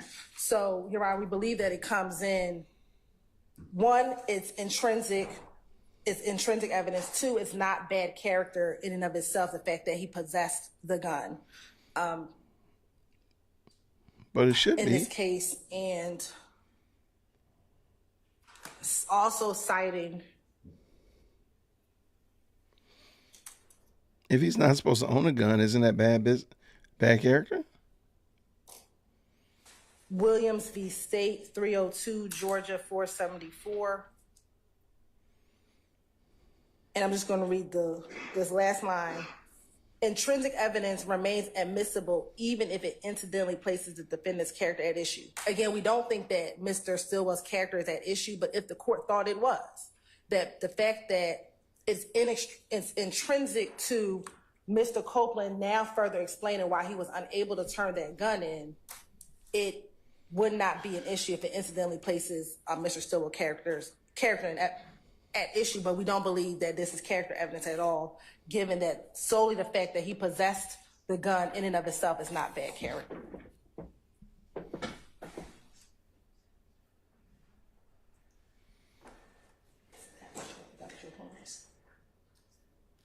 They're passing, no, they ain't passing stickies, they're passing laptops.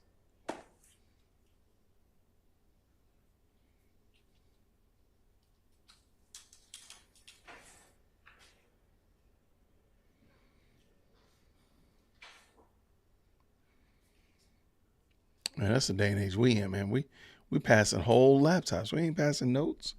We passing the whole thing. And Your Honor, regarding the assertion about whether or not we have to confront Mr. Copeland line by line, I'll cite the court Bridgewater v. States, 309 Georgia, 882 at 887, which is a 2020 case. You said 309 Georgia, 882 at what? At 887. Oh, sorry. All right.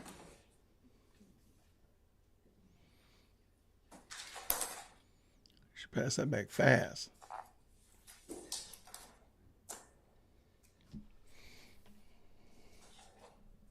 Ain't nobody got time for that. You going to jail?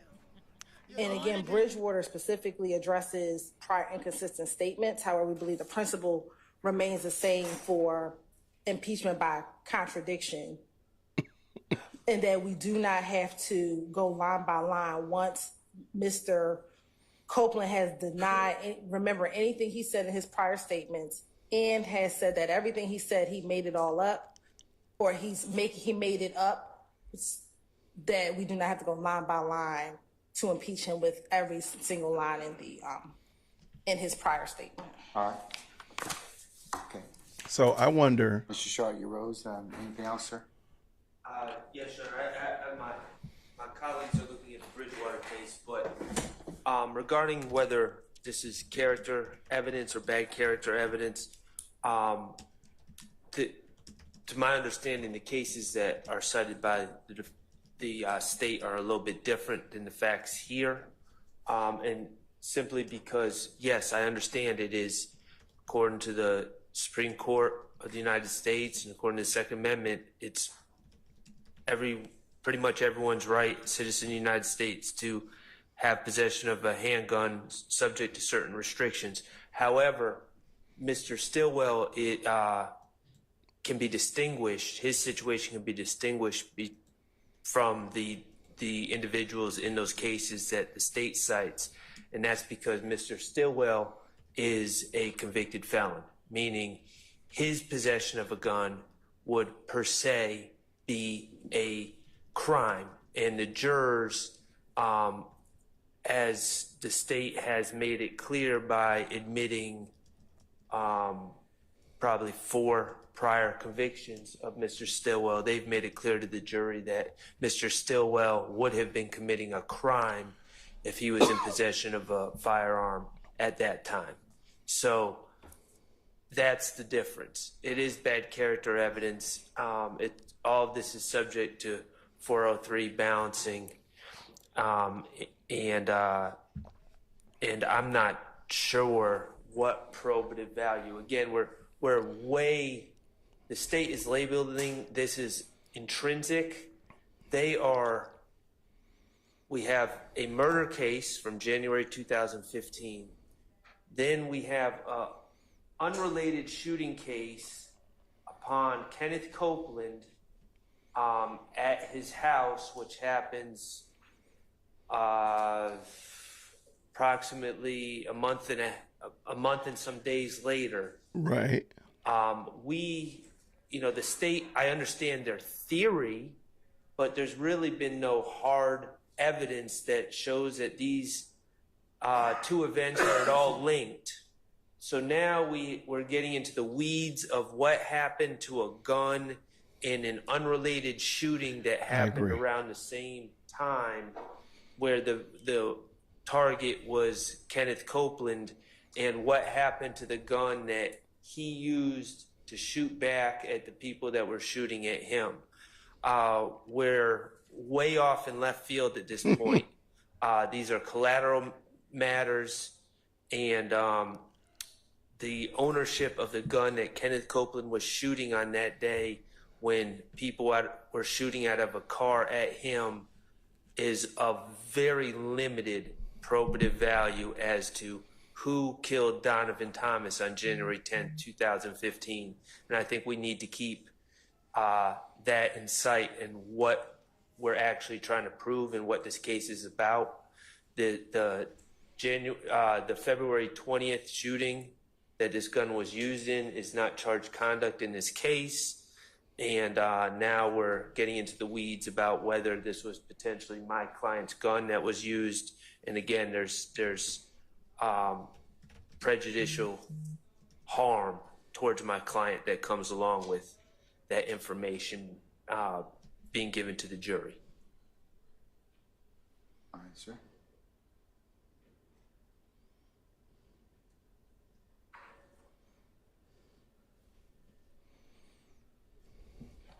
Mr. Steele, go right ahead, sir. Your Honor, I think that the state's reliance on Bridgewater, BRIDGWEATER versus State 309 Georgia, 822, it's in Division 2, 2020 case is off the legal mark. This case in the 4th paragraph, our highest court specifically wrote, Bridgewater further challenges Davis's out-of-court statements to Thornton as recounted by Thornton, arguing that the state failed to ask Davis any specific questions about those alleged statements and did not identify the substance of those statements. As a result, Bridgewater argues Davis was never, and this is from the statute, which is 24-6-613, afforded an opportunity to explain or deny prior inconsistent statement to Thornton, and the defense was unable to interrogate Davis about them. We disagree, and here it is, Your Honor. On direct examination, Davis expressly denied knowing Thornton and denied ever speaking to him. Although Davis appeared to contradict himself by saying that Rashawn, which is R-A-S-H-A-W-N,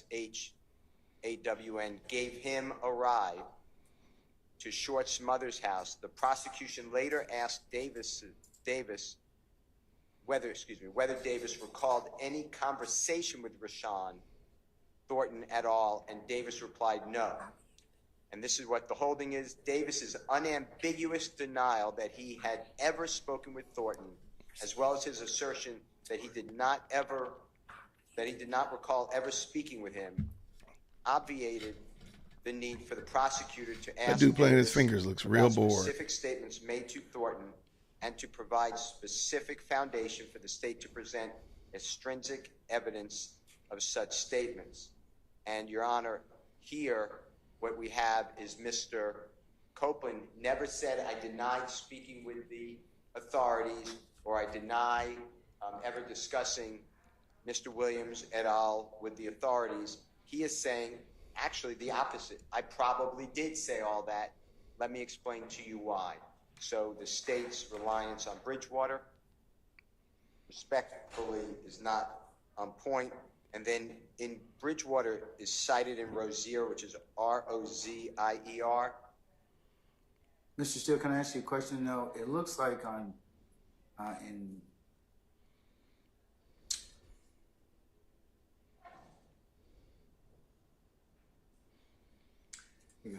think it's going to be page 886.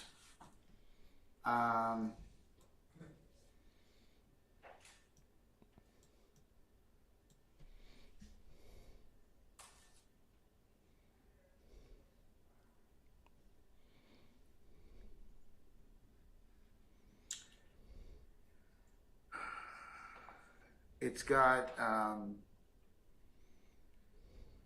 Bridgewater further challenges Davis' out-of-court statements to Thornton as recounted by Thornton, arguing that the state failed to ask Davis any specific questions about those alleged statements and did not identify the substance of those statements. As a result, Bridgewater argues that he was never afforded an opportunity to explain or deny his prior consistent statements to Thornton, and the defense team was unable to interrogate Davis. Sleepyhead sleep. He's sleeping again. 6-603, and they state the appellate court states that we disagree. I think he went back to sleep. Yeah.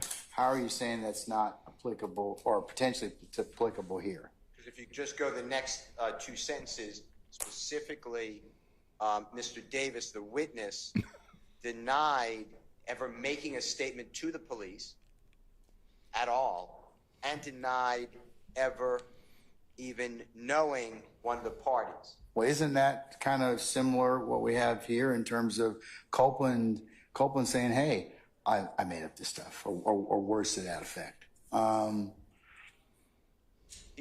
think it's diametrically opposed, because Mr. Copeland's saying, "I actually did say all this." His words, I believe, are, "I probably did.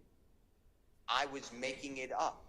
Well, I think he says that, but I think he also says, "I made up a lot of this stuff just to get out of jail." So, well, I think that is in concert, so they hold hands. I think the way I understood it, I'm not looking at a transcript, Mr. Copeland said, "I probably did say that.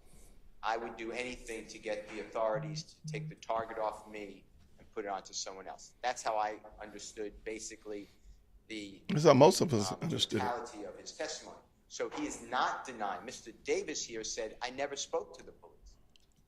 I never spoke with them." So that is a blanket denial that he said anything. He also said, "I don't know this person."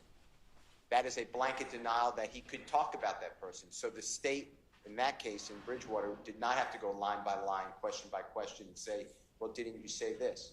Here, I think we are jumping the curve and allowing the state, based upon their desire, I guess, not to lay a foundation the way I understand the law, and just say, well, he said, and the state keeps saying the same thing, and the court keeps saying that's not what he said. The state keeps saying, he said, I lied about everything. That's what the state told me. They keep telling you the same thing day after day. That is not what the court heard. It's not what I heard. Where Attorney Adams, he's saying, shaking his head, yes. He's just explaining it. But if they want to get in a specific, like Shannon had the gun, Mr. Jackson, excuse me, had the gun, then I would also join Mr. Sharp and say that he needs to be given an opportunity to say, did you say this? Who said it was a sleeping And DA? he'll say, Is it a sleeping "I DA? assume, yes, I did say this. Why did you say it? Because I lied. And then you don't have to play the recording. I'm going to ask you one other question. What say you about the extrinsic evidence argument from the state? I think that's specious. I think that, and I could give you the case right now, actually. I just have to flip my computer. I think it's What Mr. specious. I'll Sharp tell you says is why. right. This is not, yes, if I possess a gun, there's no problem. I could possess a gun like I could possess this highlighter. It's not bad character. But Mr. Jackson, in this case, is a convicted felon before this June 10th, 2015 interview. So clearly, that is a criminal activity. So I think that answered your question. So I do believe that it is the character, inappropriate character of Mr. Jackson. Okay, thank you, sir. Anybody else? Nobody else. Stay. Yes, Your Honor. So as it relates to the prior inconsistent. Let's talk about Bridgewater first. What's your take on that? So again, Your Honor, Bridgewater is a prior inconsistent statement case. We are at impeachment by contradiction. He says he made everything up. So there, even if he didn't say the word lying, he said, everything I said back in 2015, I made it all up so I can get out of jail. So now the jurors get to see what he said previously in order to determine if they believe him in court or if they believe him when he testified, when he talked to police back in 2015 that he made it all up. Second, so that's first and foremost. As it relates to my response to Bridgewater, we use it as an example of whether or not we have to go line by line, but for the same principle, if we're impeaching him by contradiction, we are saying what he told this jury in 2024 is contradicted by what he was doing in 2015. So that answers the first question as it relates to the Bridgewater analysis. And I think, and I would need Ms. Weaver to check, I believe when prior to the February 20th interview, before we started playing that interview, I thought I asked Mr. Copeland about what happened with the gun, but I would need to double check that. I don't want to stand up, but I thought I asked him what did he do with the gun, and he denied giving it to Shannon, or he denied what his response was. But I would need to check the transcript for that. What about the issue asserted by the defendants about Mr. Stillwell being a convicted felon? And because you cited a couple of cases for that particular proposition: Adams versus the state, Hill versus he gonna the let state, him keep it. and Williams Watch. versus the state. He gonna side with the state. Sorry, Johnson versus the state. You're right. Is that different because Mr. Stillwell is a convicted felon? I mean, No, I don't believe so. And I was looking at another case, Hollis v. State. Hollis, Hollis v. Yes, State? Hollis v. State, to look at What's Hollis' 359 Georgia App 249. Is Georgia Appeals or Georgia? Georgia Appeals 249. 249. To see if in the facts of that case, if the defendant Hollis, I believe in that case, defendant Hollis may have been on probation for a crime and he had a gun and the same proposition was the same, but I need to look back at the facts of those cases. And I'll wait till the court looks at Hollis.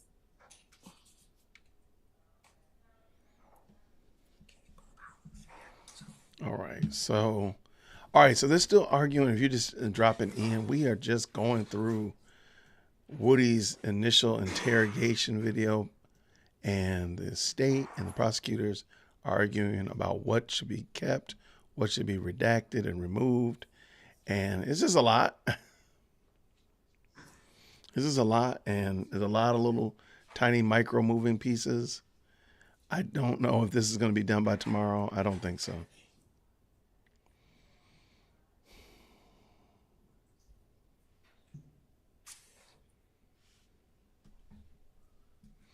I don't think this will be done by next week.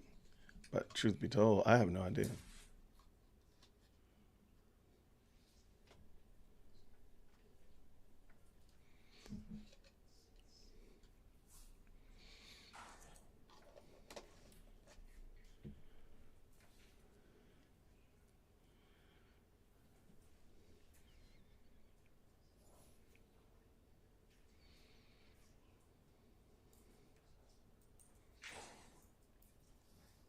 Yeah, I don't know why they're able to basically put out there and project what they think or what they interpret Woody's actions to be. It seems really weird. Or what were the motives rather of his actions? I don't know why they're able to do that. It seems counterintuitive to me. Where they would need to have proof in the other instance, but they can just kind of conject it on there. Because they're going to have to do this all over again with the jury. They're going to explain this to the jury and get them to believe what they're currently saying, which could be problematic of its own. So, yeah, you see the other guy biting his nails? They all like tired. I think they're all just starting to get nervous.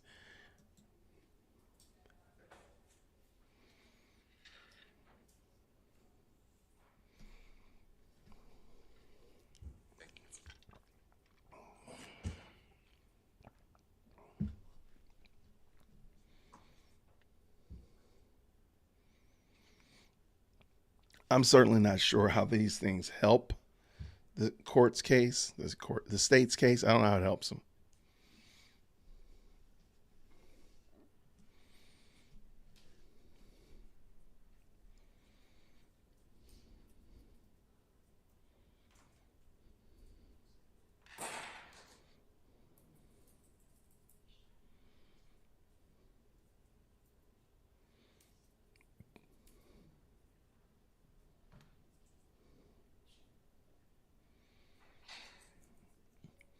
All right, let's get done, Judge Glanville. Let's bring it on home. Homeboy, bring it on in.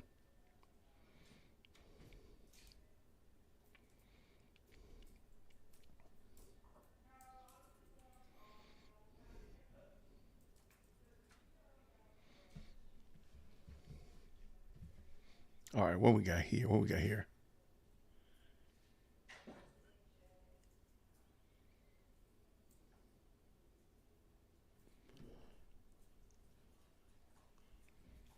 All right.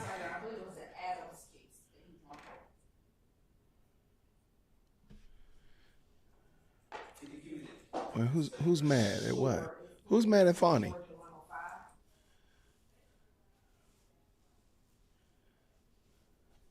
Yeah, they're done. They're done, man. The prosecution is down to splitting hairs trying to convince the DWC jury. We're not having it. We're not having it. We're informed jurors.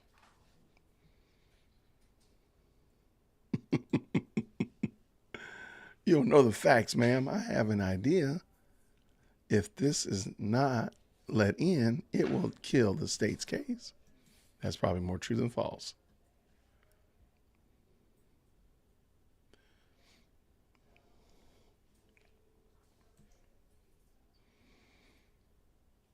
Okay, see, I don't know. I hate this because, we heard Kayla say that Simone was doing a great job, and I don't know. I don't know.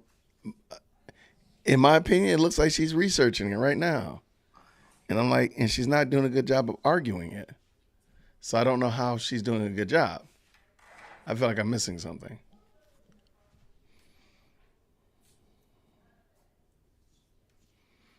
Do it, retire, come on. There's people, hey, there's whole nap channels. You see your boy, he was sleeping over here. Let me go ahead, do it.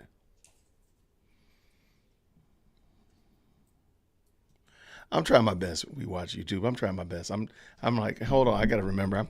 I need to keep this thing moving, keep this thing entertaining.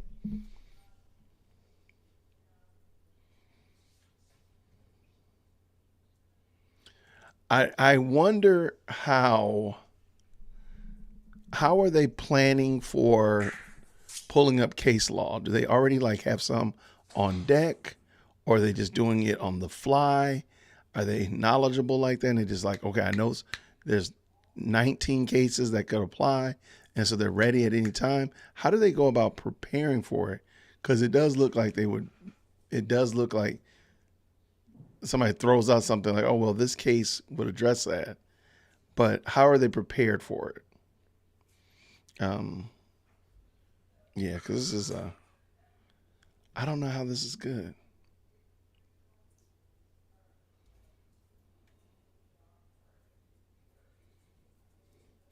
But at this point in the game, Miss Mandy, I'm sad to say, it's already going to mistrial. There's already coercion between the prosecution and the judge. There is a slew of problems with their witnesses. This is going to be a mistrial. I mean, and it's definitely, and if by some twist of fate, I mean, there's literally 3 motions to quash, recuse, as well as an immediate appeal in the works right now. If this didn't go to mistrial, I'd be surprised, but it'll go to appeal immediately. Mr. Stillwell being on whether or not the fact that Mr. Stillwell being on probation would impugn his character, but Your Honor, the state will go back to the Johnson v. State case, which is about inextricably intertwined evidence, Your Honor. And again, not forgetting that the prosecution that's currently going on is not relegated only to the murder of Donovan Thomas.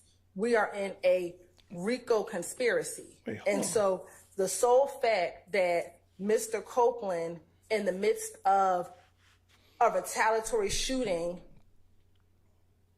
in which the opposition gang believes that he killed one of their gang members, uses a gun that was given to him by Shannon Stillwell, is one, inextricably intertwined into this case.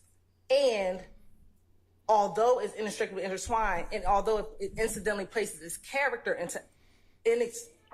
although it places Mr. Stillwell's character at issue, it is inextricably intertwined into the overarching He ready. He is story ready. And conspiracy that we are attempting to prove in this case, Your Honor. And here in the Johnson case specifically, this court let in an entire aggravated assault shooting as intrinsic evidence. Is that Johnson at 312 Georgia 481? Yes, 481.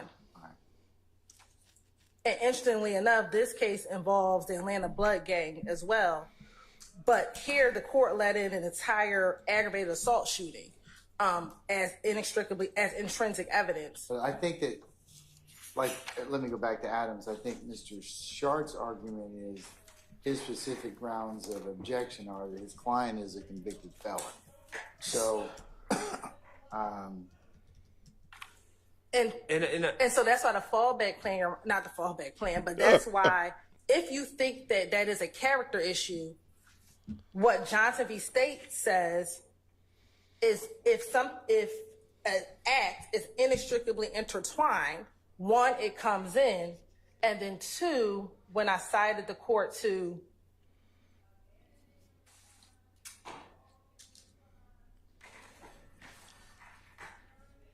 Williams v. State, 302 Georgia 474, intrinsic evidence remains admissible even if it incidentally places the defendant's character at issue. So even if you believe that his character, which the state still contends that it is not, because it's intrinsic, even if it incidentally places the defendant's character at issue, it would still come in. This incident in which Mr. Copeland is now explaining to the investigators why he was unable to turn in this gun is inextricably intertwined into the series of events that occurred. Defense counsel has made it an issue that Mr. Copeland has been lying throughout this entire interview. So this gives a reason why he was unable to turn in that gun. We haven't even crossed Mr. Copeland, so I don't know. I haven't called Mr. Copeland. Mr. Steele's argument all last week is the reason why some other rumors are going to come in is because they want to show that Mr. Copeland lies in this interview. That was the exact argument last week as to why certain non-relevant portions of this interview should come in. Ms. Hilton? Mr. Shaw? I'm just seeing if you were Yes. finished. Okay.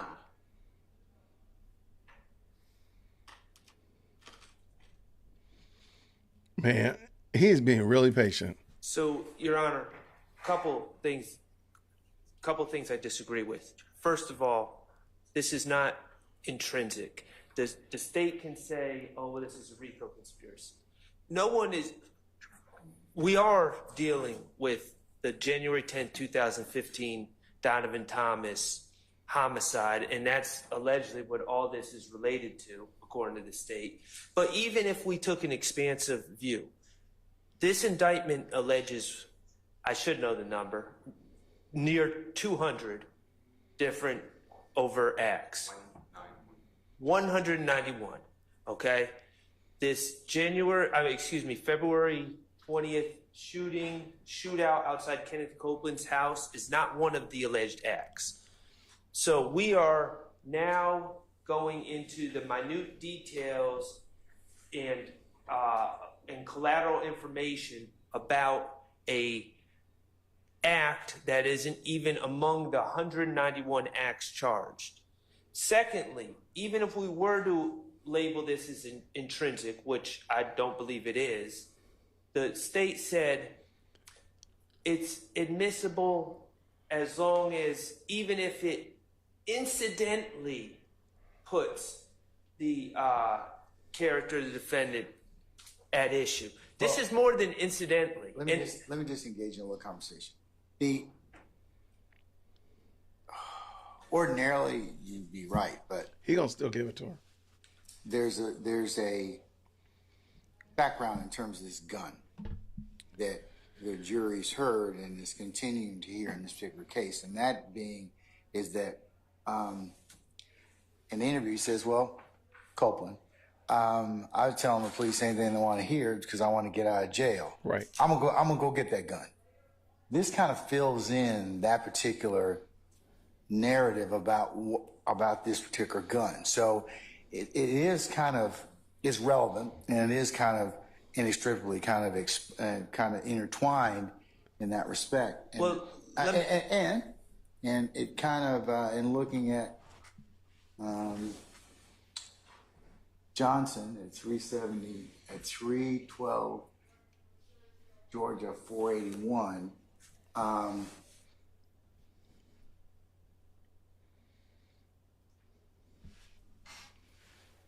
Evidence is admissible as intrinsic evidence when it is an uncharged offense arising from the same transaction or series of transactions charged offense. 2, necessary to complete the story of the crime.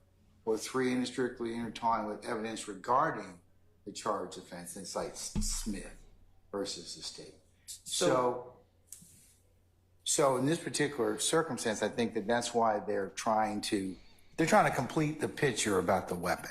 I understand what. Okay, and I know you fundamentally disagree, and I'll take that. Let me just say a couple things. First of all, this weapon, I think this is important to know. This gun is not involved allegedly in any other crimes or acts. So there's no loose ends that need to be tied up later with who had this gun or where was this gun. This gun, the story about this gun ends here. Okay, so there's nothing else that comes up about this gun. But secondly, when we're talking about, and this is why I said incidentally places character evidence. Okay, I've already distinguished my client is a convicted felon. It's character. Do you have any case law that, this is that specifically shows that, and you can invite me to look at about a convicted felon? Well, I think it's pretty clear. I mean, evidence of someone committing an uncharged crime is. But I mean, I asked you if you had a case. I can look. So I could. I mean, that would help me kind of decide this. But it looks like from looking at Johnson that even an uncharged offense, you know, can be considered I for the understand proper that. purpose. I understand that, but this is when we get to the level of prejudice and I have to I'll make a 403 balancing test in that respect, because you're absolutely right. I'm supposed to do that. And I just want to point this out. Not only would the jurors be hearing about my client committing an uncharged crime, but the most important thing that I'd ask you to consider is my client, this uncharged crime, which they're going to hear about through a videotape of my client committing. My client is charged in this indictment with 2 counts of that exact crime. So they're going to hear a videotape of Kenneth Copeland talking about my client, Mr. Stillwell, committed possession of a firearm by a convicted felon. They're not supposed to consider that for propensity, I guess. But then at the same time, they're going to be asked to weigh in on his guilt or innocence of 2 separate counts of possession of a firearm by a convicted felon. To me, that increases the prejudice, because, I mean, it's obvious if you were charged with check fraud and you know, someone brought up that you pushed a lady down the stairs one time, yeah, that would be prejudicial. But if they bring up the fact, oh yeah, he's been convicted of, or he committed check fraud on this day and committed check fraud on that day, and then we say, hey jurors, what do you think about Mr. Stillwell? Do you think he's guilty of these check frauds? Of course they're going to say yes, because they're going to have heard about these prior uncharged acts. So that's what I'm dealing with. The uncharged act is exactly what he's charged with in this indictment. Okay. And that increases the prejudice. All right, you're saying just the fact that the state's trying to complete this. So you're saying the state's trying to complete this story about this weapon, right? And this weapon is not used in any way in this particular case. There's no story to complete about the weapon. The weapon is a dead end. Nothing happens with that weapon. There's, you know, I could see if this weapon was used in another crime and they need to track it. This weapon is not part of the story at all. It's not intrinsic. It's a dead end. Well, I'll weigh that, but I think they're saying it's intrinsic to the fact of this completion of the weapon. I understand now. I understand your point is it's not really this is not the gun that's charged with anything in this case. Right. There's no ballistic matches. All right. Okay. State. Your Honor, again, the state's intention is not to impugn that this gun was used in any other offense. It is solely to complete when Mr. Copeland says, I told you all I was going to turn in a gun. The gun that I was supposed to turn into you all, I did not turn it in because it was Shannon's gun. That is what we're trying to complete, because again, defense counsel will purport through whether it's their cross-examination, but what they have indicated is that they want to show that Mr. Copeland is a liar. Mr. Copeland is now explaining to the detectives, in February, I told you all I was going to give you a gun. I never gave you all a gun. Well, let me tell you in June why I didn't give you all the gun. I didn't give you the gun because it was Shannon's gun. And Shannon took the gun with him. And that's why I could not give it to you all. But there's a reason behind the gun. But what it does is, I mean, nobody's been able to kind of tell me otherwise that being a convicted felon, I mean, I know it's a status offense, but even looking at Johnson, Your Honor, the Johnson case in which they're allowing an intrinsic act of an aggravated assault, the case itself was a murder case. And they allowed into evidence another aggravated assault. It was a murder and a shooting incident at a gambling house. Uncharged aggravated assault? Or yes, it was the one that was on charged in the indictment. It was uncharged. It was uncharged in the indictment, and they allowed it an entire. It was not charged in the indictment. It was not charged in the indictment. So here, Your Honor, we're not asking for a crime to be admitted. we're asking solely for the playing of the fact that the gun was not turned in because it belonged to Shannon. Shannon went on tour with Thug, and he went to Miami. We're not even saying that. Okay, let me say about that. What about Mr. Shart's argument about I have to do then a 403 balancing test? Is it more probative than prejudicial? He's saying you've already charged Mr. Stillwell with 2 counts of possession of firearm by a convicted felon, which are going to be brought up later on. He's saying this increases the prejudice. So what would you say about that? Because and I'm listening to it because it's a road to nowhere. It's kind of like, in terms of what you have to prove, it kind of just, the jurors may think, well, this guy's who's a convicted felon has this gun and it's not really involved in anything that's charged in this case.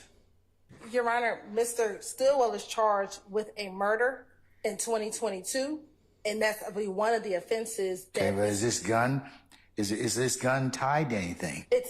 The gun is not tied, but trying to. Okay, that increases the prejudice, though, because if it's not tied to anything, I mean, I understand what you're saying. I'm sorry, I apologize. No, go ahead. I'm apologizing. No, you go. I'm sorry. No, what it does is it increases the prejudice in terms of because you don't want the jury confused on the fact that, okay, we've heard Shannon's got a gun, or that Copeland's saying, hey, Shannon, the reason I didn't turn it in is because Shannon took it, and he took it down he took it. Grace and peace. Good to see you, Janelle. But it doesn't go anywhere because it's not used in anything other thing. It's not used in any other criminal offense. It's not tied to a murder. It's not tied to anything. It's just the fact that this shows where this gun went on a guy that's already who's a convicted felon, and it's not charged in the indictment. I know I could probably let it in, but my concern is Mr. Sharp's concern, and whether or not it's more prejudicial than probative, given everything. If he gives it to him, I'm telling you right now, I'm with. shutting this whole. Is this going to confuse the jury or let them know, hey, he's, what about this weapon when it's not tied to anything in the indictment? I mean, I know that Johnson seems to indicate that, but so tell me how I get over the 403. Given what you charged Mr. Stillwell with. Is he about to agree with that? Because the state has not asserted and will not assert that this gun that Mr. Copeland used in 2015 is the same gun used in 2022. It's a 7-year difference between this particular incident in 2015 and what Mr. Copeland says. The only purpose for this portion is to complete what happened with the gun, especially given this notion or this idea that in 2015, Mr. Copeland was just lying about everything. He said he was lying, though. We as a state have to show, we believe that in 2015, his statements were credible. He gave a reason for what happened with the gun. I believe that Mr. Sharp's trying to confuse issues as to the fact that Mr. Stillwell is charged in the indictment with possession of a gun. That is separate and apart from the purpose in which this particular piece of evidence will come in. It is solely to complete what happened with the gun that Mr. Copeland used in order to defend him, his child, and his child's mother. The state has no intention of saying this Glock was used in some other crime because we don't have any evidence towards that. Then why do we need it then? Furthermore, when we talk about what happened in 2022, as the court will instruct the jury, they have to look at every crime individually. So when we get to 2022 and the murder that happened in 2022, the jury is going to have to look at the evidence for that particular crime in addition with the RICO, independently of whether or not Mr. Copeland used this gun to fire back at individuals who were shooting at him. They're going to have to parse out that evidence for themselves. That's a separate issue other than Mr. Stillwell. I hear what you're saying. I mean, I tell you what I'm going to do. I'm inclined to apply the 403 balancing test and find it's more prejudicial than probative. But here's the take, defense. If you open the door as to it, I'm gonna let them bring the truck. So you gotta be very careful about not opening the door about this particular issue and this weapon, okay? Because if you open the door as to it, I agree with you, Mr. Sharp, Mr. Steele, that it is more prejudicial than probative, but if you dance around the issue and open it up, I'll revisit my decision, okay? Yes, Your Honor. All right. And then, Your Honor, can we then ask him if he gave the gun to someone? Because I believe that it is important that the jurors know something happened with this gun, in which he expressed that to the officers back in 2015. I mean, not to say that it was Shannon, but to say that. I think you get in the same issue about if you name Mr. Stillwell. No, we're saying not. I don't. I don't get And I it. don't know what Mr. Copeland's response will be in court today, or in court whenever he comes back. But to ask him specifically, did he give, I would wish they without were. telling me who, did someone take that gun? I mean, because I believe that we have to tie, there's a reason why that gun was never turned in.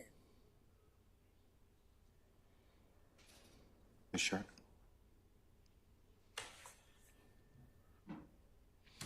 Okay.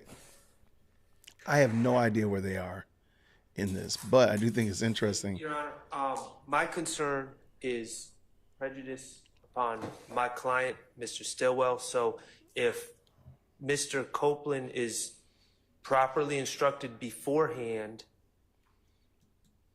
to not mention Mr. Stillwell's name or anybody else's name. And he says the gun was taken and I was not able to retrieve it or whatever, then that solves my problem. All right.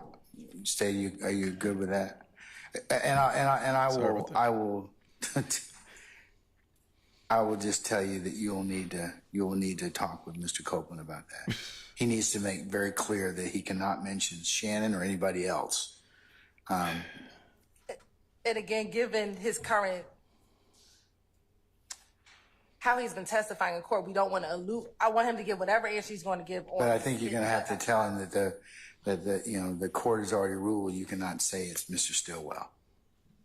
Okay. I think I think that would be a proper witness admonition about that. Yes. Or you could lead him at that point in time. All right. Thank you, Your Honor. So you do both of those two things just to make sure he doesn't get into anything that would be inappropriate. Okay. Yes, Your Honor. Thank you. All right. Okay. Comfort break, I bet you.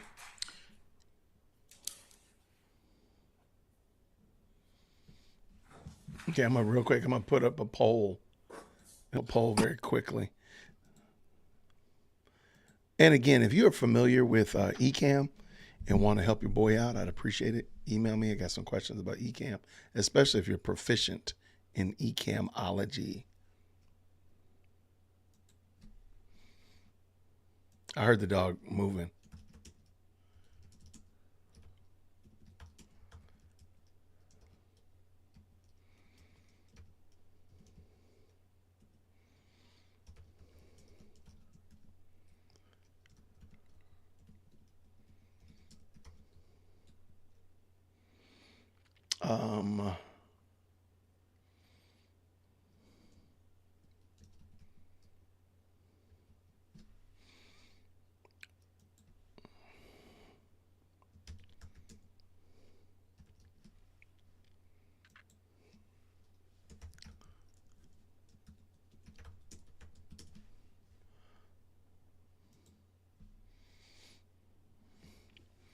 All right, new poll up, people. New poll is up. All right.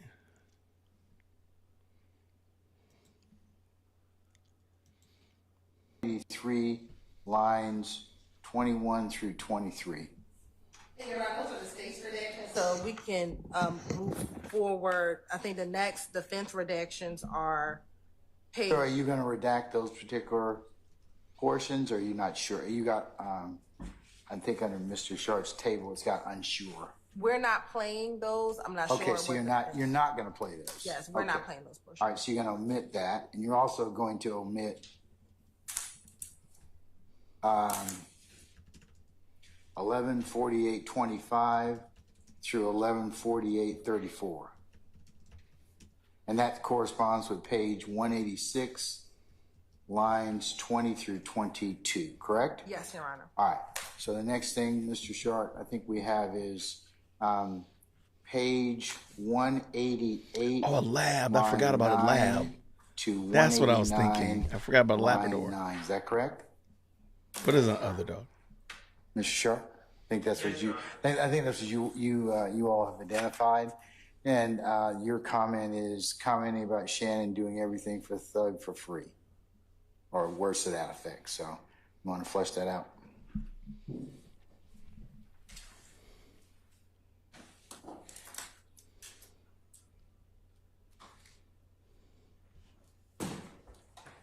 Yes, Your Honor.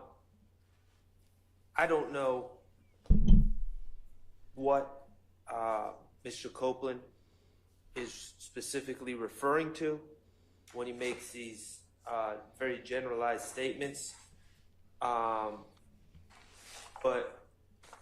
he essentially just goes on to say that my client doesn't have many earthly possessions, which I don't have a problem with him saying that.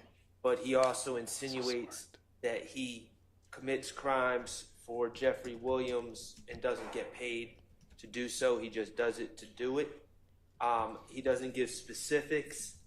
I'm not sure what he's referring to, and it's bad character evidence, violates 404A and B, and that's why I'm objecting. And I don't know. It's entirely unclear what his personal knowledge to any of this is. All right, sir. Ms. Hilton? Yes, ma'am. Okay, go ahead. And now, what's that? What's the reference on the tape? So 11:50. We'll start a little before 11:50:01 to 11:51:03. All right.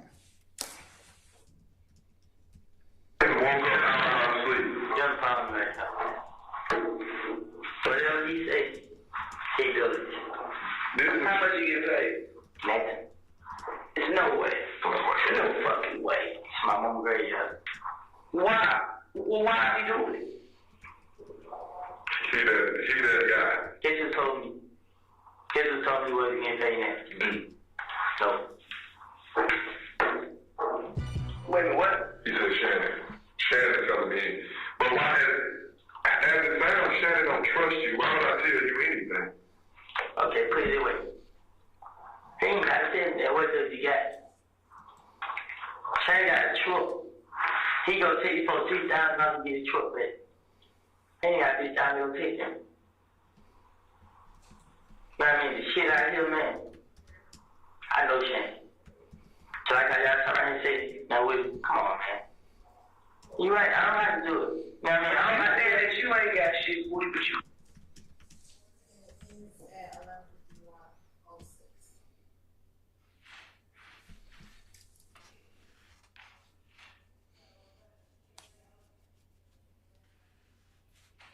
Okay, what's the state's theory of admissibility as to that respect? That particular line, those particular lines. One, I don't believe that it's character evidence at all. When we start this portion, prior to this particular section,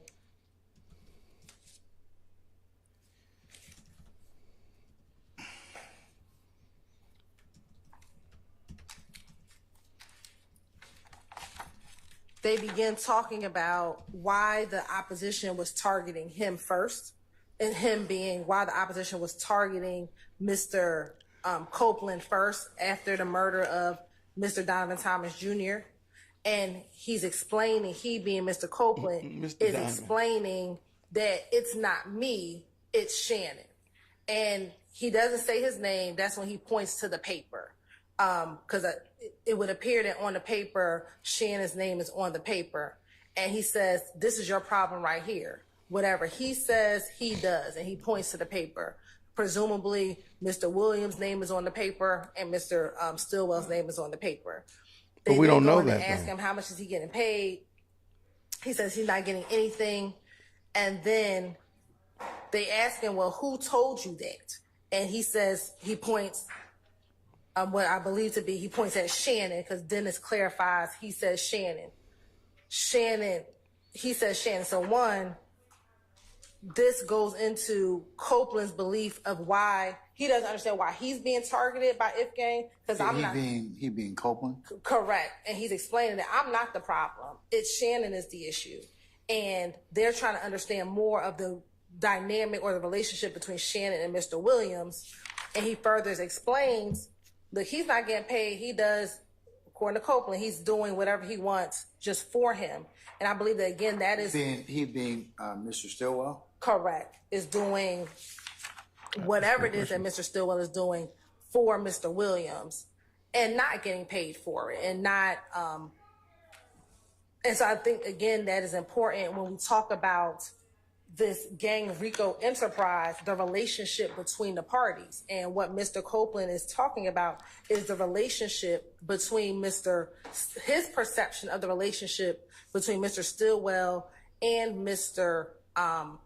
Williams. And again, when we're talking about the larger conspiracy and we're talking about the nature of their relationship, the nature of the enterprise, here is arguably an unindicted co-conspirator to the larger gang talking about two other gang members and the relationship between them. We believe that that is relevant for the jury to hear. Ooh. John, I'm going to withdraw my objection. Okay. Mr. Steele? Well, I'm objecting to everything, but... Of course. All right. I just wondered if you have another specific objection since it references your client. That's why I was asking you. I have objections that believe court noted. I know Shannon. That's his response. How do you know this information? I know Shannon. He doesn't give any background reason. The state hasn't asked about this at all. And then Mr. Copeland just pontificates and speculates how did Shannon get $3,000. No idea. Get your microphone, Steele. With that being said, though, I don't want to go against Mr. Sharp. Really, arguments is fine. Okay. I've noted your objection. I'll allow the state to play it over the objection. I'll give you a continuing objection. What does that mean? And that is page 188, line 9 through 189, line 9 or thereabouts. Okay? All right, next, I think you all have... Another comfort break? No. Page 196, line 16, through 199, line 4, and that talks about Mr. Stillwell and Dee shooting up houses, and about how Mr. Copeland lacks any firsthand knowledge, and might be talking about the wrong story. And you're right, this is page 197 to 198. Page 197? Yes. And I think we will start at page 197, line 17, and it actually goes to page 199, line 4, and the state has no objection to redacting that portion. Ms. Hilton, I appreciate that. The way I'm reading the conversation, I'm seeing it begin on 196, actually line 1. About T being dropped off at the club. The bad thing is, Brian, they're still not in there yet. The jury's not in there. So they're doing this work without the jury there. So we're still going to have to go through this with the jury. Please let it go to mistrial, Lord.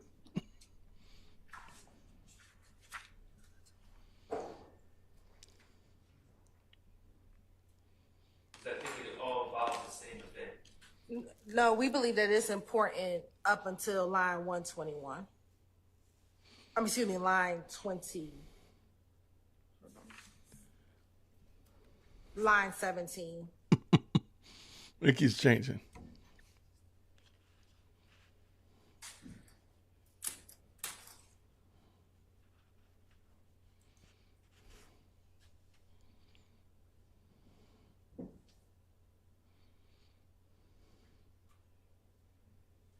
I would say definitely we need to start on 14, 197 line 14. Where, you know what I'm saying? So anyway, what I heard was. Okay, I'm gonna mute this for a second and just take a couple of these questions. So, and this is a good question because I think it helps shine light if you're just kind of jumping in to this. Yes, they did pretrial motions. I think that took like a month. But one of the problems is the state's star witness, which is now the infamous Woody, Kenneth Copeland, did not want to participate. So a lot of this that they would have been done with through Woody, aka testimony and direct answers and cross-examinations, blah, blah, blah, he didn't want to participate and didn't want to do it, at least. And he was really bumbling up and muddying up the state's case. So therefore, they had to bring in all this interrogation evidence, which they might have brought it in as well anyway. But if he had gotten up there and did what they wanted him to do, which is, basically say whatever they wanted to say in order to get this case done with, so that's why we're still here. And so I hope that answered your question, man. Good question. Steph Love, good question. All right, is the jury, okay, and I'm just, because this is getting kind of boring. It's kind of it's making Judge Jason tired. So real quick, is a jury in the courtroom, in the courthouse, or are they stay at home? They're at the crib, they're at the house. So basically, if they got done today, if they got done with this all today, which is not going to happen, but let's say they got done today, Judge Glanville at the end would have the court reporter, or the clerk, I think it is, contact all the jurors and say they need to be in court on X day because we're going to resume trial. So let's say they resume trial on Wednesday. So he lets them know that you need to be back in the court at 8 o'clock on 6/26 at whatever the courtroom room is. But that's it. I think so we're saying the same thing, Brian. I got you. Yeah, this is just, I just can't, like, my hands are going weak thinking about the fact that we're going to have to be here for them to go back through this with the jury. And please remember, as a juror, you can't ask questions. So you can't even say, hey, I don't understand what you're saying there, or whatever like that. Is this normal? I thought this was supposed to be done before the trial starts. It would have been done, but again, Woody threw a Woody wrench into the whole problem because he was allegedly contradicting what he said in his interrogation. And he just didn't want to answer. I don't remember, I don't recall, which I think is reasonable. But I think what should have happened is Judge Glanville should have told them that if they're not going to better prep their witness, then they can't use this evidence. That's what I think he should have done. But I know he's kind of regretting it, but I think he's regretting it, in my opinion. All right, what we got here? They are trying to force him. Absolutely. Queen V. Let me bring it back in. So just in case something's being said, I don't want to make it sound like they're in quiet. It sounds like they're in quiet study hall. Brian, I'm right there with you. I don't like if he said I lied when I was in the interrogation. What makes you think that I'm going to now believe his interrogation? He said he lied. I don't get it. Now, if he said I'm lying to you right now at this moment, at this second, I'm lying to you, but I was telling you the truth when I was interrogated, that would be different. But he didn't. He said I'm lying to you. I was lying to you back then, and then he said nothing yet. So. Or nothing more than I don't recall, I don't remember. Did I say that? What? What you mean? Okay, the page 213, line 20 to 214, line 16, is hearsay involving Dexter Montgomery shooting. So. And I can play it for the court, Your Honor. Okay. It'll be from page 213, line 23, through page 214, line 18. It wasn't ready for Woody. It was not ready. 12:10:51 to 12:11:33.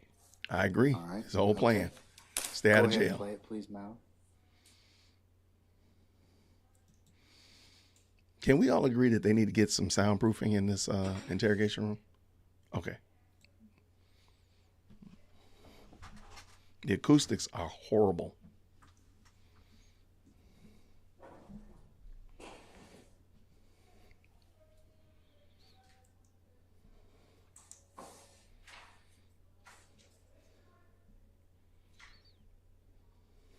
It's going to start a little earlier at 12:10:48. Yes, ma'am. It was talking about damn Wayne Buzz. I know O.G. Bentley shot the boy in the head over there. Oh my gosh. Who shot? DK? Nah, this ain't Nard. Nard knew. Cause two people got out the car with sticks. Yeah, Nard and DK. And why did Nard shoot him? I don't know. This short detail. You know what I mean? They just like, Nard went out, Bentley went out for a question on the murder. I'm like, what murder? I think I killed this gas station in Lakewood. I mean, like that. So, but how do you know Nard did it? D. How do you know Nard did it? Says you been in trouble. They talk about it. You know what I mean? Like I'm telling you. Yes, what it was. And we're stopping at 12:11:34. All right. State, you want to tell me? Go ahead. Go ahead. I was just going to point out that in this, we've heard testimony about that incident. Mr. Copeland, no one said he was there. He obviously wasn't there. He says his source of information when he was talking to the police was D. I take that to mean there's two D's. I take that to mean Lil D, meaning Demekion Garlington. But we don't know. We don't know for certain. It could also be Quindarius Zachary or another D. But if it's any of those people, none of the people that were there are known as Lil D or D. So he got it from someone who must have got it from somewhere else, and so we're just kind of rehashing rumor and hearsay. All right, sir. State. And Your Honor, we should start with page 23, page 213, line 23. The reason that they even get into a conversation about the Dexter Montgomery shooting is Detective Gates. Let me say this, let's get to context. This interview is in June of 2015. The police don't know the full details of the Dexter Montgomery shooting till about July of 2015 and August of 2015. And that is, if you can recall, Your Honor, that is when Walter Murphy was interviewed, both in July and August of 2015. So in June, they don't know the full details of what occurred. So Detective Gaither in the line right before this says, I know O.G. Bentley shot the boy in the head over there, talking about the Dexter Montgomery shooting. And Kenneth corrects her and says, no, he didn't. And she said, who shot him? And he says, they're saying Nard. Nard who? Because two people got out the car with sticks. And he's confirming Nard and DK. And he says, then why did Nard shoot him? I don't know. This is what D's telling me. I believe he's talking about Demekion because either earlier in the interview or later in the interview, he says he gets a lot of his information from Demekion. He says, you know what I mean? They just like Nard went down, Bentley went down for a question on a murder, and I was like, what murder? And some nigga got killed at the gas station in Lakewood. You know what I mean? Like that. And then they go in, but how do you know Nard did it? Said D.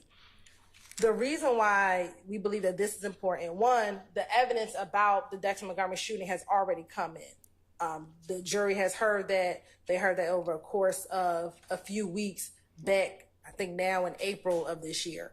The reason why this is important, again, Mr. Copeland saying everything he said, he's making it all up. One, this shows that he had knowledge of this gang's activity in 2015. And he's disclosing that information that he knew back in 2015 in this interview. And if the assertion is Mr. Copeland is lying throughout this entire interview, which is what defense counsel has purported or said that they plan on impeaching him on, this shows, one, he's not lying. Two, he knows how to correct inconsistencies or things that are incorrect. And it shows, it gives even more credibility to Mr. Copeland back in 2015 when he's giving information specifically about what happened the night of Donovan Thomas's murder. So we believe that the jurors can see from Mr. Copeland's ability to, one, correct the law enforcement officers, two, advise what he knows of the gang's activity, is relevant for this jury to assess his credibility, Your Honor. Oh my gosh. Oh my goodness.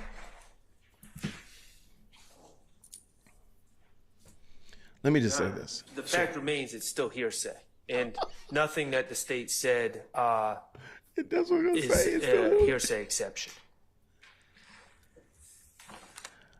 Okay. Look, I don't have State, any. I'm in concurrence. It's still hearsay. I got with no exception. So I'm going to omit that particular portion. Wow.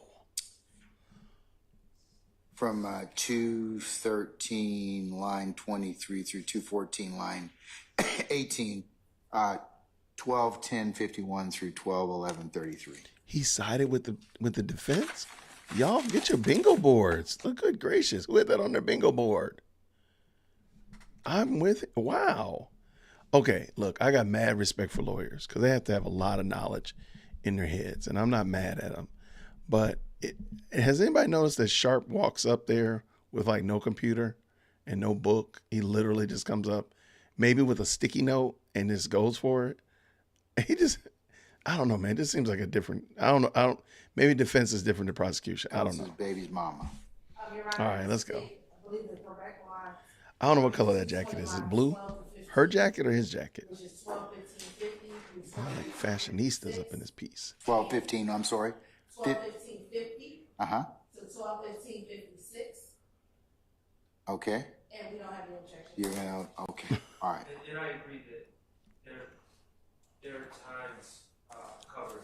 Yo, just to have to sit in there every day. So that's cruel covered. and unusual. The next period is 222 line 17 through 223 line 6, and that purportedly shows some hearsay in regards to beef with Game and Nipsey Hussle.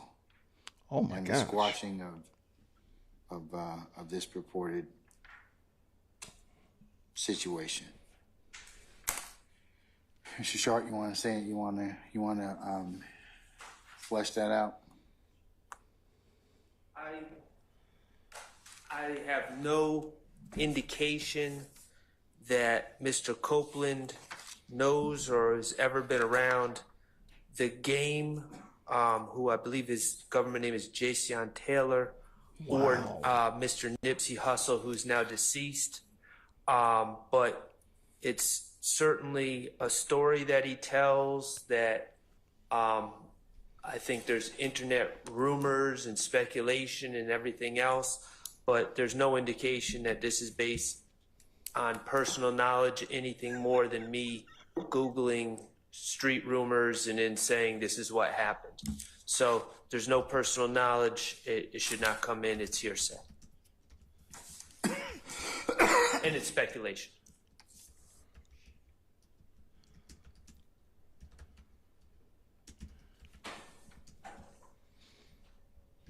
All right, Ms. Hilton.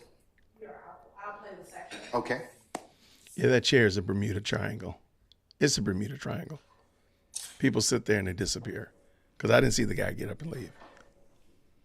Oh my gosh, no more, stop. I'm going to start a little earlier at 12:16:59. The relevant portions will begin at 12:17:08. You said I'm sorry, one more time about the We're starting earlier at 12:16:59, but the relevant 12:16:59, but the relevant portions will begin at 12:17:08 and you're going to play through 12:17:31. All right, thank you. Okay, go ahead. Nobody care about nobody else. You know what I'm saying? Thug ain't take shit from nobody. Well, how did the beef with Game in there? The game league is shut up. It's Thug with told Shan do it. Shan told me his mother was up there winning. Just give me the word. Yep. And Thug told him no. Say something on the GD, I can't Nipsey Hussey, something like that. He ended the beef. You know what I'm saying? He stopped. You know what I mean? I ain't here to play. You know what I mean? I just don't want to go to jail. And we stopped it at 12:17:35. And so what we have here, Your Honor, is actually two party opponent admissions. So Detective Dennis asks, well, how is the beef with Game and them? And Copeland says, well, the Game was fixing to get shot up if Thug would have told Shannon to do it. What? Shannon told me out of his own mouth he was up there waiting. Just give me the word. Yep, and Thug told him no. Said talking to him, GD, I can't really say like Nipsey Hussle or some shit like that. He ended their beef. You feel what I'm saying? He stopped it. You know what I mean? I ain't here to play. And Your Honor, if you can recall, we already have in evidence the video of Mr. Stillwell in the car threatening the Game that has already been introduced. So this is further corroboration of that video that has already been entered into evidence. And Copeland saying that Shannon was ready to act on behalf of the Gang for Mr. Williams if Mr. Williams would have gave him the go-ahead, but Mr. Williams told him not to do it. That's craziness. Sure. Yeah, sure, absolutely.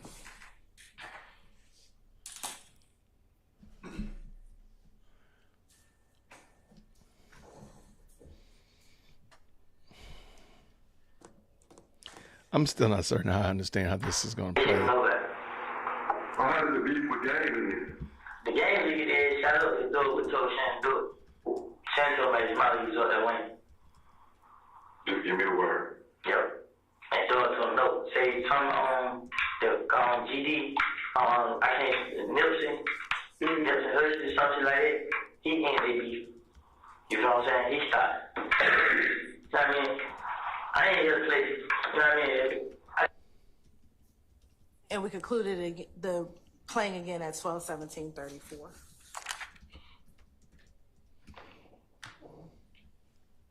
All right, Mr. Sharp. I don't hear exactly what this Why are y'all Hilton hears. I can't say I hear something different. I can't make out where she's saying that Shannon or that Kenneth told me out of his mouth. But it's hearsay unless we can identify the source of his knowledge and it falls under a hearsay exception. I don't believe that this statement does that. I believe that he's speculating based on what he's heard from, as I said, from the internet or rumors or street rumors. But the other thing I'll say, it's also not an admission by a party opponent in and of itself. And that's because the hearsay that I'm concerned with is Kenneth Copeland's hearsay. And he's not a party opponent. This is hearsay. And this never came up at all, to my recollection, in direct examination of Kenneth Copeland. So there's been absolutely no foundation laid. What about the earlier video with your purported your client? Well, that was talking in the car about, hey, I think this is the one. If this is the one, that was admitted over my objection. Yes. And my objection to that is still the same, and I guess I should probably reiterate that as well.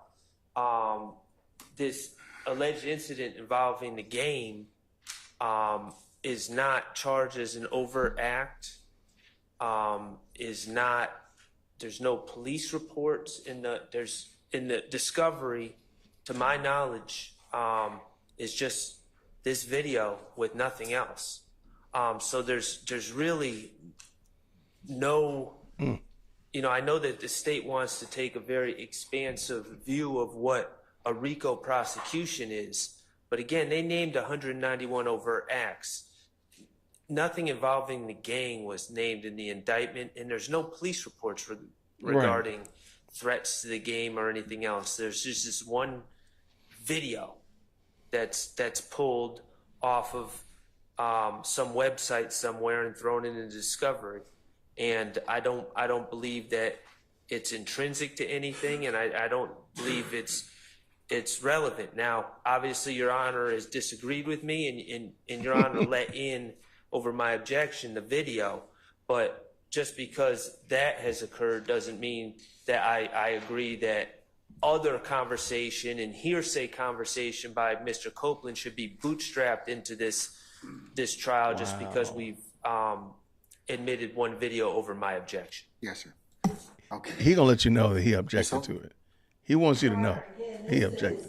Corroboration of the overall conspiracy of the gang. You're right. I think that sometimes maybe we stream away from, there's still an overarching conspiracy of the gang itself and the activities that the gang does. And so the court, even over objection, admitted evidence of Mr. Stillwell threatening the gang on video. Here, Mr. Copeland, and this says, and we can play it again for the court, Shannon told me out of his mouth. So that is What line is that? This would be line 20 on 222, but where it says indiscernible, if you actually listen to what he says, and I'll play it again. Play that portion, just that portion again. Hold on.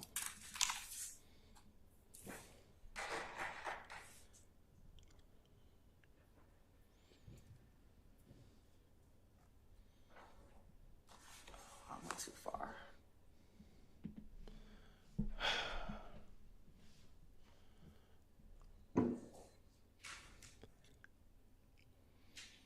I'm going to start it at 12:17:06. Oh, sorry.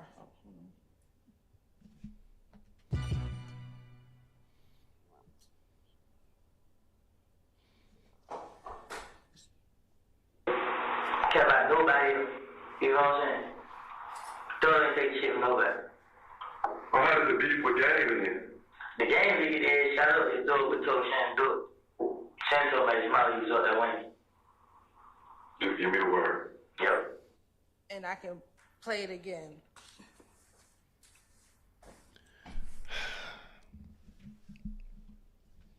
They try to get on TMZ. The game league is shut up, it's dope, we told Shannon do it. Shannon told me his mouth, he was up there winning. He said Shannon told me out of his mouth he was up there waiting. Prior to that, he says the game was 50 and shot up, and if Thug would have told Shannon to do it. Chris, can I listen to your...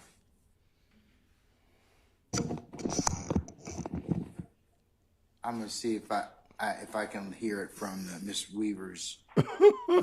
He's still trying to. This is irrelevant. Come on, man. You see it. Huh? Yeah. I'm going to listen to it first, Mr. Adams, and let me just see whether or not I can hear it. If I can't hear it, it's no sense in you listening to it. Okay?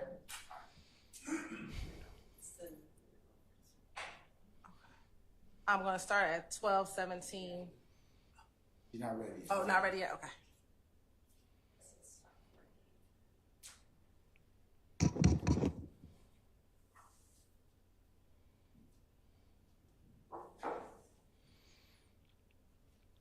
Okay, real quick. I'm gonna mute it real quick while they're doing this study hall stuff. I don't think they went to jail for the lyrics. I think they were using the lyrics to prove. I think, and if anybody's been following this case, please let me know. I don't think they were arresting them because of the lyrics. They were using the lyrics to support their case that these people are violent criminals, blah, blah, blah, blah, blah, blah. I think I feel some kind of way about that. And we could have like a 9-day discussion about the veracity of what I think hip hop has done to community in general. But that's beside the point. Okay, let's go back. Give me the word. Yep. And throw it to him. No, say something. Keep on going. You want to keep going? No, Mr. Adams, you can listen to it. You hear better? Yeah.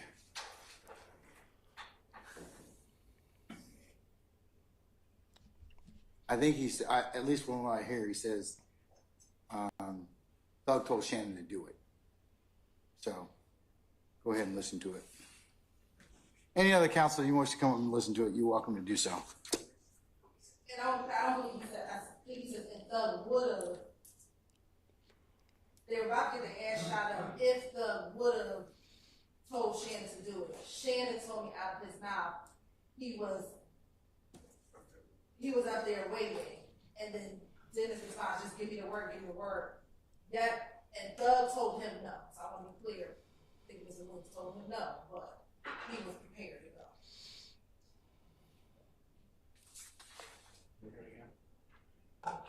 I'm going to start at 12/17/05. You know that. Well, how did the beef with Game in? The game you get there, shout out to Doe, we told Shannon do it. Shannon told me his mother was up there winning. Just give me the word. Yep. And throw it to him. No, say something on the GD, I can't, Nipsey, Hurston, something like that. He ended the beef. You know what I'm saying? He stopped. He know he ain't hear nothing.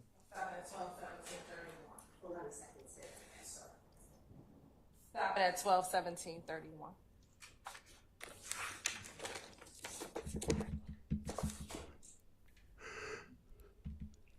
Can I listen to it one more time? No, we're done with this. You don't need to listen to it another time, Glanville.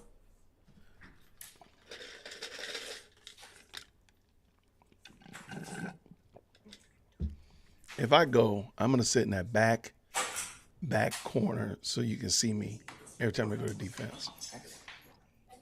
I'm going to try to go next week. And if I do, I'm going to try to be on camera. I want y'all to be able to see me. I'm going to wear a suit. I'm going to sneak up in there and I'm going to pretend like I'm a lawyer or something. No jeans for me. I got to look fly. Oh my gosh, I can't believe this. Let it go, y'all. Oh wait, that didn't stick. The chat disappeared. Sorry about that.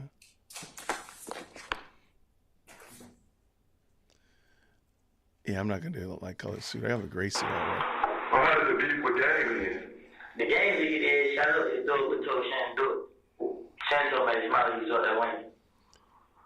Just give me the word. Yep. And throw it to him. No, say something on the GD, I can't, Nipsey, Hurston, something like that. He ended the beef. You know what I'm saying? He stopped. I stopped at 12. I think it's all right. This is what I hear. Shannon says I was up there waiting. One more time. He throwing everybody in this thing. He throwing a whole kitchen sink. All right, I'm going to start again at 12/17/06. No, we're gonna stop. We don't want this anymore. We're tired. Well, how did the beef with Game in? The game you get there, shout out to Doe, we told Shannon do it. Shannon told me his mother was up there winning. Just give me the word. Yep. And throw it to him. No, say something on the GD, I can't, Nipsey, Hurston, something like that. He ended the beef. You know what I'm saying? He stopped.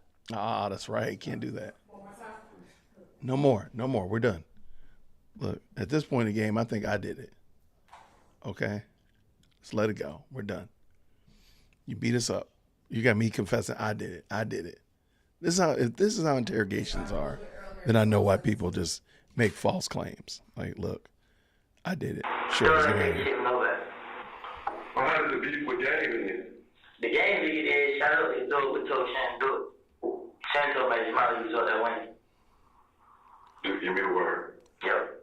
And Doug How are we back on this? I thought I just said don't do it. How are we doing this his again? mother was up there winning. Just give me the word. Yep. And Doug told him no. Say he turned on. Shannon told me his mother was up there winning. Just give me the word. Yep. And Doug told him no. Say he turned on. I'm talking about my member, Gatko.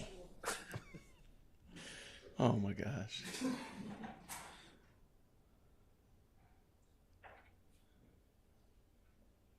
They should know that. Well, how did the beef with Game end?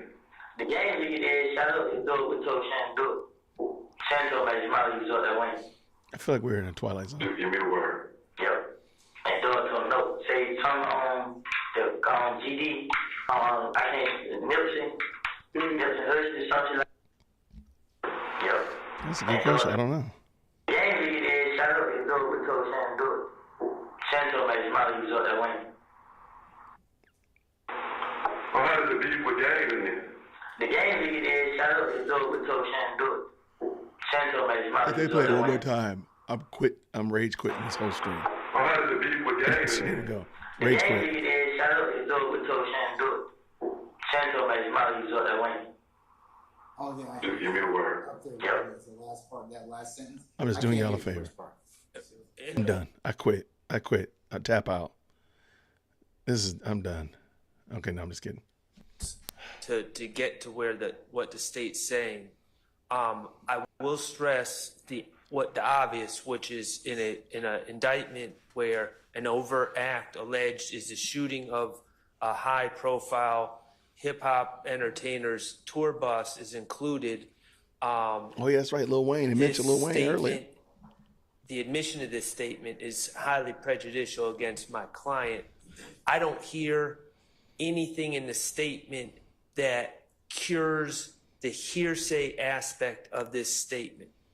And I still say that Mr. Copeland is giving information. The end of this, by the way, the end of this statement is, I want to get out of jail.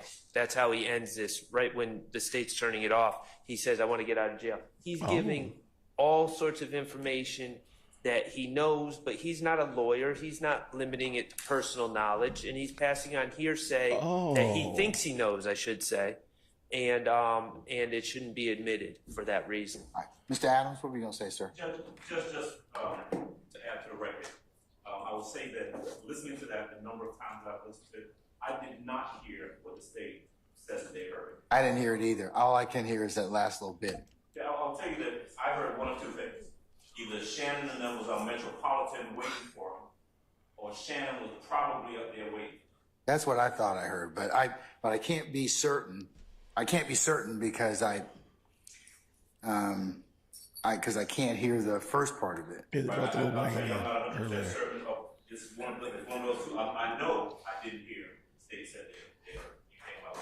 Shannon told me out of his own mouth. I didn't hear that at all.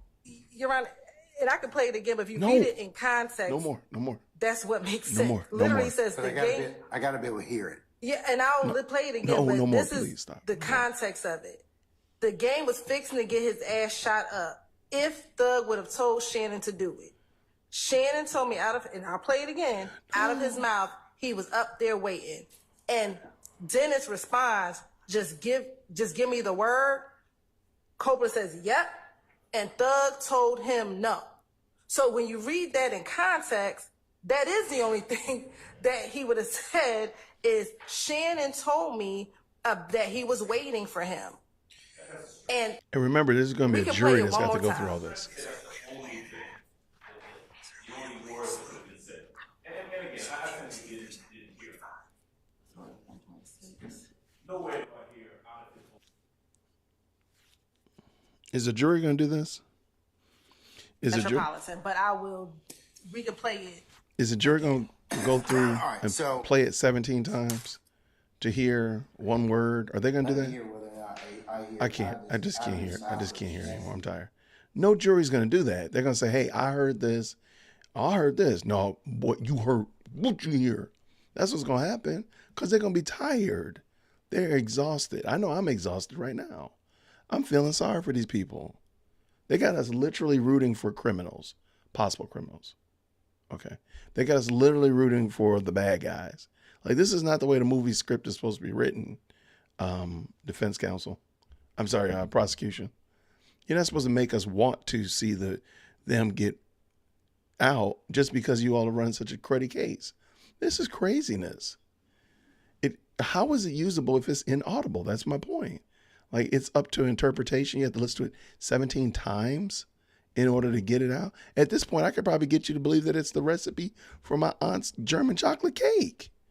Like, there's no way impossible that a jury is going to do this. What y'all are doing, a jury's not going to do. There's no way. And y'all, they're just laughing about it because they know it's not going to happen. They know that nobody cares. Nobody's going to do this. Once they get you over the barrel, it's a wrap. I don't want to hear no more, but I don't want to hear this anymore. All I want, bring Woody back in. Like, can we just call a redo and say, Woody, get up there, man. Just make it good and entertaining. Do it for the memes. Do it for the gram. Woody, come on, man. Help us out, my guy. That's what we need, because this is, nobody deserves this. That you see how difficult her job is. Okay,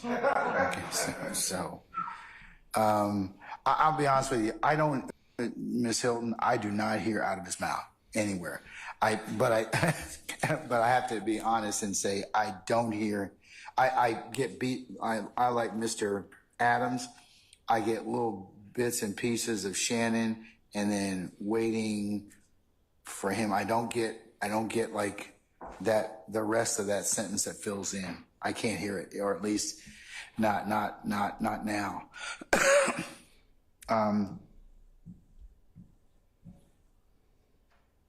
Okay. All right. Thanks for y'all indulging and letting me hear it a bunch of times. That was crazy.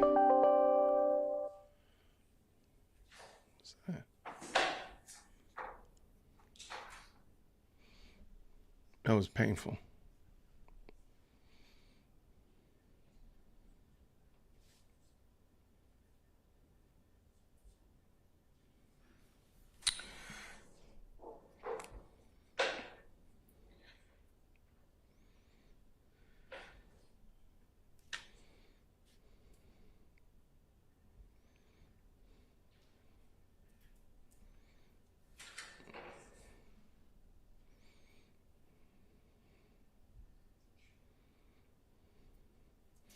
All right, so I have no idea what they're doing now. Judge Glanville is doing something important, and I think short of them calling Woody to come in tomorrow, I don't have a clue how this is going to get any better. This is painful, and it's sad because whether or not, let's just say for laughs and giggles, that Young Thug is as bad as they say he is. He's probably not going to go to jail because of this. In considering line 220, I should say page 222, line 17 to 223, line 6, and corresponding audio video portion 12:16:59 through 12:17:35, in regards to this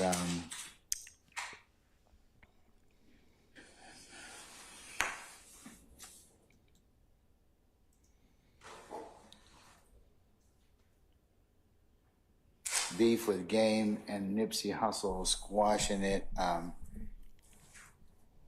Okay, the defense's contention is that there's no personal knowledge.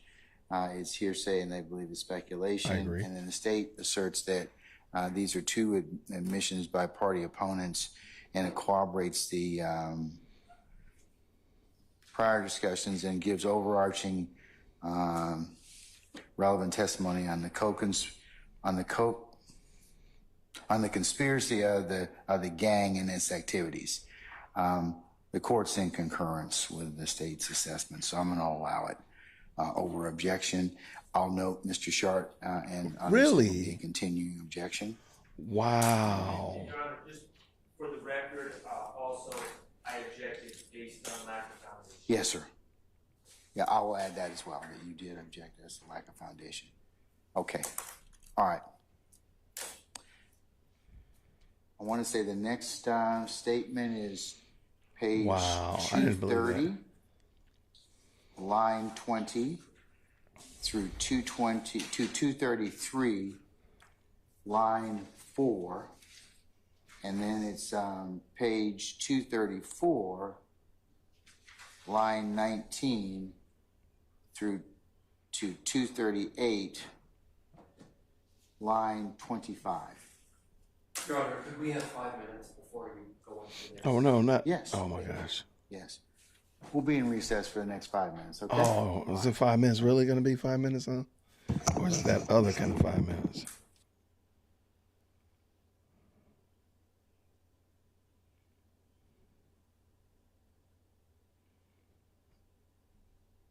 All right. All right, good people. This is bonkers. Y'all, I appreciate you. Whew. I don't know, y'all. I don't know. All right. Let's talk about this. Let's have a conversation. Come on, come close, come close. All right. If they're going to do this tomorrow, are we doing this again? I can't imagine we can do this tomorrow. This is craziness. I think we should. Okay, that's what I think. I think if they're going to do this again tomorrow, now if they're doing the show cause hearing, if they're doing show cause, I think we should. But if they're just going to be doing this tomorrow, I don't know, man. This just seems like such a waste, man. And it just seems like nothing is getting done. Like, I don't believe this. I don't see anything getting done, because there's already an appeal before the Georgia Supreme Court. If that comes out, this is a wash. If they come back and say, yeah, this is a mistrial, Glanville is misbehaving, he's doing the wrong thing. And my goodness, in the morning, can you imagine if it comes out that he's done this with others during other witnesses during this, like Mr. Bean, and there's a couple other cats that have come up to witness. What if he's testify? What if he's done this to others? Oh my gosh, this is just crazy. Okay, then why not slow it down? Why not? I believe that. I said this Thursday. I was like, maybe his retirement is coming up. He knows that if he slows it down, it'll just totally waste waste time getting up to his retirement. And he's got all this vacation time and sick days and PTOs that he can use to carry him all the way to the end.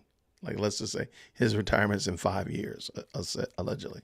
If he pushes this for 3 of those years or 2 of those years, he's got enough PTO, vacation, and sick time that he can use up and just push it all the way through. So basically take off. He can get a 2-year early or 3-year early retirement. It's a theory. Because, at this point in the game, all of this is a theory. Because, good gracious, man, we're just speculating. It's hearsay. Oh, my gosh, y'all. Okay, so I'll tell you right now, if tomorrow they're going to be doing this, I might not do a live stream tomorrow. Because I got to save up my energy for it. Because Wednesday is going to be a marathon. Thursday is going to be a marathon. Because we got the trial during the day. And then we got the debate, Trump-Biden debate, Thursday night. So we're going to be doing a lot. And I'm going to be here. I'm committed to it. So if it is, hopefully, Lord willing, oh my gosh, I just cannot believe that this is, still going on. Because it doesn't make sense. I would love to hear, if you have a lawyer in your Rolodex, you have access to a lawyer that could make this make sense to us. I will absolutely love to have them come on and talk, because I just don't get it. I do not get how this is going on this long. It just seems abusive. All right, I'm looking at the poll. Why y'all picking on me? Okay, so I thought it was a German Shepherd, but it was a black Labrador. A black Retriever. So totally forgot about that. All right. But okay, so if there is, and at the current moment they're not in he's not back yet. But if there is a hearing tomorrow for the show cause for Kayla Bumpus, then we will definitely do that tomorrow. That'll be a lot of fun. I think that should be good use of time. Otherwise, we're going to, I might not do a live stream tomorrow. This is painful. Like, are you kidding me, people? And especially since you don't see it like actually progressing forward. You know, like all this wrangling that they're doing, and those poor jurors are going to have to do this all over again. Good gracious, man. This just makes me sad to think about it. Like, good gracious. Those poor people, man. I know they're like, well, they shouldn't be watching this. I'm sure they're not, because they're good jurors. But let's just say they were. Man, I'd be so sad. Like, oh my gosh, I got to listen to this foolishness. All right, what do we have here? What do we have the good people to talk about? Let's see, let me make sure this is up and ready. They are not in session yet. Let's pull that back in for y'all. All right, let's see what we got. We're watching paint dry. I mean, literally paint dry.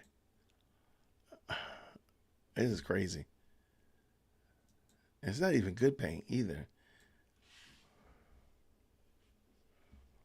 Okay, so if for example, if he says like we were going to be doing the show trial tomorrow, the show cause trial tomorrow, then I'm good with that. But if it's just like just show up and there's no ifs, ands, or buts, no direction, I don't know. That's just too much for me. Yeah, I agree. It's too brazen to be the first time. He has done it before. Yeah, Foster Cathead says absolutely. I think Terry agrees.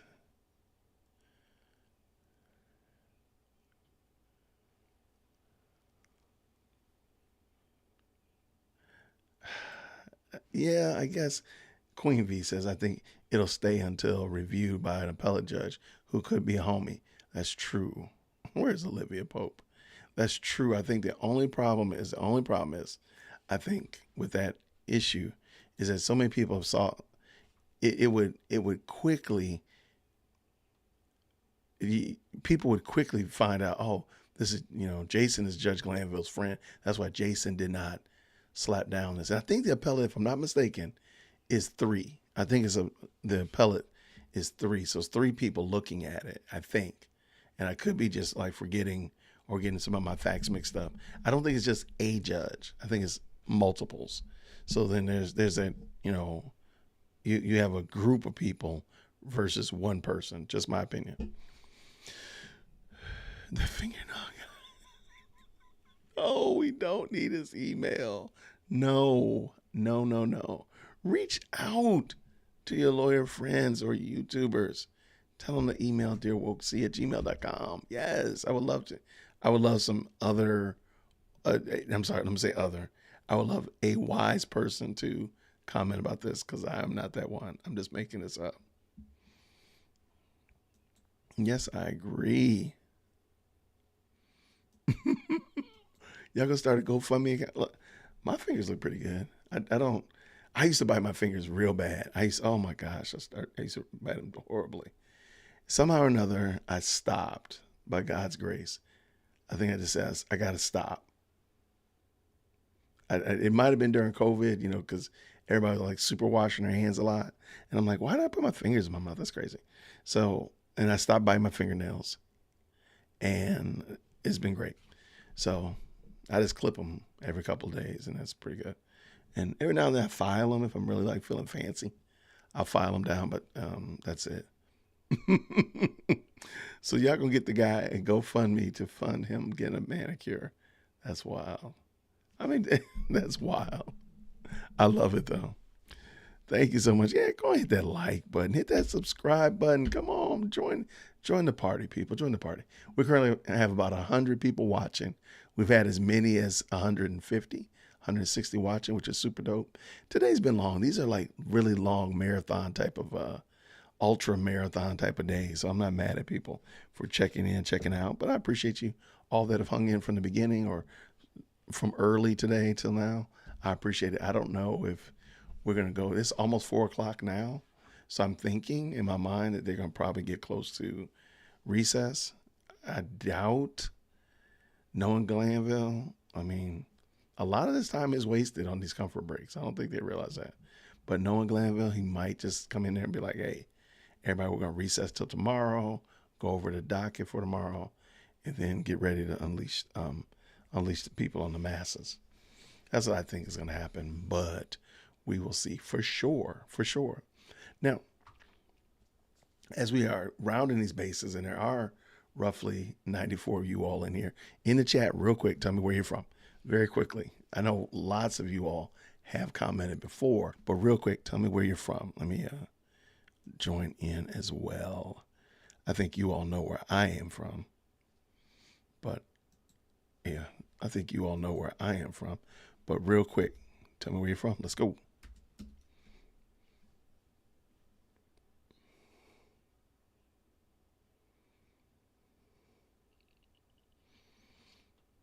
I agree, Queen, absolutely.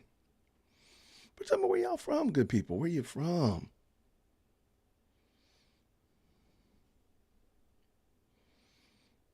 Oh yeah, I would totally be knocked out if I was in the jury box. They'd be in trouble. All right, we know where Deerwood Christian is. We got that old North Carolina in the building, Central California. All right, I need y'all to do better out there in California now. Come on. I need y'all doing the right things out there in California. What we got that Phoenix, Arizona. I want to check out Phoenix. Mike from White Label Consulting is in Phoenix, Arizona. Big Chimney, West Virginia. I love it. Dayton, Ohio in the building. Arkansas, by way of the great state of Texas. That's why transplanted Texan. Hold on. It's not where you're from. It's where you're at. Maryland, Queen V. Madison, Wisconsin. I visited the University of Wisconsin-Madison one year in high school. And it was a great school. So I'm sure it's probably still a great city. Great city. All right, what we got? They still ain't in the building. Let me bring this back in. Not here. I'm telling you, Glanville is not under any compulsion to be on time.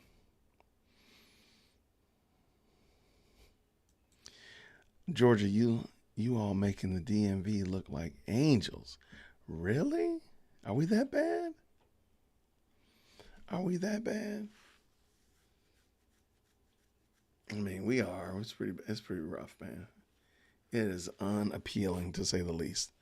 But no, I'm glad to have you all here. Thank you so much. We had some people from Australia earlier today. We had some folk in Germany. This is craziness, man. This is madness, but I love it. And I'm glad you all are able to hang out with us. Hopefully you're having a good time enjoying the conversations that we're having, whether it be about the trial or a little bit of off-taskness, like whether or not, what do you think about ADA Hilton's dress? Where is, why does everybody who sits in that chair where Adrian Love sits, they just seem to disappear? What's going on with that? Maybe that's why ADA Hilton won't sit in that chair, because she knows if you sit there, you go disappear. You go bye-bye. You go sleep with the fishes. I don't know. But nobody ever lasts there. Maybe that guy will be there when we get back. Who knows? When we come back from our comfort break. That is craziness.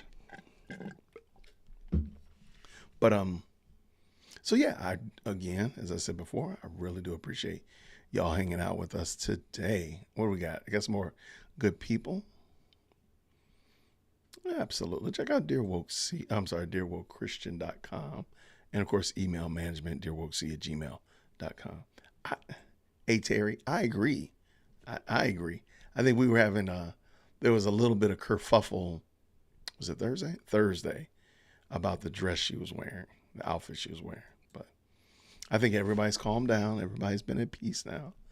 We're all calm now, because it was a hot conversation. They were upset. There's a lot of upsetness, if you will.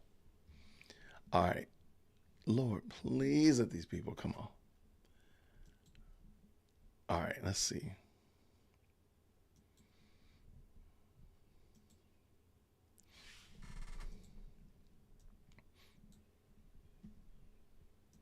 Glanville ain't trying to get back up in here. He trying to go home. He like, look, man, let me finagle around a little bit. Okay, so earlier I had told y'all I really don't understand why the WNBA players are walking like they're, coming in like they're walking on a catwalk.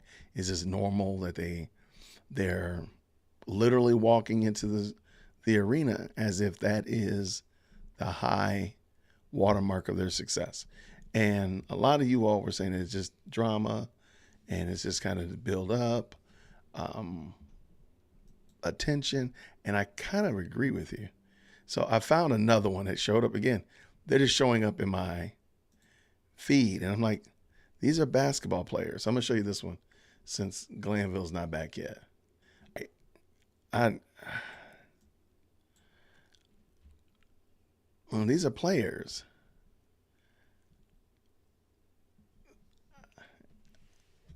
I don't even know where to go. I don't even know what this look is, but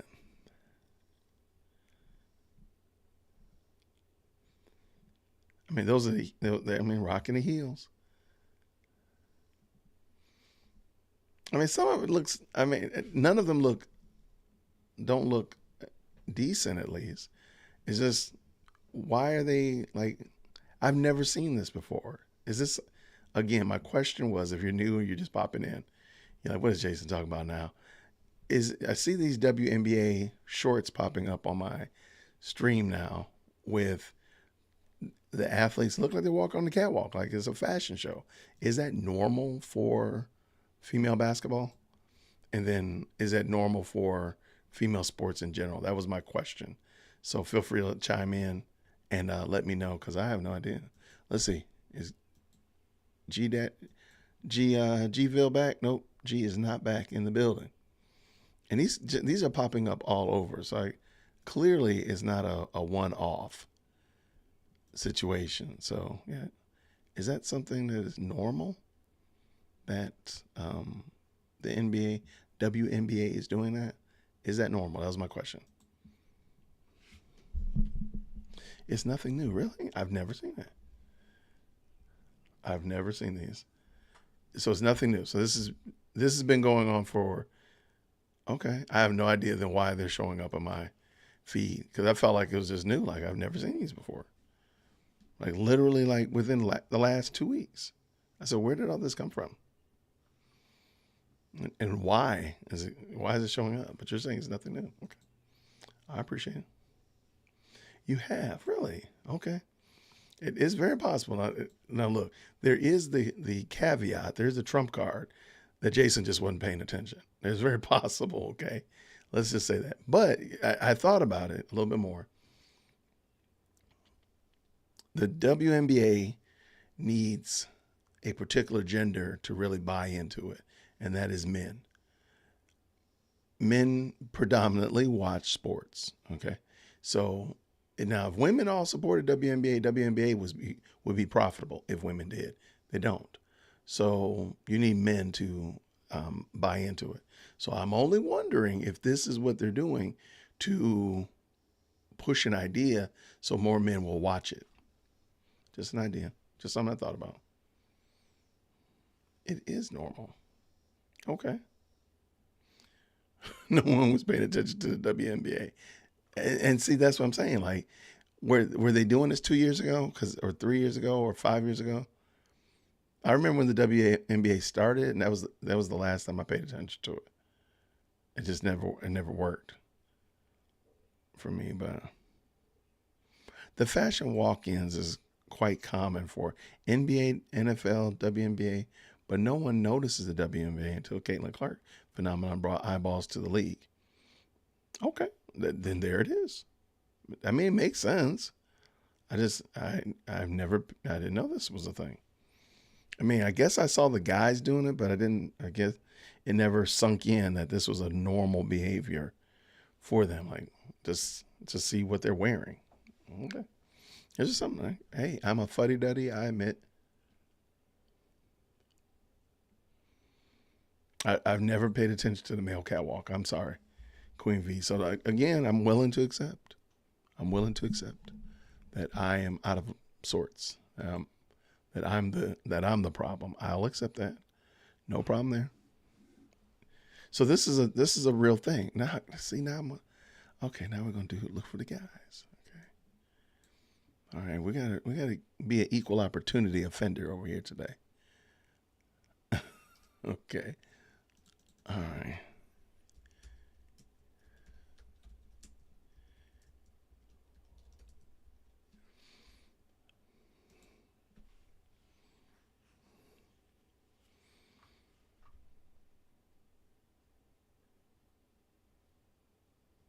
Yeah, this is some horrible fashion. That dude wearing a dress. Okay, yeah, we can't do that. All right, so okay. Here, okay. His feet hurt.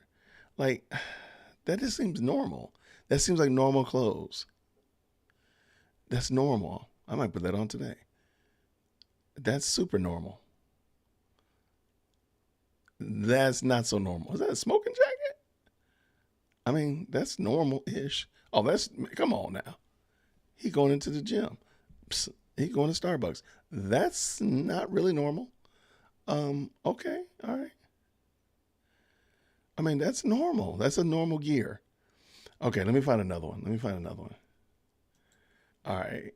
Now we done went way off the rails. And by the way, Glanville is still not in the building. Big Brother G is not in the building.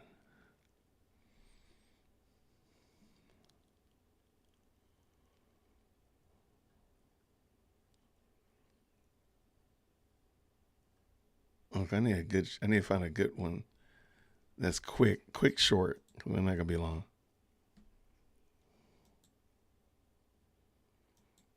All right. All right, looked at that one.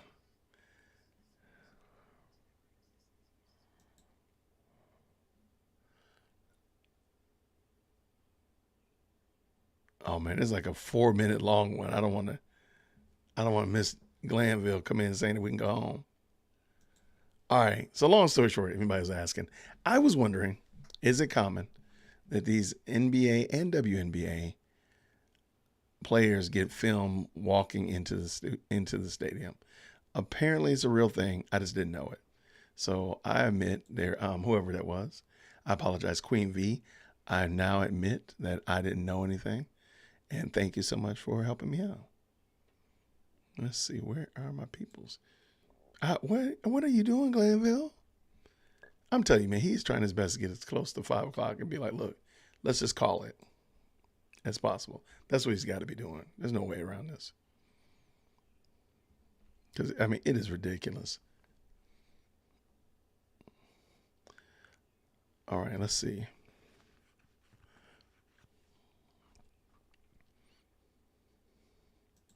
I see infamous Sylvia it looks like she's live streaming. Was she live streaming it?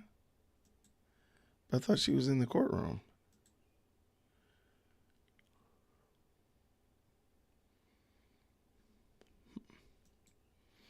I thought Sylvia was in the courtroom. Okay. Maybe not. Maybe she's not in there.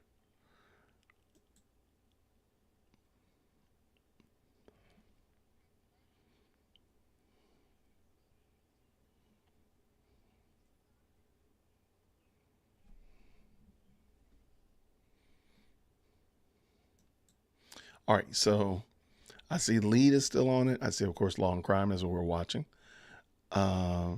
Miss Sylvia, or infamous Sylvia, is on it as well.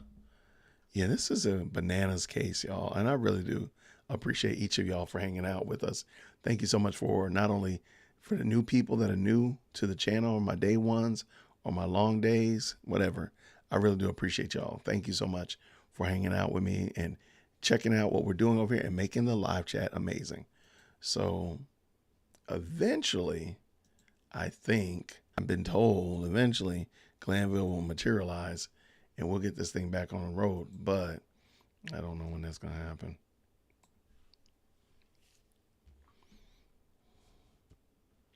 He must be paid by the hour. I think that's it, Terry. I really think that's it. I'm not. If somebody told me Glanville had 4 more years till retirement, this would make 100% sense. If they told me he had 6 years to retirement, it would make sense as well. But that's what I think's happening. I do think he's trying to run up the score to retirement. Travis Kelce. Okay, I can't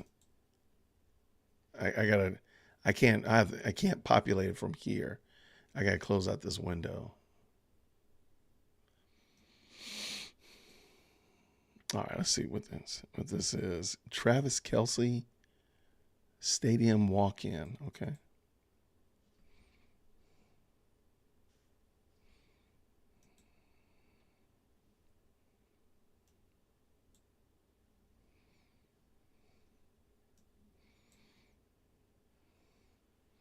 Yeah, see, to me, that does not look like he's trying to be.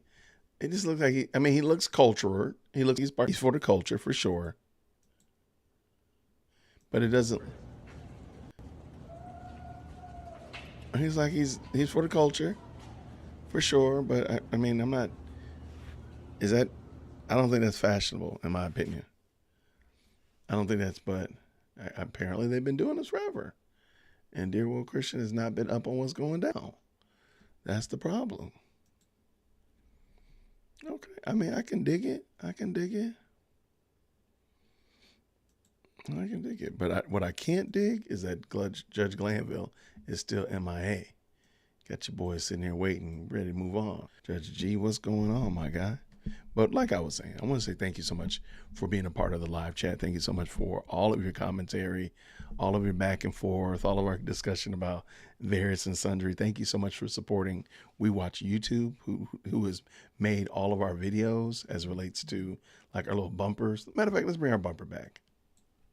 Welcome back to Season 4 of As the Peach Rots. In this suspenseful 4th season, we marinate the feeder of Georgia's political elite in the tangy vinegar of accountability. In a state where the odor of mendacity toxifies the air, our perspicacious team of chatroom investigators is on a mission to peel back the layers of deceit and uncover the truth. From backroom deals to embezzlement scandals, no stone is left unturned in our pursuit of justice. But as tensions rise and alliances shift, who can be trusted in the Peach State? Join us for a season ripe with virality, where even the fruit isn't safe from corruption, because sometimes the juiciest scandals are right under your nose. So shout out to We Watch YouTube, who's been a fantastic supporter of the channel. If you would go by and support what they're doing over there and the creative, innovative things that they're doing with making videos like this using AI and such like that, go check them out. Link is down in the chat. I'm sure the moderators or We Watch YouTube was in there earlier. We'll drop that in the chat as well. So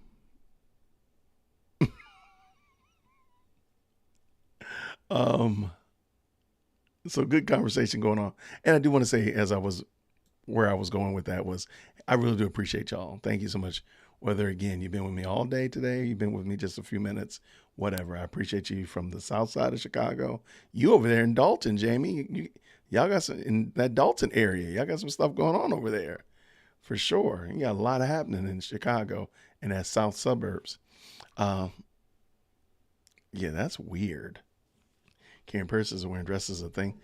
No, ma'am, no, sir. That is not a thing. That's deplorable. But let us continue. Let us keep going. What did I miss? Yes, thank you so much. Transplant text. And here's We Watch YouTube. I know We Watch YouTube was in here earlier. So I appreciate y'all dropping the chat in there. And here's some, oh my gosh, how athletes are turning arena entrances into fashion shows. Wow. Where did this come from? And this is from 2019. Good gracious, man. That's 5 years ago, man. Where have you been, Dear Will Christian?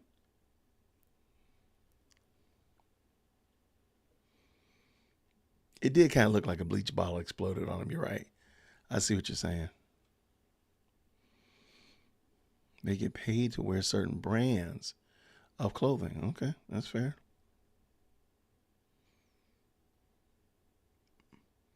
Nobody pays me to do that.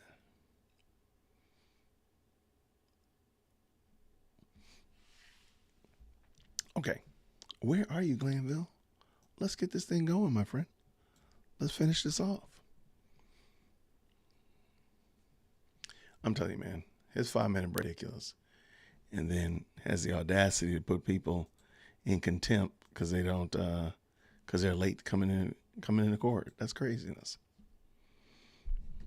Okay, what do we got here?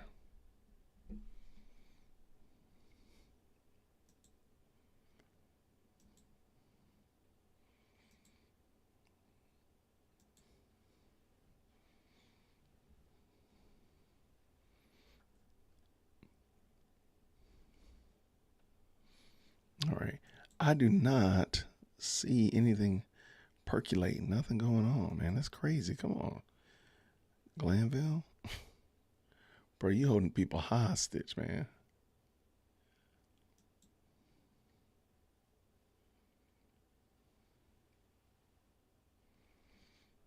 All right. I think we are. Nope. I was just hoping.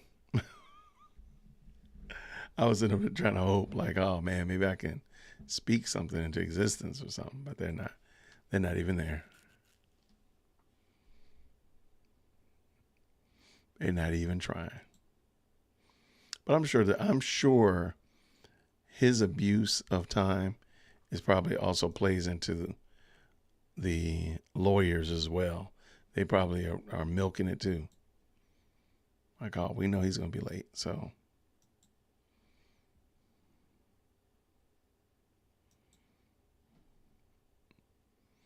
All right, what do we have here? Looking. That is hilarious.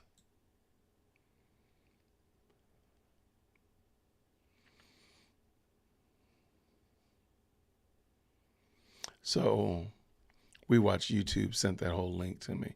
I don't think I ever paid attention to this, man. I didn't realize this was a whole fashion thing to walk from your car to the arena. I didn't realize this. Oh, wow.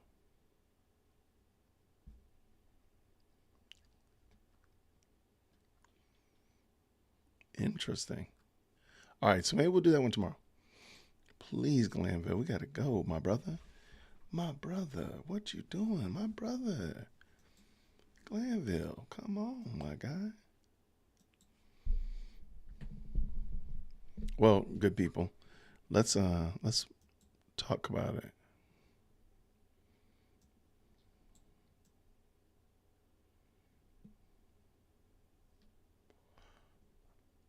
Oh man. Let me clear up something. Thank you, Texan. I appreciate it. So Glanville is single-handedly cratering this case by not starting on time. And if you're wondering what we're doing, we're just waiting for Glanville to come back so we can get this thing underway. We're on the tail end of today, so I fully expect him to come back and just, hey, let's just call it, because it's 4:20 now. So this is a 30-minute comfort break.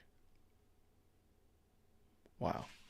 So I fully expect him to come back and say, hey, let's call it for the day, but we'll pick back up tomorrow. That sounds about right, what he's going to do.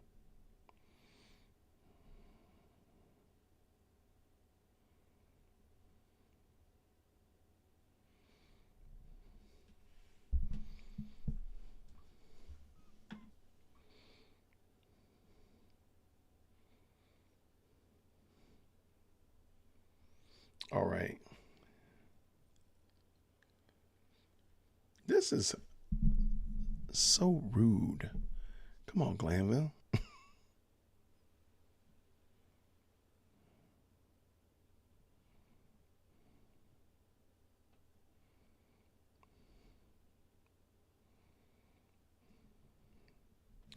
All right. So, yeah, I don't know where he is, but I really just want to hear, when is the show cause hearing? Is it going to be tomorrow? And then what is going to be the plan for tomorrow? Because that will definitely help out. Because if you don't see a thumbnail for tomorrow, I'm going to probably just phone tomorrow in. And All right, we got movement. Let's go. All right, councilors, I think when we left off, we were about to Poor Miss discuss Weaver. Look at her page face. 230, lines 20 through 233, line 4, and page 234, line 19 through 238, line 25. Wow, he picked right back up. Nope. Didn't miss a beat. He said, man, let me... Oh, sleepy boy. Nappy nap time is still napping.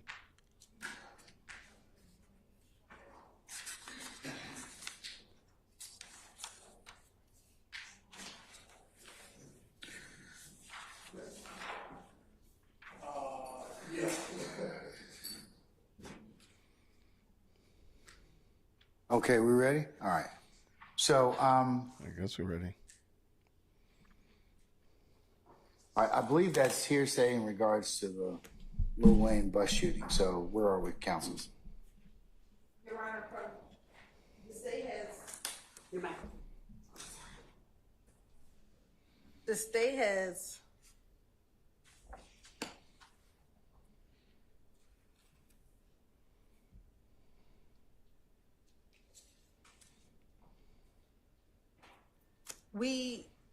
We would like in to complete the thoughts on page 230 up to line 23. Because I think defense counsel starts at 230 line 20. You said 230 up through line 23? Yeah, so we want all of up to line 23 in, and then starting at line 24,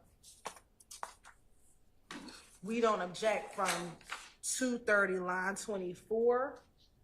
And we had actually initially to 233 line 24.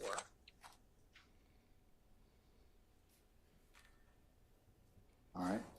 So, Mr. Shart or others, do you, Mr. Steele, any other, the state wishes to just, they want to play, they want to play up until 230 what, madam? 230 line. So 230 line, starting the redaction at 230 line 24. You want to? I don't have any problem with that. Okay, going through 233 line 4. Bless his heart. Going through.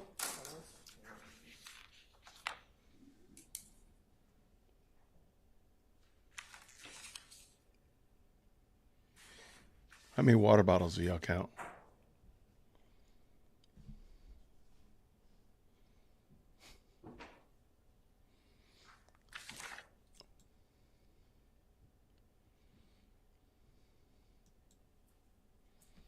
I'm sorry. Going The thing to closed out. 233 line 24.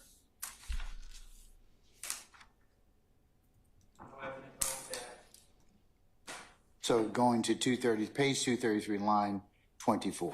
Yes. All right, and what transcript, or should say, I'm sorry, what audio somebody video back in chair 3. portion does that correspond to? It's going to be, and I'll just need to confirm, around 1223, probably around 40. Okay.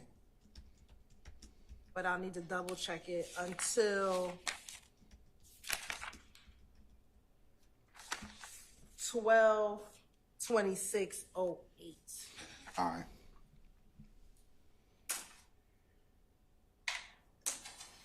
All right, what about page 234, line 19 through 238, line 25?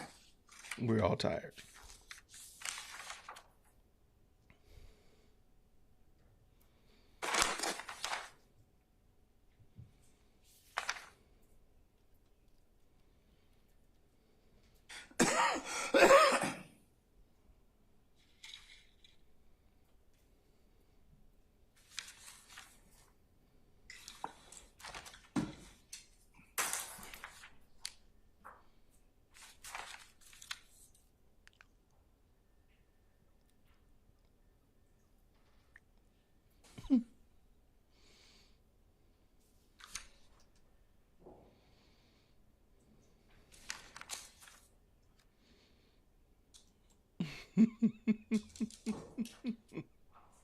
Neither of them really say anything. You're right.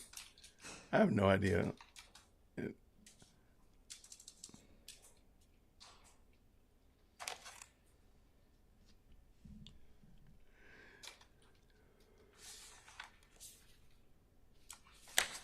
No objection from course indulgence.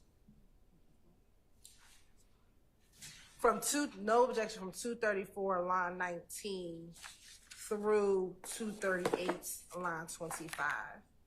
May I make a suggestion? I'm in agreement with everything the state has said.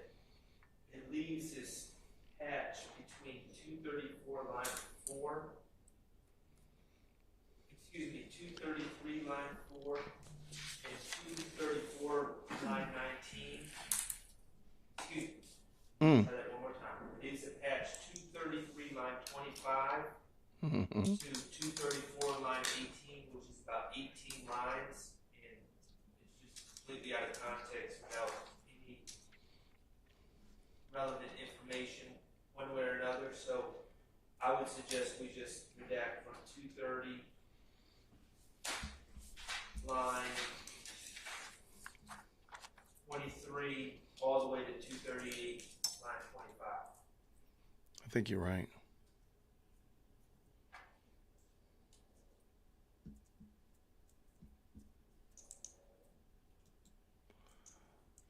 Nobody's really, that's all speculation as far as we know. Time, that just seems like speculation. I've heard it, I've heard the rumor, but I don't know emphatically what is being said is true.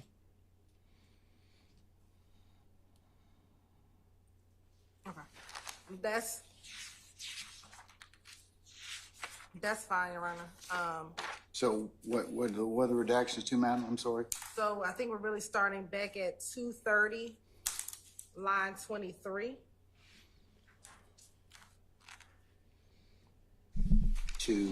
Through 238, line 25. Mm-hmm. And that's going to be 1223, and approximately 40 to 1230. I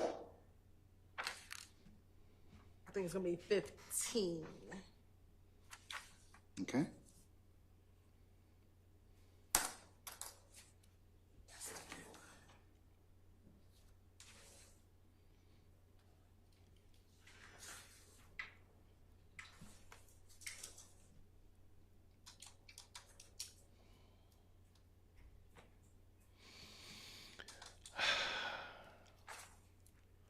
I can't disagree.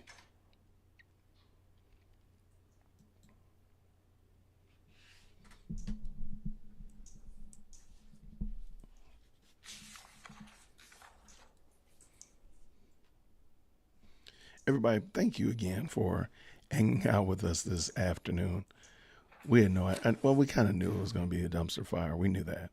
But, you know, to have you all rocking with me does make it a little bit better. So I really do appreciate it. And I will make sure that if we do go live tomorrow, I will make sure that thumbnail is available as well as on my community post. So if you could make sure you hit that bell notification, you'll be notified. On Thursday, we're going to probably do a marathon Thursday because we'll have this case in the morning and then a little bit of break. And then Thursday night, we're going to have the Trump-Biden debate, and we'll be live streaming that here and just have you all come on in with us. Keep it moving. Really? Y'all trying to find some correlation. Y'all gonna connect these people. Y'all are not playing. So Queen V says that Sofani and Hilton both went to Howard. Interesting. Okay. I didn't know that. But y'all are super sleuths. Y'all not gonna let that stuff slide by.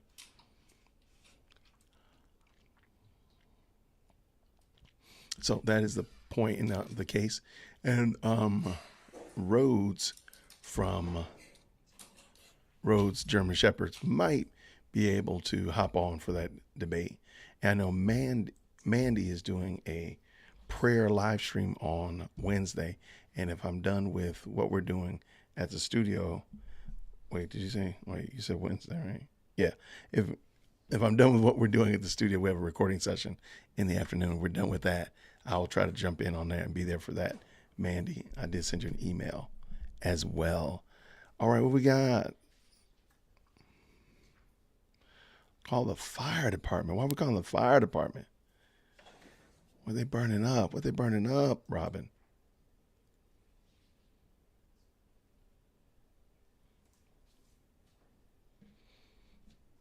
They just like let it go.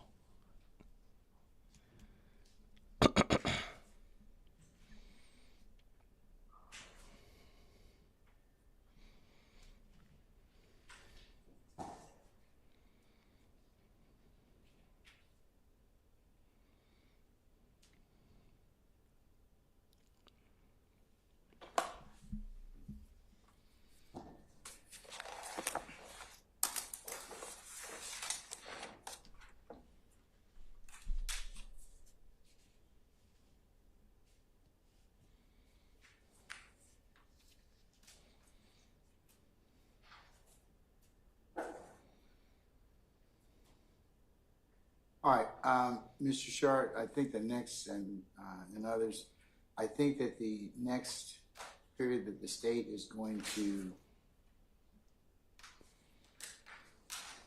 are you admitting this, Ms. Hilton? That's 12/25/30 to 12/25/36. So, Your Honor, those two are all inclusive of what we just discussed. Okay, all right, so we don't need to worry about those anymore. Oh, Okay. praise him, praise him. All right, what about the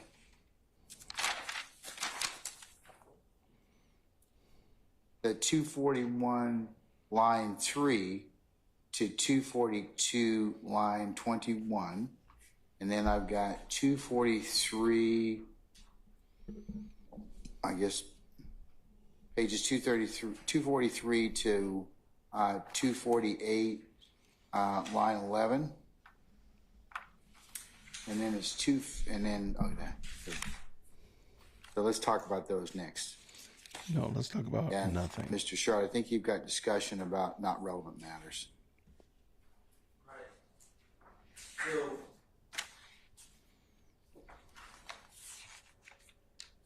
as known, Mr. Copeland tends to jump from topic to topic sometimes, and 242 towards the bottom of the page,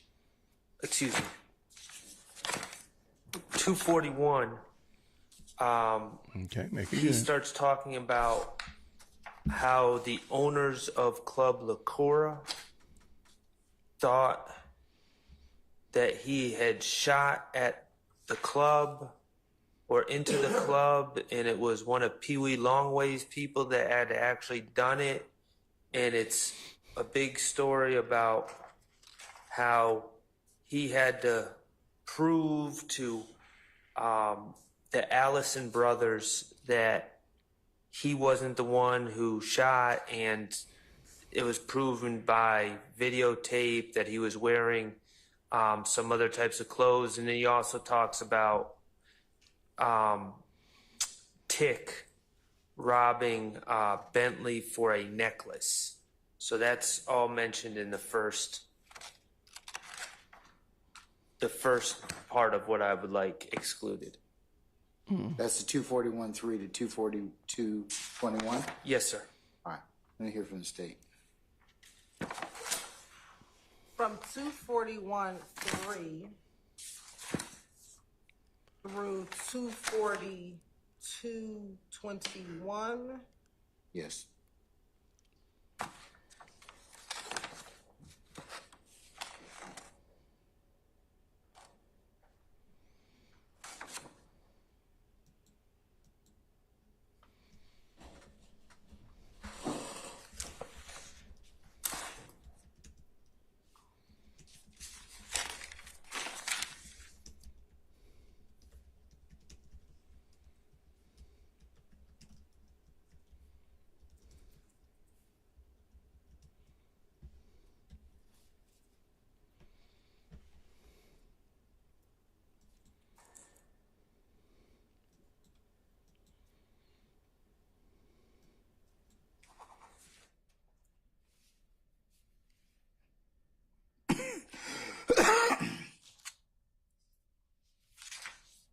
Your Honor, we would agree from page 241, line 3 to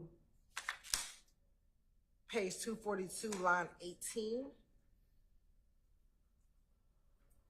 Okay.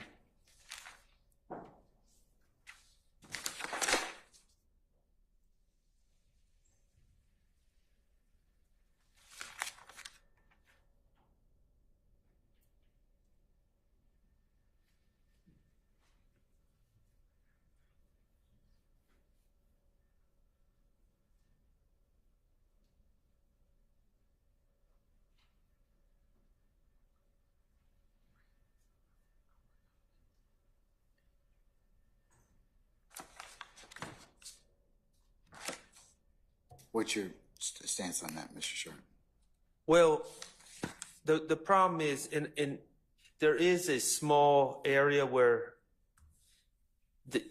Mr. Copeland and the detectives start talking about loyalty and how he's loyal to his friends and how these other guys weren't raised the same way he was. But then they immediately, after 5 lines or so, they start going into Bentley. He says Thug got his necklace back. Okay, I think that's all part of what they're not going to play. They're saying they want to stop it at 18 as opposed to 21. Right, but then it picks up again, the second part of... And that's 243. Right, and then they're talking about Thug going to what's-the-name spot with a whole bunch of choppers, and got his gun, got his necklace, and then they're back on the Allison brothers, talking about the Allison brothers, and then he's back on the topic of shooting up LaCoura again on 244. So, there's a couple lines, I guess, that could be played. The bottom of 242, the beginning of 243, but again, it's kind of like the last one. They're sandwiched in between two sections that I feel should not be played, and I don't know, standing alone, how much context or value they have.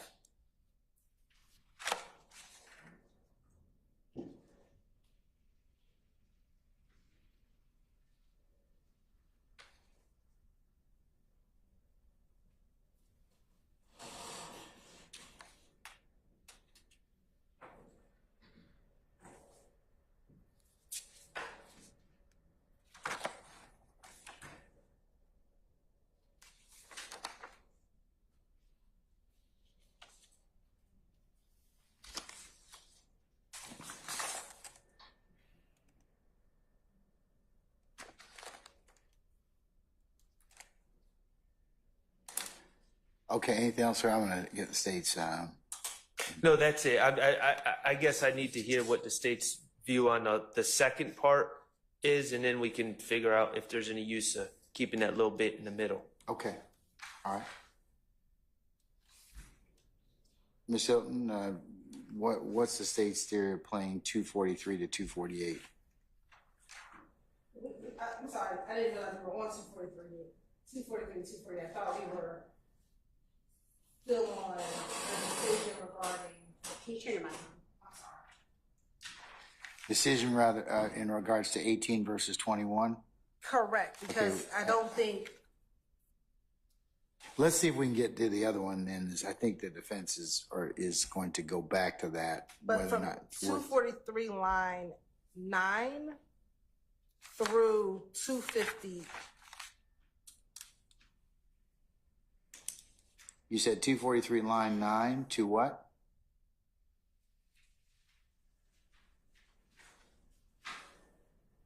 From 243.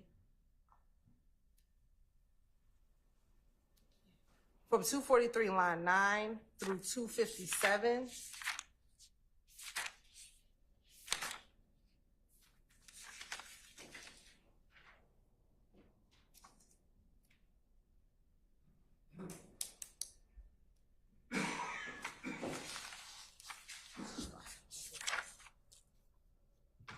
Well, let me start here. From 243 line 9 through 248, the state has no objection to.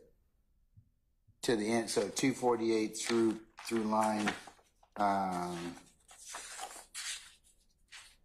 24? I guess that's the end of the page, right? Yeah, so 243, line 9 through 248, line 24, the state has no objection to. Okay, all right.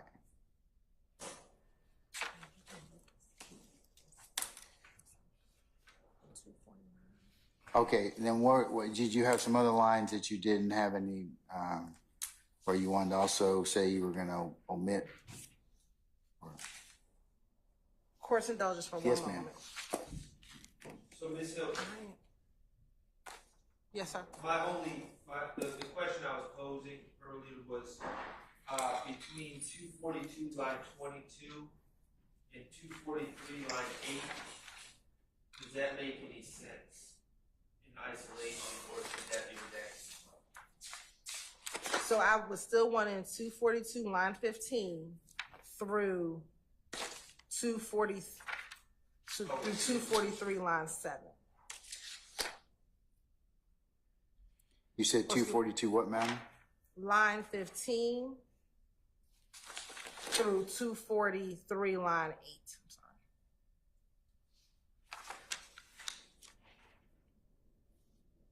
And that's fine, Ron. All right.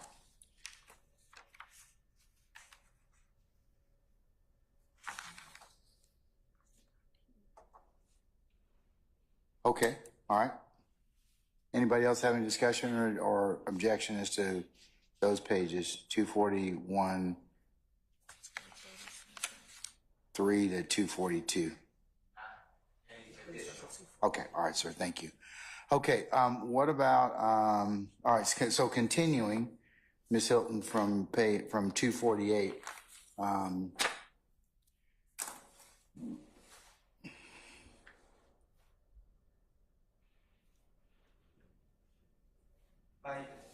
By changing it, I suggested 248 line 11. The state put forward line 24. yeah, okay. And that chops off the first half of the conversation regarding Shell Cal and Tay shooting each other.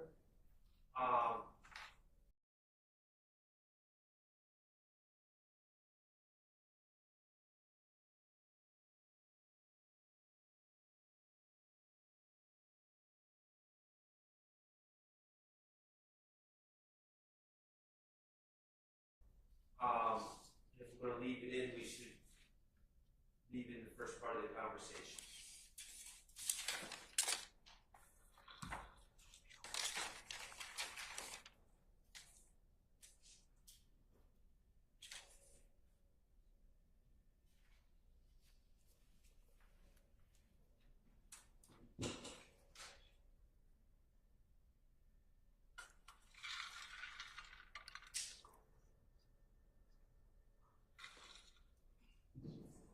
I think it's all hearsay, so.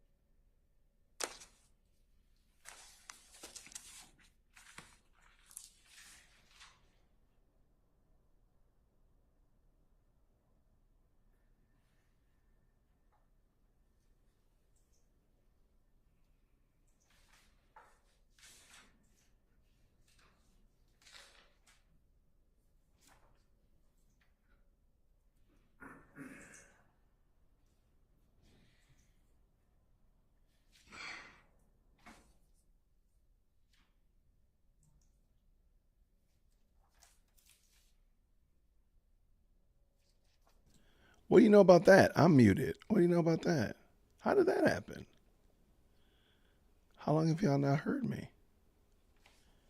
That's crazy. Anyway, please thank you so much to the mods. How long has it been muted? That's crazy. Anyway, see, even the system going crazy. Thank y'all so much to the mods. Please spam mods in there. Let them know that we appreciate them because they've put up with a lot of these shenanigans all day, all the different conversations, all the different 0-second timeouts, all that kind of stuff like that. So just let them know we appreciate them. Let's just put mods in the chat and let them know we appreciate them. Let's go.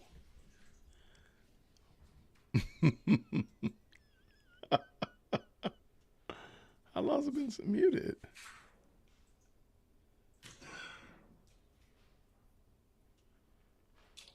Nobody said anything. It must have just muted itself. Only 2 hours. I've been muted for 2 hours? Are you for real? No way. No way, Terry Adams. No way. That seems appropriate on behalf of Mr. Still. Really? I wonder what happened.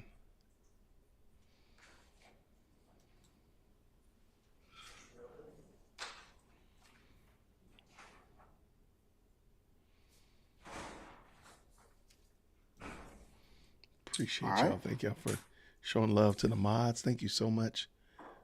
Man, how did that happen? Okay, good. You had me stressing over here. You had your boy over here about to do a system check.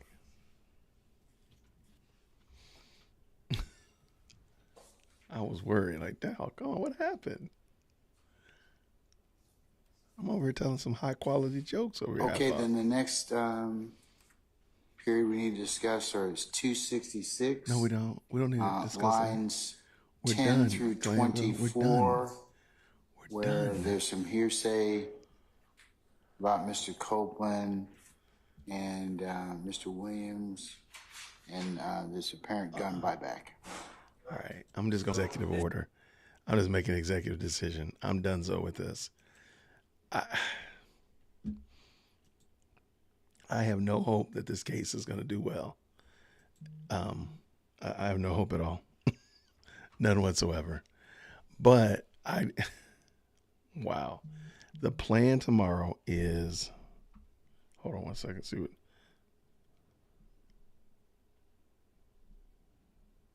Hold on.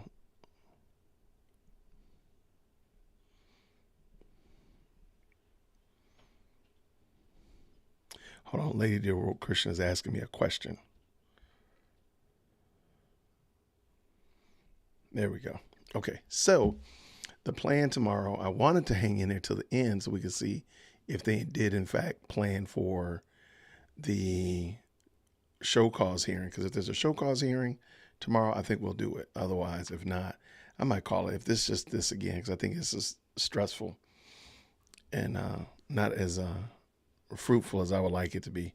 But as soon as I do that, I just want some more action, some more this is like expose or something. Like this is like a very slow part of a movie. Very slow part of a movie. So here, I'll pull it back in. But if there's a possibility that I might go either Monday to the courthouse or this Friday to the courthouse. We'll see. But if I go, I will give you a heads up for sure. And of course, like I told y'all, we will be doing the marathon on Thursday, all that kind of good jazz. Let's bring this back in and let's see what they're doing because they're getting close to the end, I hope. Uh-oh.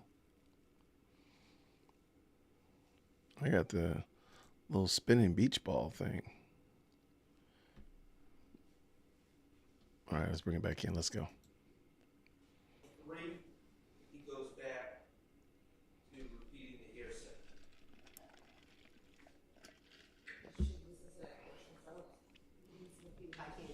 Well, he said, so Thug was like, go get that gun, film it. And he's already identified that his source of knowledge of Mr. Williams supposedly ordering to go get that gun was hearsay. So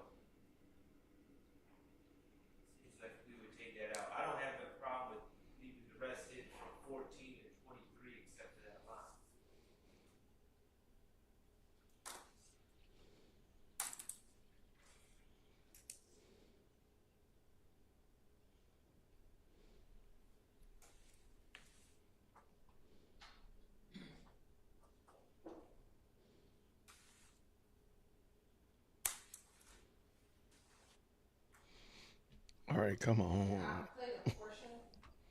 We can categorize as co-conspirator hearsay as well. Are you talking about from 13 through 24? Yes, 13 through 20. Yes, 13 through. Because you're agreeing that 10 through 13 should be omitted on page 266, but you want to play, I guess, 14 through 24. Is that correct? Yes, Your Honor. But we do, now looking at it all, 10 through 24, we co-conspirator hearsay. But Put a 1 in the chat if you think that young lady in the bottom corner is on her Instagram. 13, we'll play 14. Put a 1 in the chat if you think she was on her Instagram. All right, let me hear that then. Oh, by the way, I think she was on her Instagram.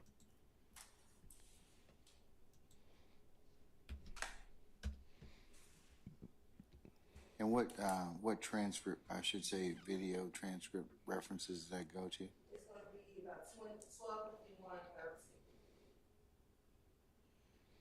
13. To To about 12:21, 30. You said 12:51:13 to 12. Okay, thank you. All right. You think she right now? You thought she was on Woody's? You think she's on Woody's IG? Checking out what Woody's doing? What is Woody doing? I'm sorry I didn't get that video of him riding that quad runner down the street. Yes, ma'am. That would have been some good comedy.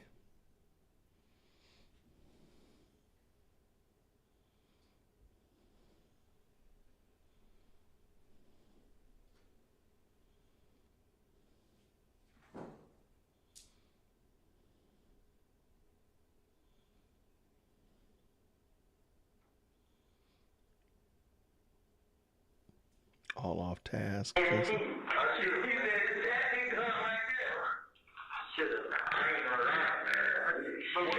that point, it really worked because it was kind of still yours. Had you got your money yet? Huh? Because they were going to pay you for it, right? See, this what I did here. I heard it. So legit, go ahead and get it done. Like, from the house, you hear? Somebody, see, you know what I'm saying? Like, every time something happens, they call it good. Huh? Yeah. So every time something happens, somebody kind of do it, tell it, so like, you go get the gun, yeah. So that's what I'm saying. If you came in, Like at 12:51, 31. Right, we'll admit, we will omit from 12:51, excuse me, page 266, 10 through 23. Through 23? So it'll pick up at, you feel me?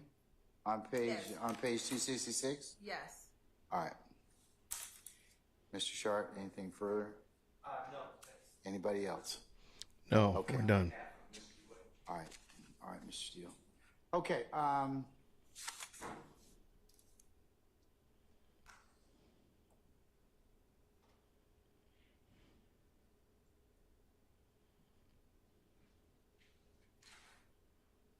okay, I've got 270 pages, page 270, lines 11 through 21.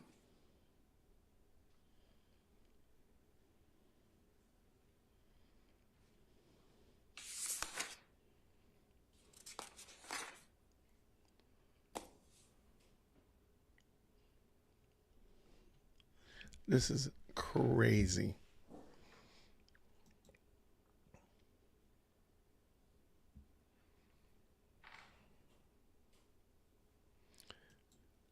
Yo, we might have to abandon ship tomorrow.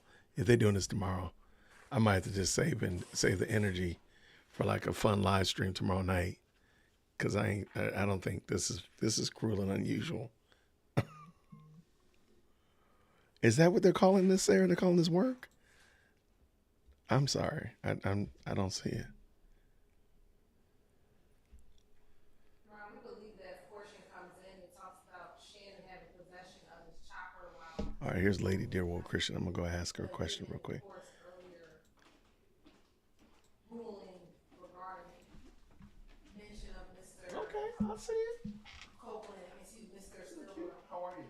even possessing a gun. I was eating my skins. Don't be in there harassing me.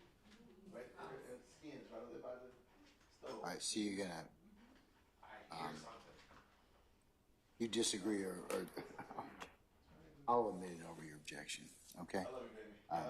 Did the lady tell you she was gonna meet me at 6? And what transcript, or I should say video portion is that included? I got the transcript. What audio video does that include? That would include 12:54:14. Check 1 2. Check 1 2. Okay. Am I muted? Can you hear me? All right. This is cruel and unusual. Yo, really. Look at my nephew over there. Dude is knocked out. Dude is asleep. I don't care what y'all say. They are at work. I agree. Okay. The next one is Hey, you know what? I gotta give him props. So he's trying. He's trying.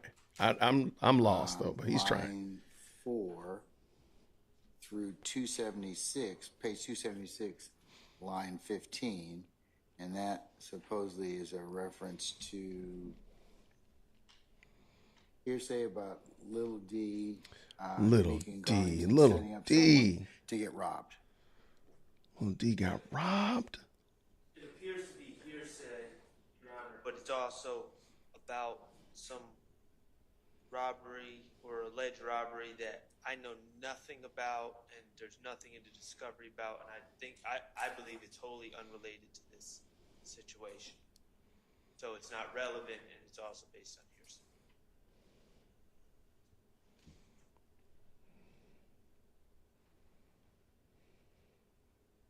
We have it at page 275, line 1 through page 276, line 14. Yes, ma'am. And we have no objection. Okay. Can you give me the audio visual references? No, we don't need the audio visual. We don't need them, man. We're done. We're the ADHD people now. No longer you a Check person. 1259, We are the whole crew. All of us got ADHD. Yeah. What about Rich Homie Quan? I need those funny names. That's what I need. I mean, they did mention the game today, which was crazy, and Lil Wayne. That's kind of interesting. All right. Anything else in regards to these pages? Mr. Charter, Mr. Steele, or anybody else? No, Your Honor. Oh. This case so long, I would confess that I did it so I could get out of here. Okay.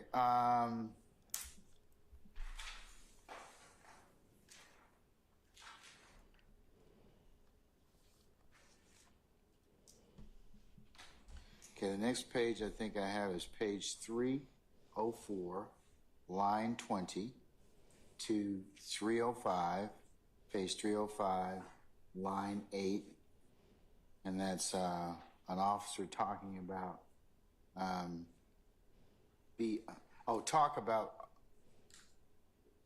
talk about Officer BB. And Your Honor, I believe last name was Robinson. He's referred to as Officer BB. This is the officer who there was some litigation earlier about possibly not being on the up and up, and I believe that where we are right now, we're not getting into that, so that would be irrelevant. I think at this point in the game, we should all give ourselves rap names.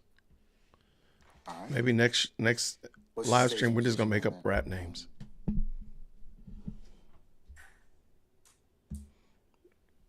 That'd be so out of control. Just save them. Don't type them now. Just save them. Next live stream, I'm gonna put the poll up. Will be: have you made up a rap name? That'd be your entry, your pass to get in. Okay. All right. Unless there's any further discussion, we'll move on to page 321, line 24 to page 322, line 6. And that is speculation about where Mr. Williams went after the proposed shooting. Your Honor, we believe that this comes in pursuant to the court's order regarding co-conspirator hearsay that the court already ruled on. He is discussing what the Demetrian told him about what occurred on the night of the murder. And that already has come in, and the court has ordered that co-conspirator hearsay comes in. And that was back in November of last year.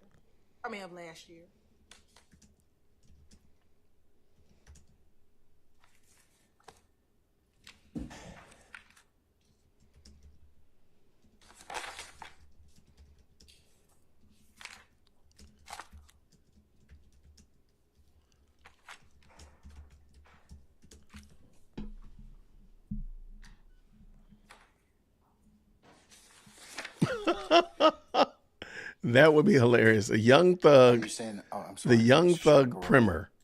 Well, so Your Honor, That would be dope. And the state actually kind of reminded me here. In this transcript, there's discussion about Mr. Copeland picking up Demetrian Garlington and Yes. Demetrian Garlington allegedly Yes. saying certain things about what happened involving the Donovan Thomas shooting. Now, it is true. November sounds about right, but I did file a motion to declare that hearsay. Your Honor heard my motion. I argued that it was spilling the beans. It's not in furtherance of a conspiracy. You ruled against me, so I feel the need for the record to say, He's done. based on He's done that so. ruling, I'm not specifically objecting to those statements because you've already ruled on them. But You're still maintaining your objection. I'm still maintaining my objection. Now, when it comes to this excerpt, the problem is no one, when he says, he gives, what he says are details. He says, and when Thug was at Bentley Spot, they pulled up on Thug, and then they went to Bentley Spot, and they wiped the car down, and he said, and he goes on and on about details about what happened allegedly that night. Nowhere did any of the detectives say, well, how do you know this? What's your source of information? Nowhere does he say in this excerpt that Demetrian or Lil D or D He's still told messing me with his that. nails. Bless his heart. Correct me if I'm wrong, but that's my reading of this. So the state is saying, well, it falls under a hearsay exception. Demetrian Garlington told him that. I don't really see the basis for the state to say that Demetrian Garlington told him that, and that's why I'm objecting, because he's giving information. We know he wasn't there. According to him, he's giving information, but he's not saying where he got it from. And I'm not just going to agree that his source is Demetrian Garlington, and therefore it's a statement by a co-conspirator. Your Honor, I think that would go to weight, not admissibility. In the entirety of, and I want to go back to page 320. Well, multiple times throughout June, this interview, he talks about Demetrian telling him what occurred on the night of the murder. And when we go back to 320, he talks about What lady? You talking about the court reporter? everything that occurred, which would include what happened with the cars after the murder and where they went after the murder, Your Honor. Yes, I think that's a question that they could ask Detective Dennis or Gaither, especially Detective Dennis when he comes back again on cross, why they didn't, whatever the assertion is. But the assertion is that everything that Mr. Copeland knew about the murder came from Demetrian, given that Demetrian was with the individuals who committed the murder at the time that the murder occurred, or at various times right before and right after the murder, Your Honor.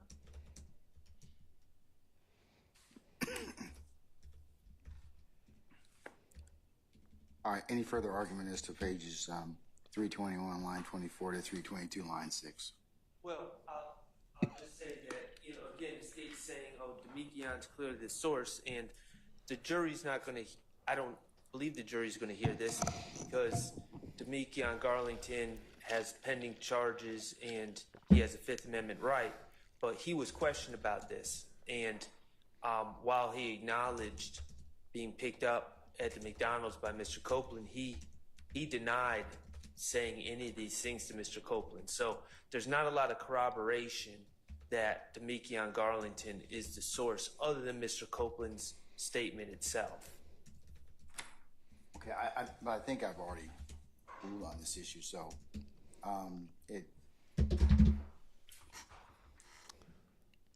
I understand what you're saying, Mr. Shaw. I'm still going to admit it over your objection. Of course you are. Of course you are. Okay. Oh my gosh. Of course you're going to overrule. I don't even care anymore. At this point, whatever. Okay. Here we go. I'm calling an audible because this is making me crazy. If they don't do the show cause tomorrow night, we are going to do a recap of the Young Thug case. I'm just going to tell you right now, if you want to be a part of the recap, please shoot me I'm going to put it on my Buy Me a Coffee. That way everybody can see it.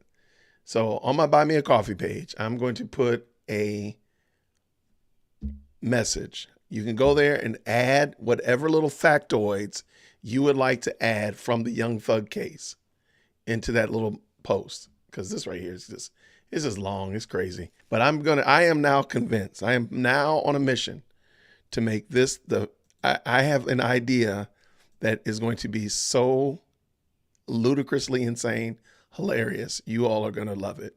So on my Buy Me a Coffee page, I'm putting it right now. Put down any factoids that you would like to see in a quiz, if you will, of the Young Thug case. Okay, so in a post, I'm just going to say, and just put whatever. Keep them clean. I'm going to call it the Young Thug quiz questions. And y'all can see this. You can probably see that I can't spell at the moment. All right, so I'm gonna put this on my Buy Me a Coffee page. If you would like to, because unless tomorrow is gonna be better than this is gonna be crazy. Please leave any fun YSL factoids that you'd like to see in a quiz this week. All right, there you go. It's public. Everybody can see it. Feel free to go to my Buy Me a Coffee page. I'll even leave the link here. Let me grab the link. There you go. I'm going to bring it back over here and I'm going to put it in the chat. All right, I'm not going to tell you what kind it is. I'm not going to tell you any of that stuff. I'm not going to tell you what it is. I'm just going to tell you right now, it's going to be funny. It's going to be hilarious. All right. So, and somebody give me a thumbs down. I appreciate it. Probably because I called it audible and said I'm tired of hearing these people talk. Because they're still talking at the second. Yeah, they're still going. So, any questions you want to, or any little factoids, like Rich Homie Quan or Weaver wears Chuck Taylor. Converse, whatever you want to talk about. Add them in there, and I will have some time tonight and tomorrow. Because if they're going to do this tomorrow, I'm not going to do this tomorrow. We'll just have we'll have a fun outing tomorrow. But I promise you, I'm going to guarantee, I will solidify in the annals of time that this is the best live chat on the planet. I guarantee it. I guarantee you all are going to have a blast. So just leave any little factoids there on the Buy Me a Coffee. If you see any fun ones in there, add to it, whatever like that. Keep them clean, of course. But add your little factoids there on the Buy Me a Coffee link. And then I will announce when we're going to have Whack a fuck. I can't tell you what it's going to be, but I promise you this. I'm telling you right now, you're going to have a good laugh. You will have a laugh. And that's all we need. Okay? I'm just telling you right now, you're going to have a good time. You're going to call a foul ball. I'm calling audible. No way. No way. I'm promising y'all, you will enjoy this. Flashcards would be hilarious. I'm telling you right now, flashcards would be hilarious. But in the meantime and in between time, we're going to they're still going. Oh my word. How is this a thing? Frustration with working with dirty cops. They're still talking about this. It's a continuation of the officer.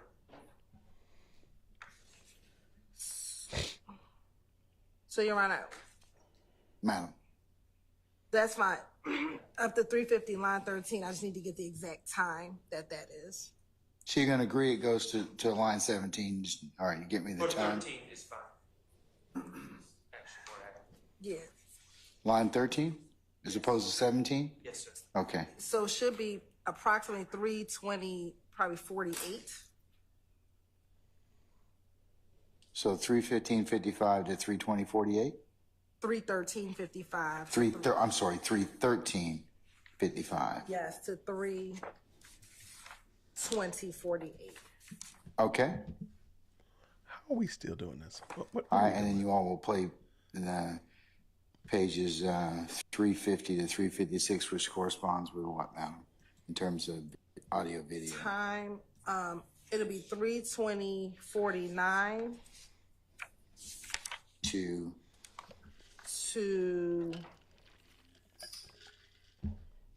about 3:25:41. All right.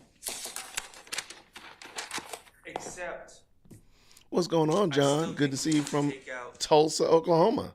356 lines 7, 8, 9, something like that to 19, because they go back to talk about the officer. And here's the actual link to that exact page. Transplanted Texan. Like you can put the actual link, so they only have to search for it. It's right here. 9. That's the 356 line 9. Like you can load go. It's called the Young Thug Quiz Questions. He's being showed a photo lineup. That'll be fun. I think you have a good time. I'm pretty certain you will. Okay. Yes, Sean, I see what he's referencing. Okay. So we will, out of that, redact from 356 line 9, which starts at 3:25:10, to line 20, which is roughly about 3:25:38.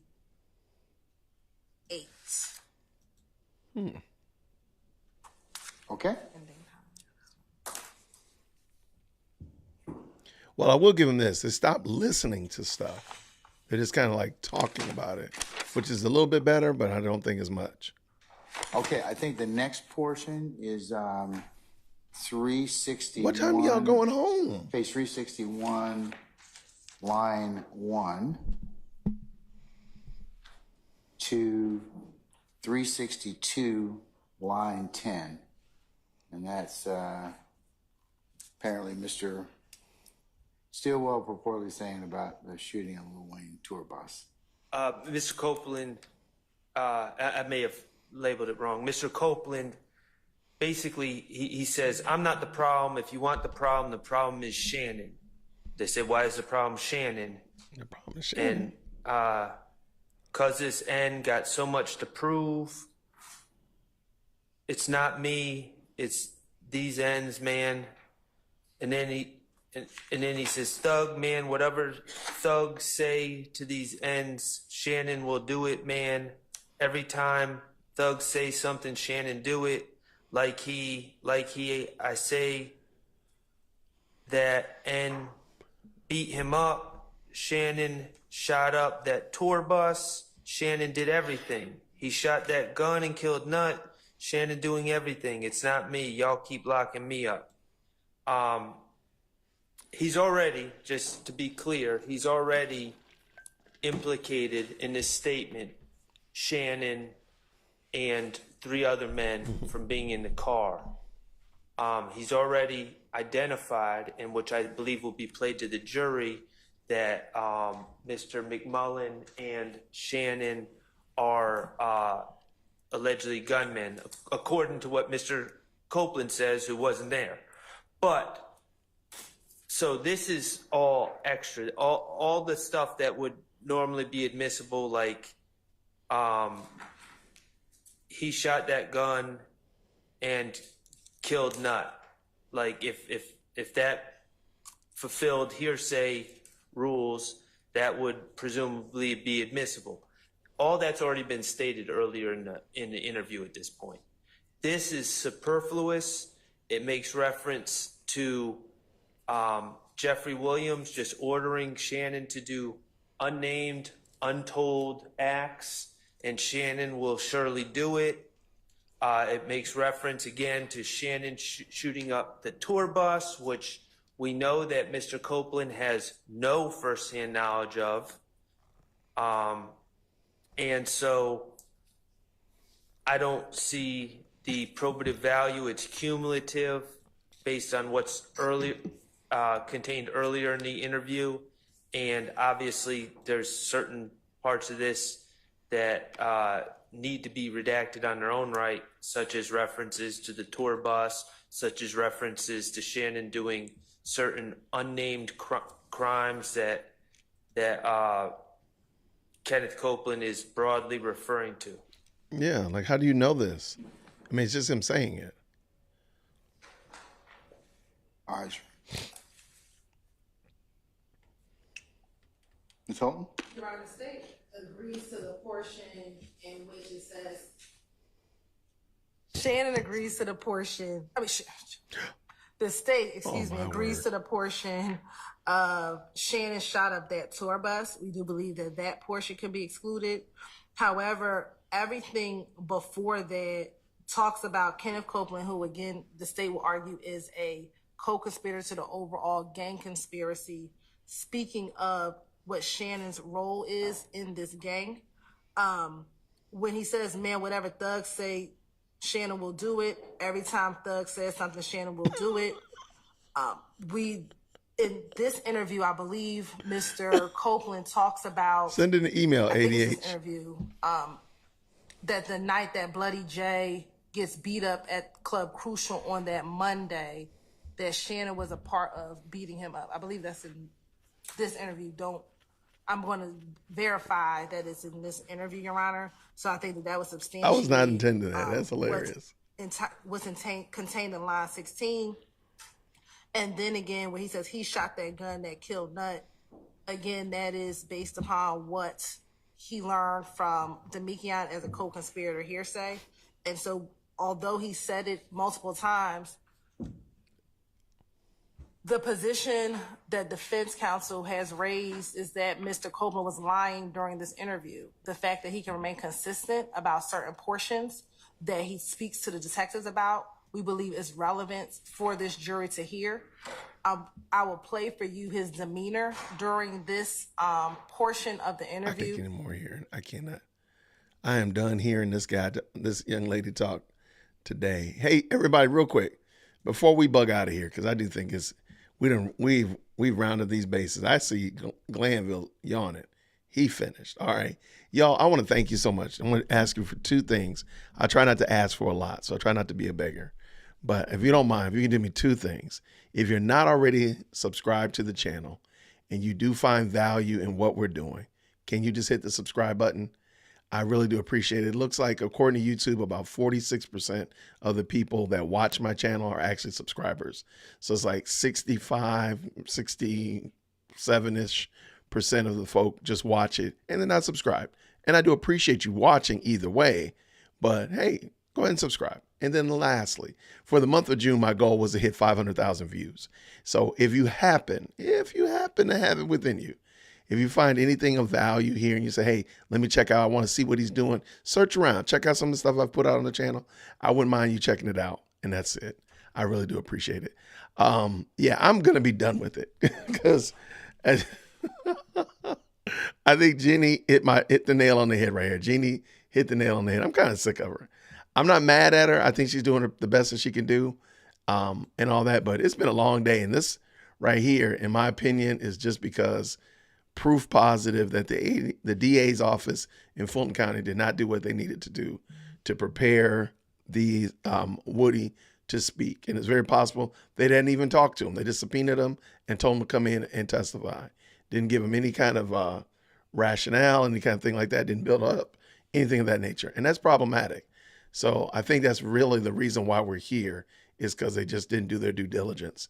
But you can do your due diligence by hitting that like button, subscribing, and checking out a couple of videos. Help your brother out. I really do appreciate it. So if they're going to be doing the show cause hearing, I will be doing a live stream tomorrow for the show cause. If they're doing this again, which is just kind of going through redacting and keeping various parts of the testimony, I'm not going to do that tomorrow. I will do tomorrow evening, however. Tomorrow evening, I will do a recap, if you will. I got a fun recap in my mind, and I'm going to pull out some of my old teacher skills so you get to see Mr. Whitaker, not just Dear World Christian. And that's that. On Thursday, we're going to hopefully we'll be back in flow. Everything will be going like it needs to be. It'll be some Woody moments or something. I don't know. But we'll be doing that on Wednesday. We'll be doing the actual trial or whatever's going on. Hopefully, again, they're done with this kind of shenanigans. But if they're doing the the jail calls, I'm not going to stress us out. The jail call is probably going to be worse than anything else we've heard. But what we will be doing on Thursday is also doing we will be having the presidential debate watch party at 9:00 Eastern Standard Time. I'll be making sure that thumbnail goes up tomorrow for that as well. But as soon as I do. Thank you so much for asking, Jenny. If you're looking for it, it is $, Mr. J Witt. That's me. I appreciate it. Thank you, love. But back to my point. We will be doing the presidential watch party on Thursday night, so that should be fun. Friday, Lady Dear Woke Christian is going to be, she has an appointment downtown, and then we have to go pick up my daughter from UGA on Friday evening. So it's not going to be reasonable for her to come back up here because she wants me to drive her to UGA. So Dear World Christian is going to be downtown on Friday. Downtown. You know what's downtown? Fulton County Courthouse. So there's a high probability I'm going to go to the courthouse on Friday.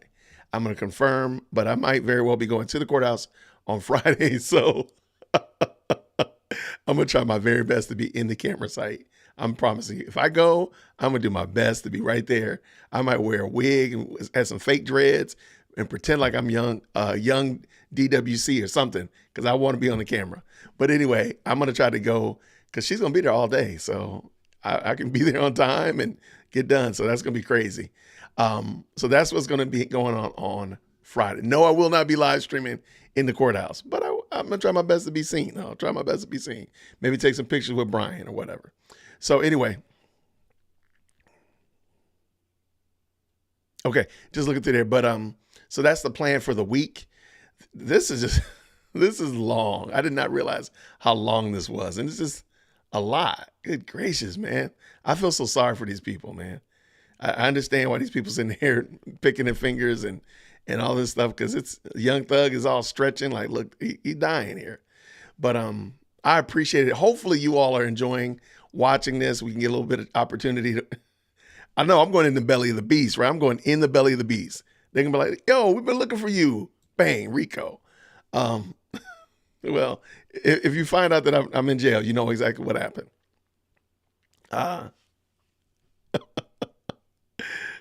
What guy lurked around the courthouse? I hope it's not me. That's what I hope it's not. So she has to go downtown. So I'm gonna go. I'm gonna take her down there, and I'm gonna go hang out at the courthouse. So we'll see what happens. I might not be all day though, because I know she needs it. When we get done, we got to jet up to Athens to go get my girl. But that's that. So everybody, I want to thank you so much for hanging out with me. I appreciate it. It's been a lot of fun. And if anything new comes up, I'm sure the moderators will email me or text me, let me know what's going on as it relates to the show cause hearing. But as soon as I know one way or another, we'll be doing a live stream tomorrow, or we'll just be doing a fun recap tomorrow, which I think y'all will enjoy. I'll let y'all know. You'll see the thumbnail go up. and on the channel. So if you're not getting notifications, make sure you subscribe. You hit the notification bell, all that kind of good stuff. Thank you so much for helping me just tough through this, making this a great live stream. I really do appreciate it. And I'll see you guys next time. 500,000 views. That's the goal. Let's stop playing. Let's do it. Everybody, until next time, grace and peace. Take care.